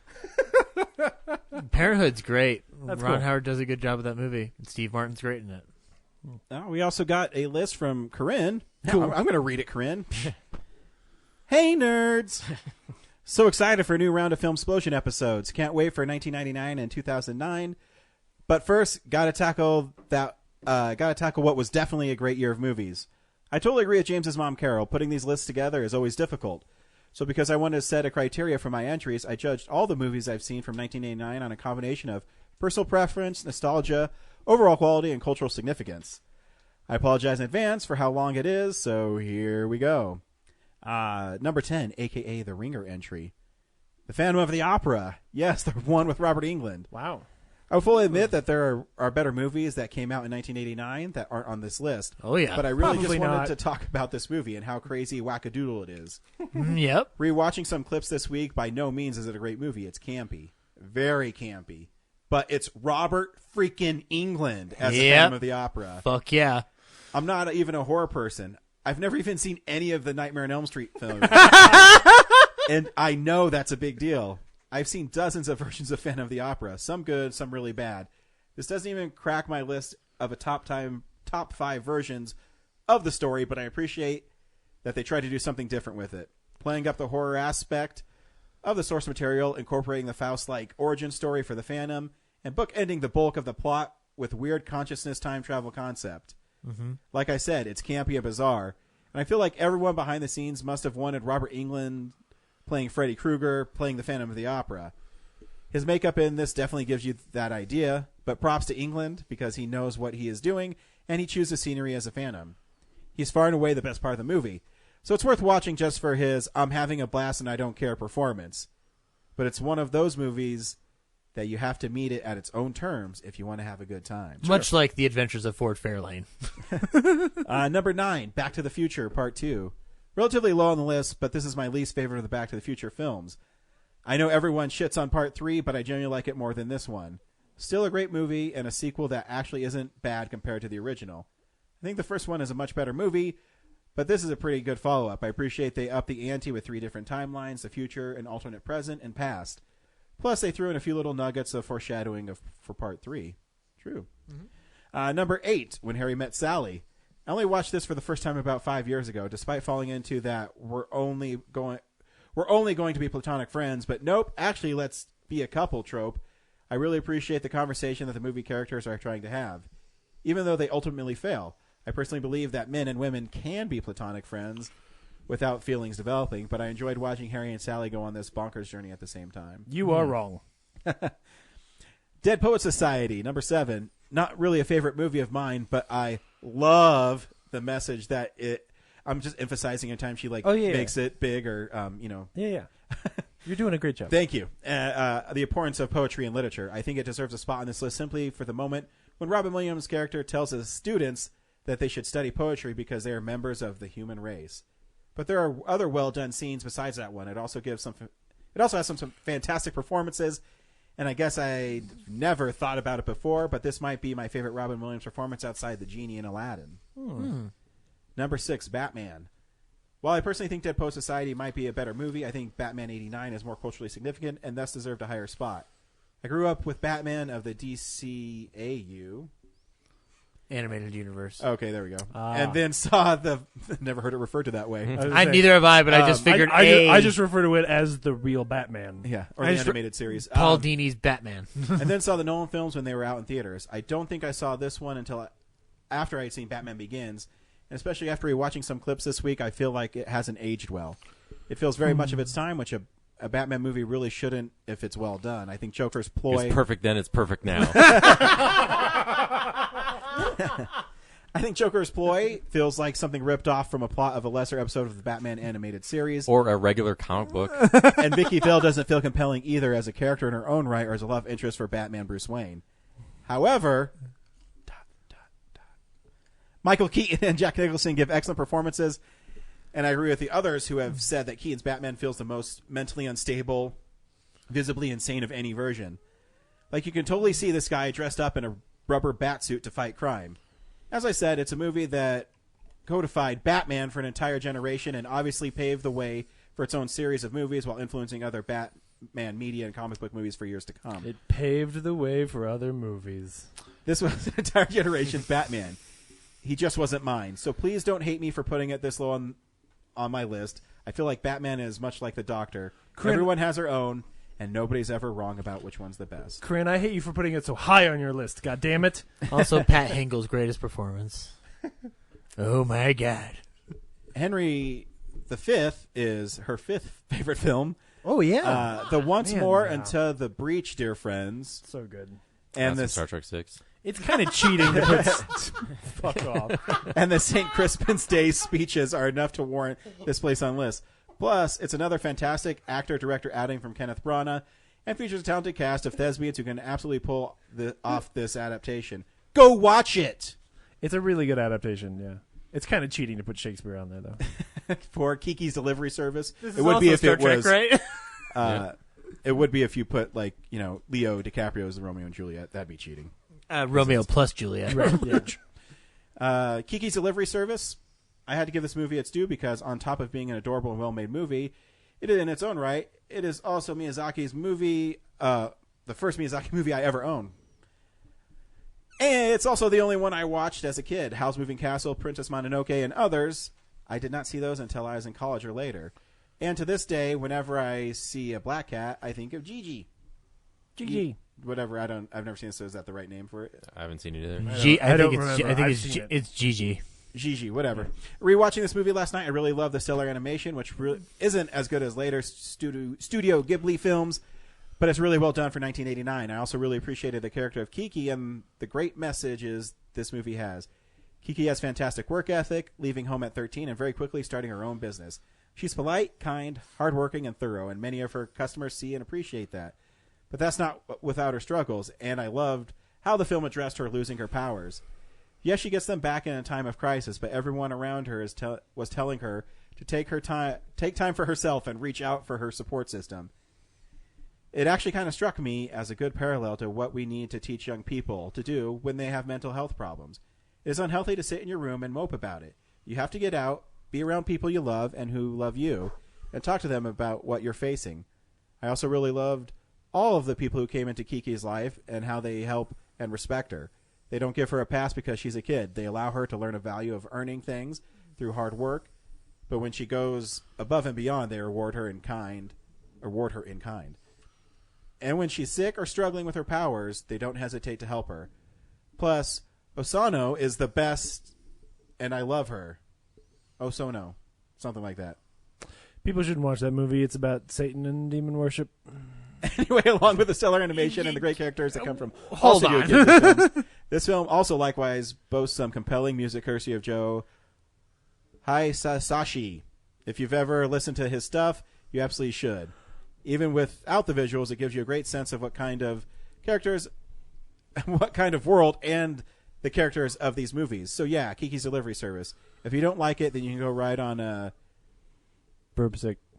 Dirigible for all I care. Dirigible. There we go. Whatever. Didgeridoo. National Lampoon's Christmas Vacation. Very few Christmases have gone by when I haven't watched all or at least part of this movie with my family. Is it the third best movie that came out in 1989? Yes. No. But it's a movie that means a lot to me personally, and it's just absolutely ridiculous. Number 2, Indiana Jones and the Last Crusade. So for a brief period of time, I had this as my number one choice, but then I considered my criteria again, and my number one is a little more culturally significant for reasons I'll explain a bit. No. Indiana Jones and the Last Crusade is undoubtedly my favorite of the indie movies, but it is a sequel, and thus doesn't have the cultural significance as Raiders does. And while everyone holds up Raiders as the best of the indie movies, I've always liked Crusade better because I feel like it has everything that Raiders does, except it also has Sean Connery! Fair. We watched this movie a lot when I was growing up, and I still love it. Dog? You're named after the dog? Laugh out loud. You are named after the dog? Yeah. I like that dog. My gosh. All right. I just scrolled down. For, number 1, The Little Mermaid. Let me get some water. Under the sea. Downwards with a ticket from me. Great job, Corinne. You're very thoughtful in your words. After a bit of consideration between these last two movies, I realized this had to be number 1 for me. Not only is The Little Mermaid a wonderful movie that means a lot to me personally, but it also was the start of the Disney Renaissance. Without this movie, I know. Without this movie, Disney would not be the powerhouse studio that it is today. During the dark ages, the studio's animation department was losing money badly, and this was their first massively successful animated film in a long time. It also won multiple Golden Globes and Oscars, and paved the way for the Renaissance films that came after it, like Beauty and the Beast, my favorite Disney film, Aladdin, and The Lion King. Yeah. Like, theoretically, if an evil villain was going to erase all of 1989 films from existence, but I could save one, it would be this movie for the sheer cultural value. Yes, I would save The Little Mermaid, because without it, we might not have the great Disney Renaissance films that came after it. Home on the Range. I realized that by doing so, we'd be living in a world that might not have the Dark Knight trilogy, or most of the comic book films, but I'm willing to take that theoretical chance because, truth be told, I'd rather live in a world without modern day comic book movies than without Disney Renaissance ones. Brother Bear. Ryan, I need you to stop talking. remember Pocahontas? But aside from Mel Gibson's in that movie. I know. Yeah. But aside from the cultural value, this movie is simply amazing. I won't say much about the animation because you all know how great it is, but I think something we as a culture underestimate about this movie is its voice cast. I mean, Pat Carroll is Ursula. There's 2 question marks and 2 exclamation points. I didn't know how to read that. That character's based on Divine. I don't disagree with her. I just don't like that she's making me think about a world without comic book movies, and so I'm offended. A point on the animation, though. I recently, it might be on the disc because I just watched it. was that really the last hand-drawn one? Because I know Beauty and the Beast I thought Beauty and the Beast had a hand-drawn plus CGI. Well, yeah, I mean, no. when they are dancing to Beauty and the Beast, it's hand-drawn characters in a CGI that's environment. But the rest of it's hand-drawn. Yeah, the rest of it's hand-drawn. Yeah, it's the last one to exclusively. I mean, the use last hand-drawn Disney film is Winnie the Pooh. Or did Princess and the Frog come Princess after? and the Frog is 09. Yeah, so. and Winnie the Pooh, I think. Well, I think I think cel-drawn because Princess of the Frog was probably hand-drawn, but then digital. Like they're not. Oh yeah, stamping I get what plates. you're saying. I see what you're saying. No, I think they're maybe saying like flat 2D. So then, if that's the case, then hand-drawn probably goes out with Little Mermaid. I don't know. I have to look at it. Yeah, but I was to the archives. Considering it is like still like clear plates of glass with paint on them being like shot in sequence, like the art design of like and how she moves and everything is pretty impressive for. Oh, the movie's beautiful. Yeah. No one else could have pulled that off. She makes that character through her voice performance alone. Poor Unfortunate Soul is the best Disney villain song, tied with Hellfire. Fair. And outside of Robin Williams for the Genie, Pat Carroll is the best see it, but casting Brian job tweaked for his a face Disney a little bit, character. like Period. he disagreed. Jodie Benson is equally talented. I honestly think Ariel has the best solo song of any Disney princesses, and that's partially because of Benson's amazing singing voice and charisma. Zach stroking out. I feel like this was a time. I have to know what villain song you like have such a great affinity for that is better. I'll tell you after I'm done. Okay. I honestly think Ariel has the best. I retarded that part. I feel like this was a time when Disney was casting people based on their actual vocal performance and not just because they are big name actors. Just look at the cast for 2019 Lion King. Most of these people aren't known for their vocal acting chops. They're big names because Disney wants to get butts in the seats. Yeah, but Pocahontas. There is a whole rant I could go on about some of the amazing vocal performances Disney got in their Renaissance era films, but I'll digress. The only thing I will disagree with her on there, they never really say who the characters are in the Lion King trailers. They put them at the end. I think the Lion King's selling itself by the name. Just me. Needless to say, this film means a lot to me as a person. I grew up watching this movie on VHS, singing along to everything. I think I even had the little sing-along videos of these songs as a kid. While Beauty and the Beast is my favorite Disney film and The Lion King is right behind it, I'd say The Little Mermaid is probably number 3 for me, now that I'm thinking about it. And if I could play any Disney character other than the one of the heroes, it'd be Ursula. I love singing Poor Unfortunate Soul, and I just think Pat Carroll's performance gives Ursula the perfect blend of fun and menacing. And I feel like playing her would be an absolute blast. Along with the sing-alongs and the original movie, I was also a big fan of the TV show as a kid, and I didn't mind the sequel when it came out. The third film is meh. There's a third one. I also love listening to the Little Mermaid original Broadway recording over the years. Hearing Titus Burgess hit the G5 in Under the Sea gives me chills every time. Seriously, if you've never heard it, you need to check out the Broadway version of The Little Mermaid. I think it'll help you realize just how amazing this music is when it's performed by a live orchestra and sung by professional singers. No wonder this movie won Golden Globes and Academy Awards. I think we take it for granted now, but The Little Mermaid is a fucking good movie. So aggressive.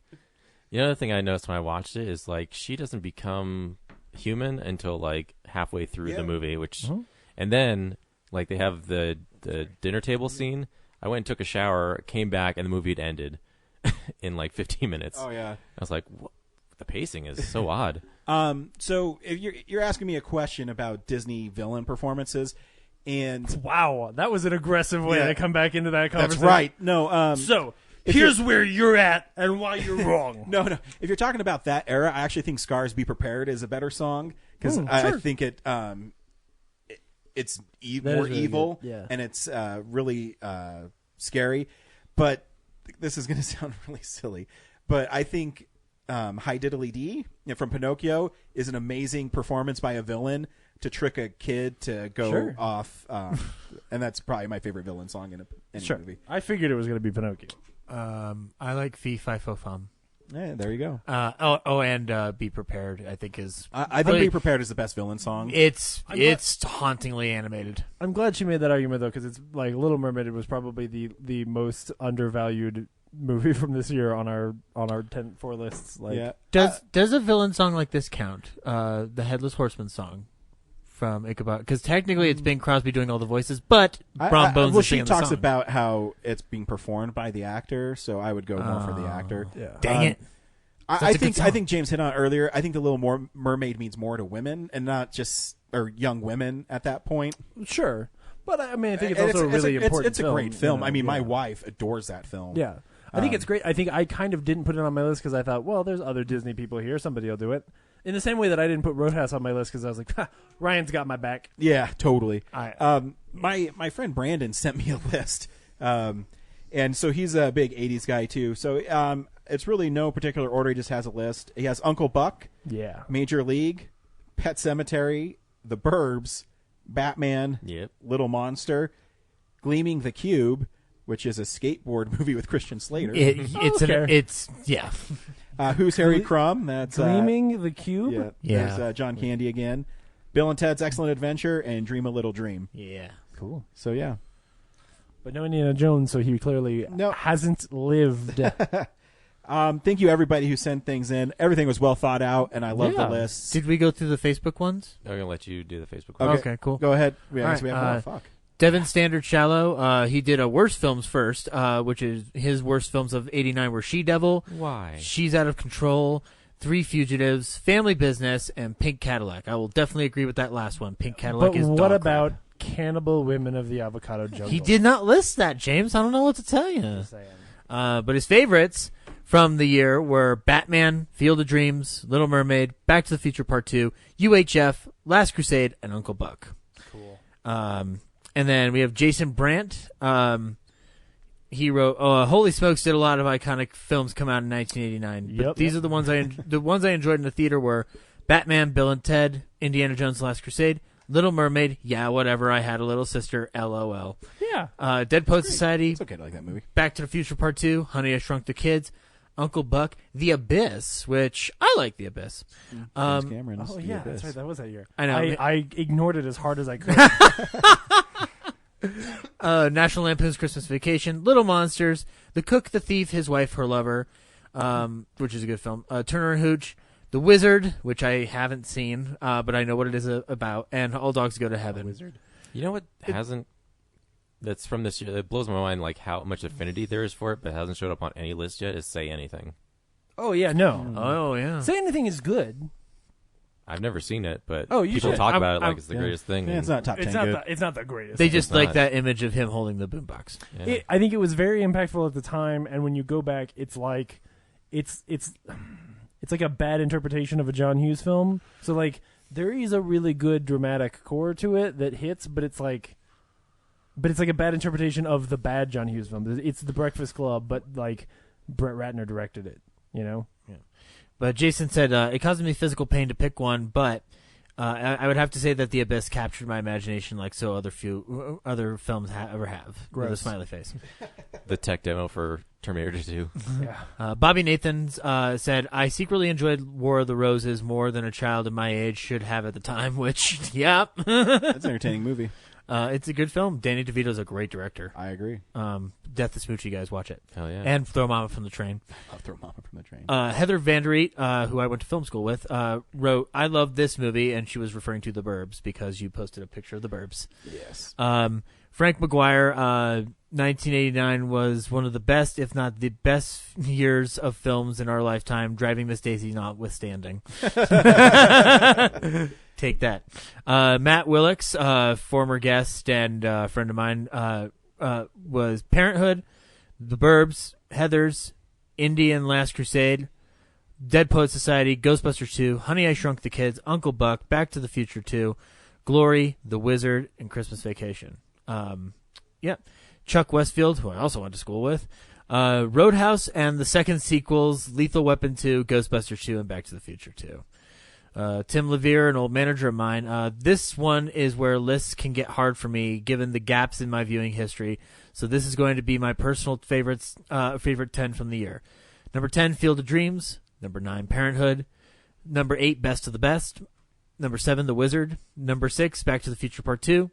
Number 5, Uncle Buck. Number 4, Batman. Number 3, The Burbs. Number 2, Indiana Jones and the Last Crusade. Number 1, Christmas Vacation. It's almost like we've distilled everything down to a definitive list of 10 films. Like it's the same ones keep coming there's up. like 15 films total that make up every list. Yeah. Jack Hanley from the Superlatives podcast wrote in no particular order: Cinema Paradiso, Do the Right Thing, Decalogue, Roger and Me, Drugstore Cowboy, The Killer, the Cook, the Thief, and his wife and her lover, Henry V, Dead Poets Society, and Sex, Lies, and Videotapes. So I was waiting because I was like, literally, Sex, Lies, and Videotape has not been mentioned. I like that movie, but I don't rewatch it a lot. Oh no! No one should watch the movie, but its place in history is important. It's very important, and I think it's a good script. I own Sex, Lies, and Videotape. I just it's just not the Soderbergh I go back to, as you know you say. But it's the birth of independent film in a lot of ways. Very much so. And Sterling J. Cook, who was part of the New Freedom thing from last year, and he still works a bunch, but he wrote The Burbs, Adventures of Baron Munchausen, which I love, Baron Munchausen, but I just didn't get it on my list. Heather's Earth Girls Are Easy, Brave Little Toaster, Do the Right Thing, The Abyss, Sex, Lies, and Videotape, Drugstore Cowboy, and The Bear. Was Heather's 89? Yep. Would anyone put it on their top 10 list? No, I'm just kidding. They're doing a stage version of it at the Bug. I think they're remaking it. It's not just a straight remake. It's like It's a TV show. Was it a TV show? Oh, okay. Yeah, I knew there was like something weird about it. I've only seen it once, and it rubbed me the wrong way, but I'd love to rewatch it. I don't know how. But that was then. I'd like to do it now. Thank you, everybody, for their participation. That was awesome. Did you do Will Elder? He liked Weekend at Bernie's. Oh, yeah. Weekend at Bernie's, and he says, like, not a huge fan of Weekend at Bernie's 2, but it's okay. So thank you, everybody. Yeah. Lots of fun. 89 was a great year. Oh, yeah. Next week is Captain Marvel. Hell yeah. So we'll be seeing Captain Marvel. We've already had a request from Corinne to be on the show because she loves Captain Marvel. So I'm pretty sure Corinne will be on the show as well. Cool. So yeah, make sure. So I think movies are. I think we're not going to have too many dead weeks coming up soon. Oh no. Spring and summer kicking in. There's one between Marvel and us, so we need to figure that one out. Yep. Oh, gotcha. On that question, are we actually redoing 99? Well, these guys, he and Zach and Henry haven't been a part of that show, so we could probably give a shit. Where's Henry's list? I'll go back and look at it. Oh, he texted it. That's why we didn't. Because I don't think my list would change any. That's the only reason I say it. I don't know. I have to look at it again. I did a good job that time. You are very proud of yourself for that list. Hey, look at the list again. Henry's list, which was just 5. Number 5, Harlem Nights. I like that film. Number 4, The Burbs. Number 3, Back to the Future 2. Number 2, Born on the 4th of July. Yeah. Nice. And number 1, All Dogs Go to Heaven, with a special mention to Godzilla vs. Biolante and the Green Book redo. Oh, and Green Book Redux. Which probably means Driving Miss Daisy. Yeah. Because that's what it is. So yeah, thanks, Henry. Cool. 89 was a rockin'. Yeah, we'll redo 99.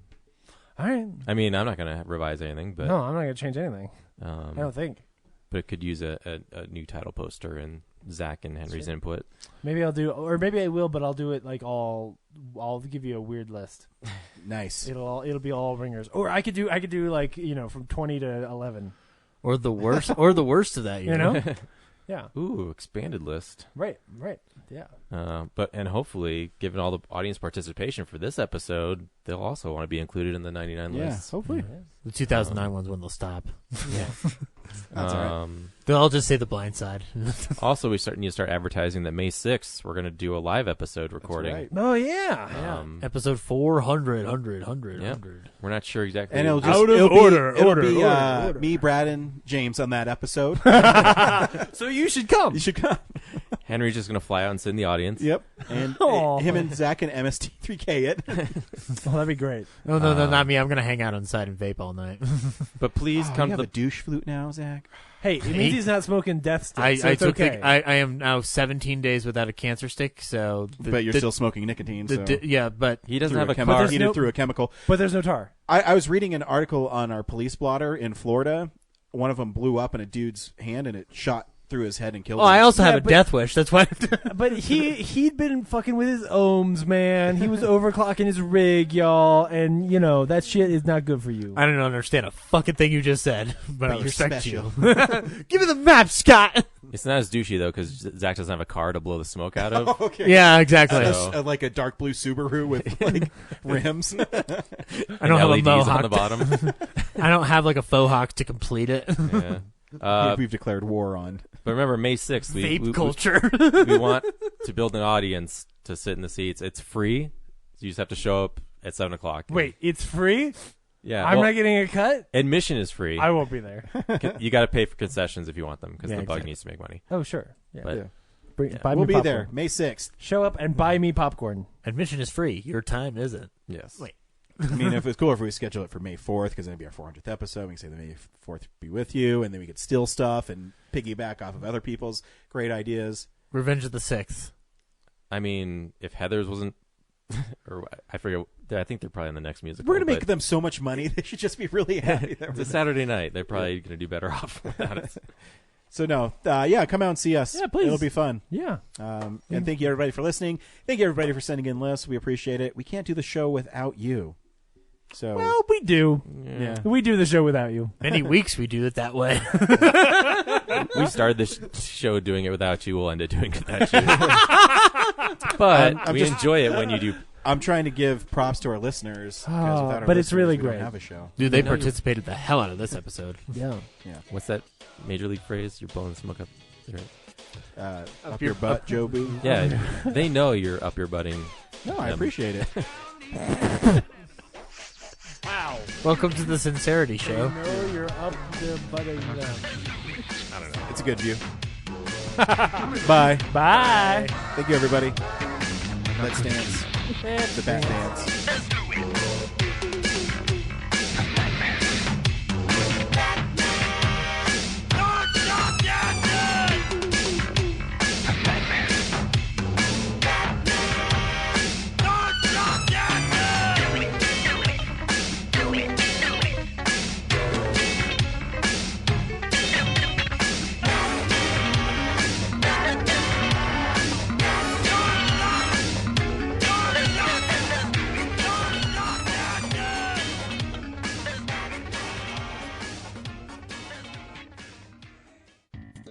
Thank you for listening to this episode of Real Nerds Podcast. Real Nerds Podcast is a production of Nebulous Visions Multimedia. Thank you to Sparks Mandrill and Plan 9 Studios for our kick-ass theme song. Also, if you're in the Denver area and you're looking for a cool place to see movies, we see them at the Alamo Draft House in Littleton and now also in Sloan's Lake. Thank you to Colorado Coins, Cards, and Comics for supplying us with all our comic needs, especially you, Andrew. You know who you are. And a big shout out to James's mom. I'm giving you an electronic hug that you can feel through the airwaves. Thanks for listening, and have a nice day.